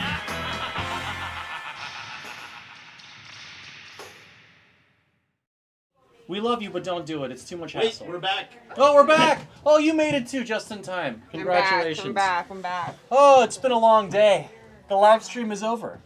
It's over already? We're basically Not done. yet. Oh, not yet. Julio. There's still time. Do not crush this pumpkin, my There's friend. time for a balloon. There's time for a pumpkin. Look, they didn't give the money. They didn't want it bad enough. Sometimes white people just want a little teaser before no. they give it. Don't do it. You don't think so? I don't think you should smash the pumpkin in this room. You don't It's think gonna it's smell fun? bad. It's gonna get sticky. I've done it before. You've done it before, Julio. I did chop up the Julio pumpkin. Iglesias? I did pump up the pumpkin before. But listen. The point is still time to donate to make this pumpkin happen. You know, he's right. There is still time to donate. There's still time to have Matt pop a balloon using his groin. And magical power and seeds there's coming. still time to make sure that this There's store, still time this to store save survives Scarecrow. into the future, and that no one here or anywhere loses the resource of the biggest video store in the world. This is true. That's But there's also still time to see Let me Julio take a look. smash a pumpkin and Let me and just Matt take a pop little balloon look. I with mean, his this thighs. pumpkin can't be this tough. How Oh much no, can it's it a take? very heavy pumpkin, No, Julio. just a little, like a punch to the pumpkin. Look Ah! how. Oh, I see. Oh, This Jesus, might he's gonna not be break so all easy. his Look how they massacred my boy. Oh, this might not work. It might not be possible. I think Don't do Leo, it. don't do it. it is probably. Julio. It is probably a $500 challenge. I say. Yeah, I think somebody needs It to is donate. Now I $500. will say this: Maybe if they need to somebody- donate to stop you from punching the pumpkin. If somebody does post stream, We'll come back and we'll donate. You'll get a private video? We will get a special beetle video of the pumpkin punching. And you will show your feet. I will not show my feet. Yeah, we gotta show feet. Show feet. I will show my hangus, but not my feet. What's your hangus? Don't even ask. What's hangus? I will show the hangus, but not the feet. All right, I'll you show heard it my here feet. first. Julio will show his Where I come hangus, from, but not where his Julio feet. come from, the hangus is cheap. The feet, Hangus is cheap. Feet are expensive. are expensive. I have to go. I can't It would be a anymore. little too much more than the pumpkin. Okay. I have to go well, with Malachi. But I mean, the end of the line, basically, what we're trying to say is that you guys can donate Keep donating. when this stream is over and into the future. If you're like, shit, I get paid in 2 days. That much that's like punching a pumpkin, the You can do other it year-round. rewards are still available after the stream. Yeah, and you can do it year-round. Somehow we've turned this into a metaphor that actually works. I hate this. Please continue to donate to Scarecrow Video. If you can't do it today, but you've been following us, it's fine. We understand. We've all been there.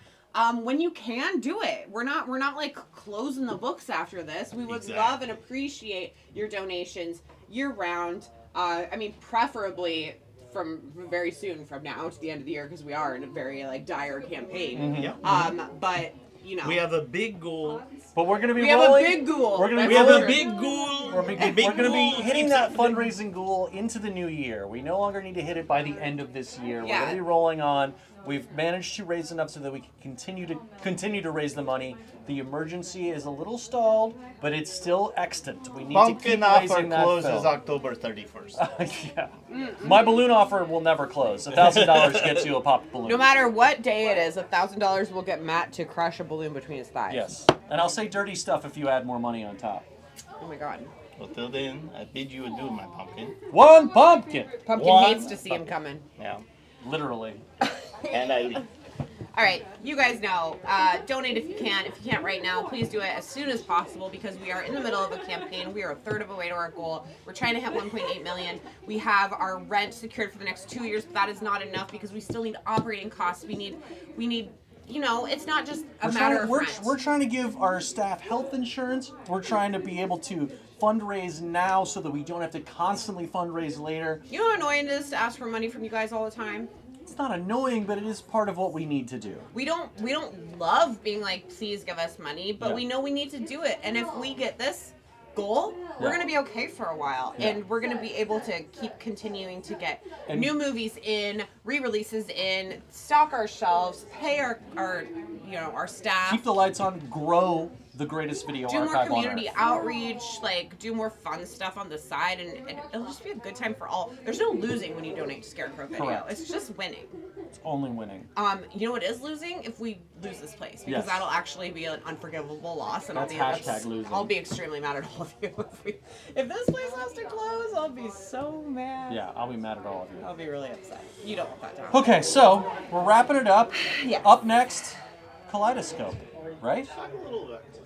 What should we talk about Kaleidoscope? Kaleidoscope. Okay, they do a Halloween show every year, Which is coming up. Super fun. I think I went last year or the year before. It's at Egyptian, and it's a Halloween theme. So Kaleidoscope, basically, they put together clips that they find all Found over the footage, place, yeah. found footage stuff, all over the place. Kind of similar to like Found Footage Festival and similar things like that. But it's a wild time. These guys they are find experts. the weirdest stuff. And a they lot put of it gets together. mined right from Scarecrow Video. Oh yeah, they go through all of our shelves, and they're buddies of us, and they come in and they put together a great show. They're doing the Egyptian on Halloween. It's super fun. Costume contest too. I think it's just a wild time. They usually come and show up, but they weren't able to make it today, so we're just going to show their pre-recorded thing. Great friends of the store. This is an example of like the fun shit you can find on the shelves of Scarecrow Video. The deep dive. The deep dive. Sploosh. So, I mean, with that, we bid you adieu. Yeah, thanks for a And great thank video you store so day. much. Once again, a glorious video store Thanks day. to everyone who came by, stopped on the stream, shopped in the store, Yeah. bought something online, donated in any capacity. You have done the Lord's work. And we love today. you. And remember, video store day is every day in your heart. You know what I mean? That's true. So, we love you guys. See you later. Good night. Pleasant journey. Good night. Ooh, I think I went off.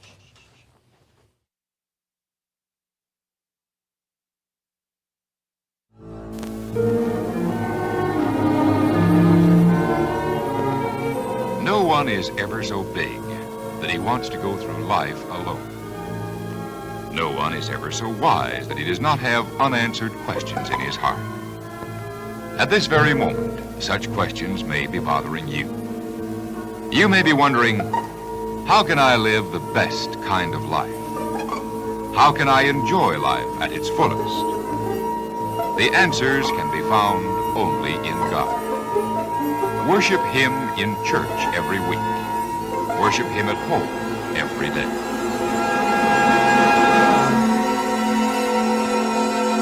Friday, a Halloween special starring Paul Lynde. Turning myself on. And his special guests, Tim Conway, Florence Henderson, Donnie Marie Osmond, Pinky Tuscadero, and the incredible Kiss.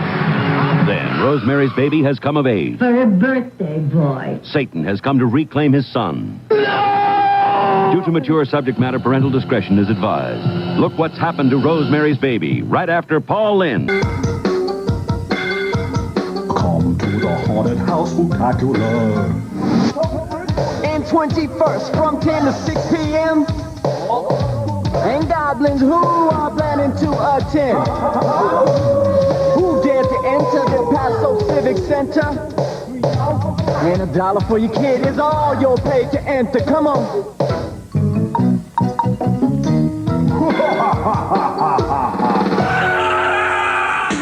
Parents will continue to buy their children Halloween costumes and all the other paraphernalia that goes along with the festival celebrated on the eve of All Saints' Day. But many of those same parents are saying no to the time-honored tradition of trick-or-treating. Some of them have asked their city councils to ban the tradition, but that would be too difficult to enforce. So instead, many children this Halloween will be going to parties sponsored by YWCAs, YMCAs, the March of Dimes, churches, and community centers. The Dallas Park North YWCA is planning a haunted house. Yesterday, the Y's directors borrowed children from a nearby daycare center for a test run through part of the haunted house. A festival is planned in South Dallas at the Martin Luther King Community Center. And in Fort Worth, there are 16 official Halloween parties scheduled at community halls and fire station halls. The March of Dimes also is sponsoring haunted houses in Fort Worth and Dallas. Some businesses are even selling coupons that trick-or-treaters can redeem for candy and food. Kay Vinson, Channel 8 News. Come on, mates, let's go! We're live on air, baby! 1, 2, 3, 4! Oh no! Johnny's dead! No problem.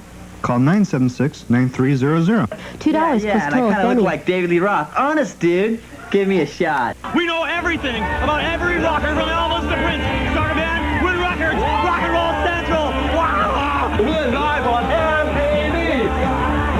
baby! Warning signs that might indicate a child's drift toward Satanism include abrupt emotional changes, changes in school habits, rejection of parental values, unusual interest in books on Satanism, black magic, or witchcraft, obsession with rock music groups using satanic symbols or references, rejection of friends, preference for being alone, meditation, chanting, use of new vocabulary. Because it's Halloween, I'm going to tell you what scared a few of your favorite celebrities most when they were young. Knight Rider star David Hasselhoff says that there was an old creepy house close to where he used to live, and he'd always have to run past it because he was afraid a ghost would come out after him.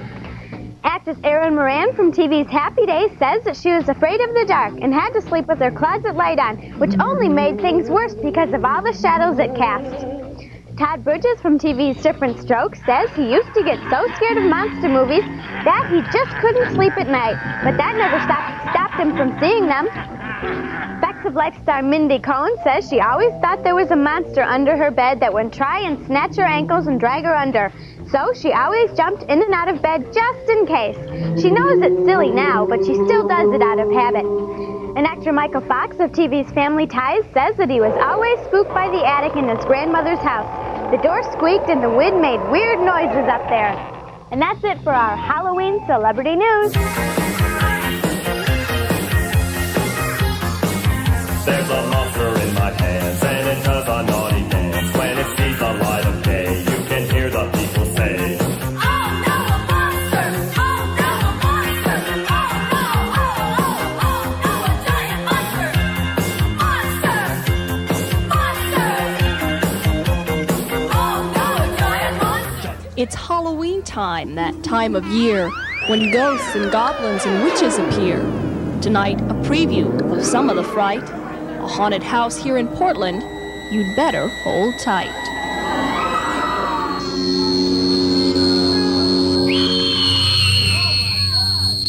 Are we all together? Are we all here?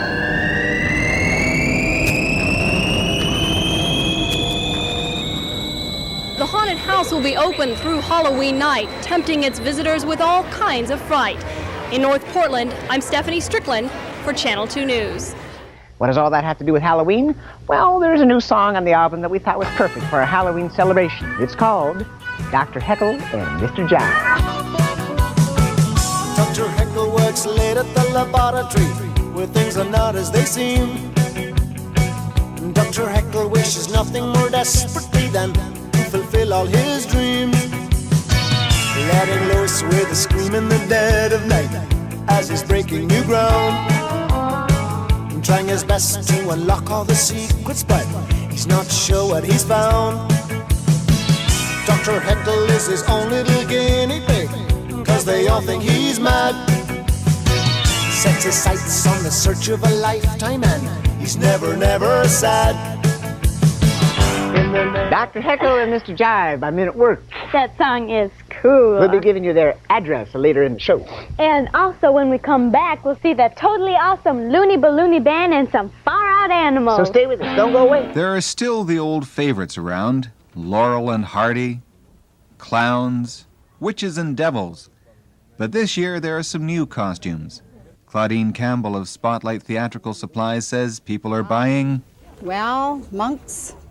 Punk outfits, monks and punks, I guess maybe you'd sum it up. What are the monks? The monks are a long robe with a hood, and they wear them with different masks. Dragons and witches speaking through the night, and they're flying broomsticks in the moonlight. Tuscan low-fat frozen yogurt presents Buddy Hackett. I'm a bat! I'm a bat! A fat bat! But this is a frozen Tuscan yogurt on a stick. It's 99% fat-free. And without a coating, it's 1/3 less calorie than ice cream. Come to the castle. We have a party. We have a dance. I suck your neck. Keep your neck. I like the yogurt better. You may never eat ice cream again. Time for our Quickie Quiz. What did Rock Hudson, Liberace, and Truman Capote all have in common? Beside being a time to have fun, Halloween is a time to be safe, particularly when it comes to the costumes you're putting on yourself and your children. There are about as many cautions for trick-or-treaters as there are costumes to choose from. First, make sure the goblin is as big as the costume. Baggy sleeves and legs could trip him up and send the ghoul and his treats tumbling down some stairs. Also, there are enough jack-o'-lanterns with fire in them out there that you don't want costumes that could be set ablaze by somebody's candle. All costumes should be labeled flame-resistant or retardant, as well as beards or masks. Some we checked aren't labeled, and about the only way you can be sure is to take it home and torch it. 2 of the 3 outfits we tested would not burn once the flame was removed. But we had a devil of a time getting the 3rd one out once it ignited. You schmuck! I'm on fire! Well, where are you going? Oh, this is just great. Well, at least I'm wearing my old robes. Oh, God, it's hot. Good grief. What is it? What are you saying? Let me through!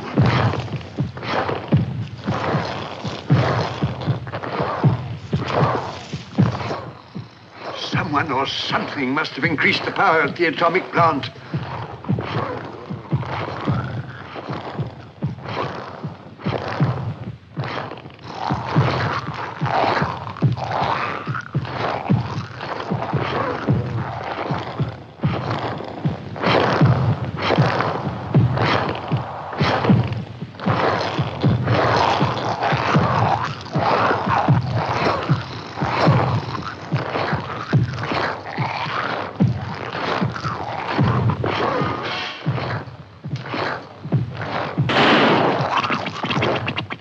Well, anyway, they're mortal.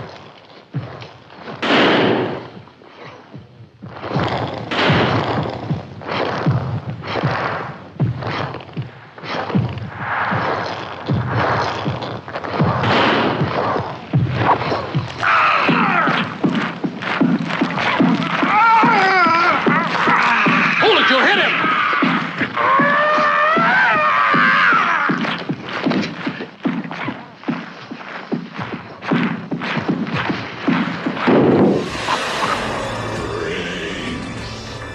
Show the world.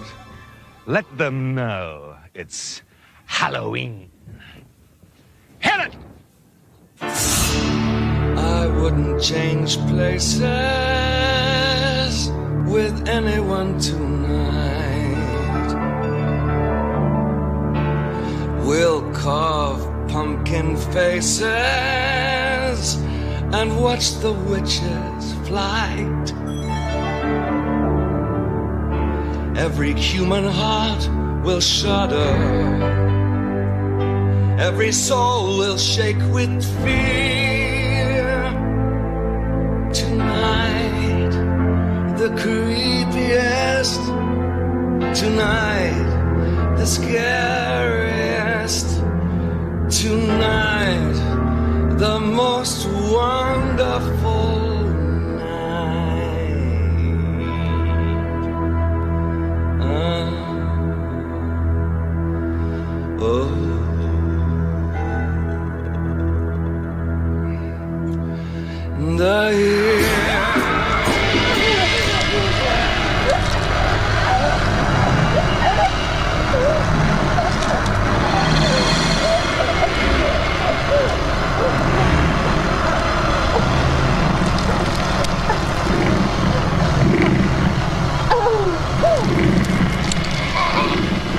That's food for thought.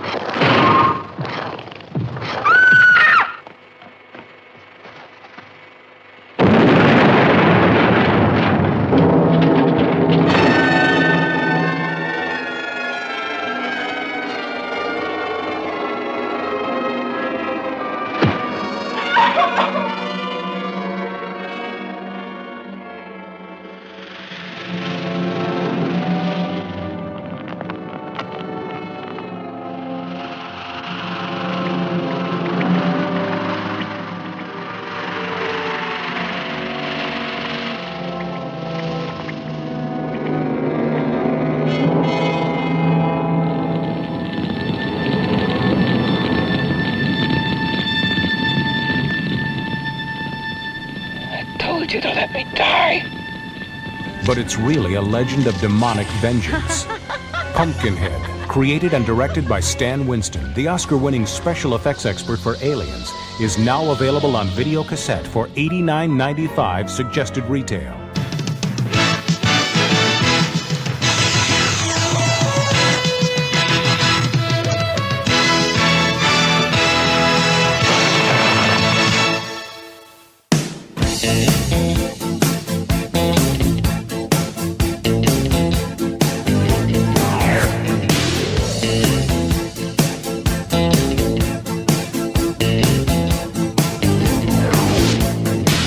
I heat up, I can't cool down. Got me spinning round and round, round and round and round it goes. Where it stops, nobody knows. Every time you call my name, I heat up like a burning flame, full of desire. Kiss me, baby, let the fire get higher.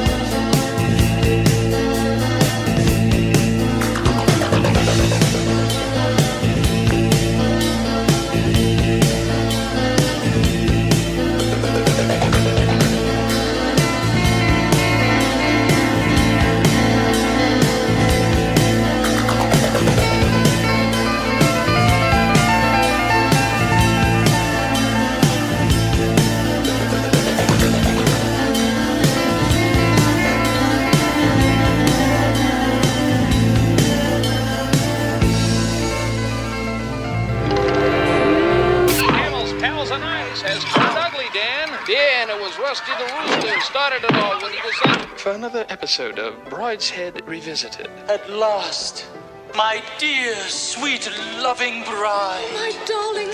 However, you are but one being. I represent the belief of far more people. Did you know that the Christian religion has over 1 billion followers? Big deal. So does the Wheel of Fortune. Well, how about if I make the film break?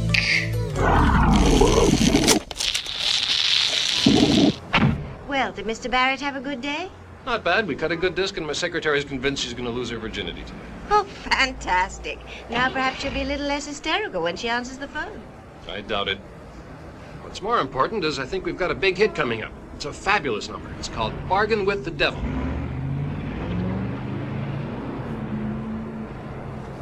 Did you remember to buy food for my fish? I sometimes wonder if you really care about anything except your blessed aquarium. You shouldn't be jealous of my hobby. It's pretty harmless. After all, I'm an artist. I could be screwing every girl in San Francisco. You're not going to tell me that you consider yourself so irresistible. If I'd ever thought a thing like that, I certainly wouldn't have married you. I could have done a lot better. Thanks very much. Holy shit, Ken, did you get a load of that crap? When they carry on like that, I swear to God, kiddo, it makes you want to puke. I'll tell you something, man. There are times when bringing up parents is a real pain. When Dad starts trying to get all sexy and with it, that's a real bad scene.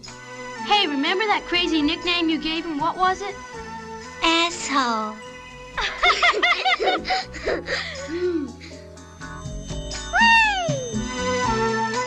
Jessica, has it ever occurred to you that our kids might need to see a shrink? Why? Because Ken occasionally comes out with words like that. He picks them up from Gail, who gets them from that ridiculous book. Why does she always carry a dozen copies around with her? Does that seem normal to you? When I was her age, I had 15 identical dolls, and I was very normal. And Ken, sucking at cans of pea soup all day long? Oh, kids are greedy about God something. damn it, I forgot my book.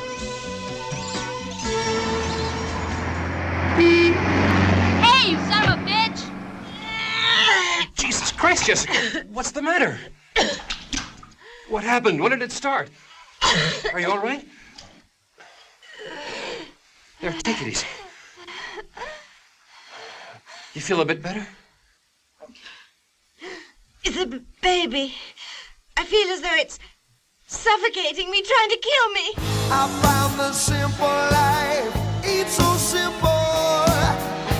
When I jumped out on that road, I got no love you'd call real. Ain't got nobody waiting at home. Running with the devil. I'm only gonna tell you one time. Who are you?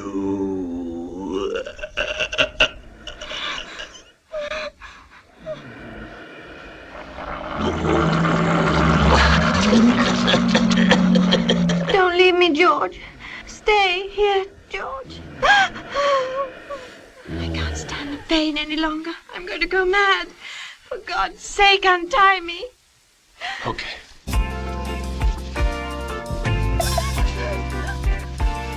What would we do, baby, without us? What would we do, baby, without us?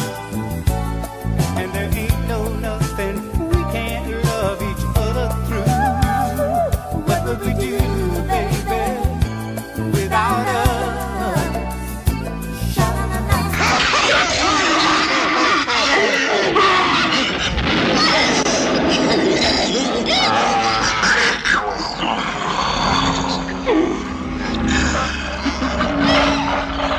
Listen. Come on, you filthy pig. Lick the vile horrid vomit. Do not get smart with me. On a visit to the little town of Bethlehem, a young shepherd came upon Jesus and said to him, Lord, Lick me. Oh, is this cool or what? It's the conalingus move.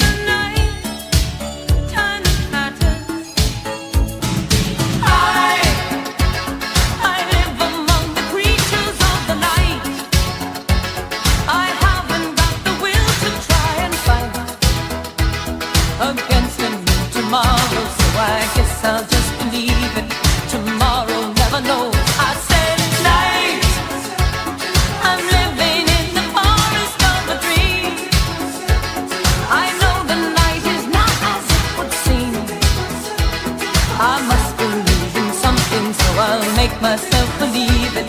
This night will never go.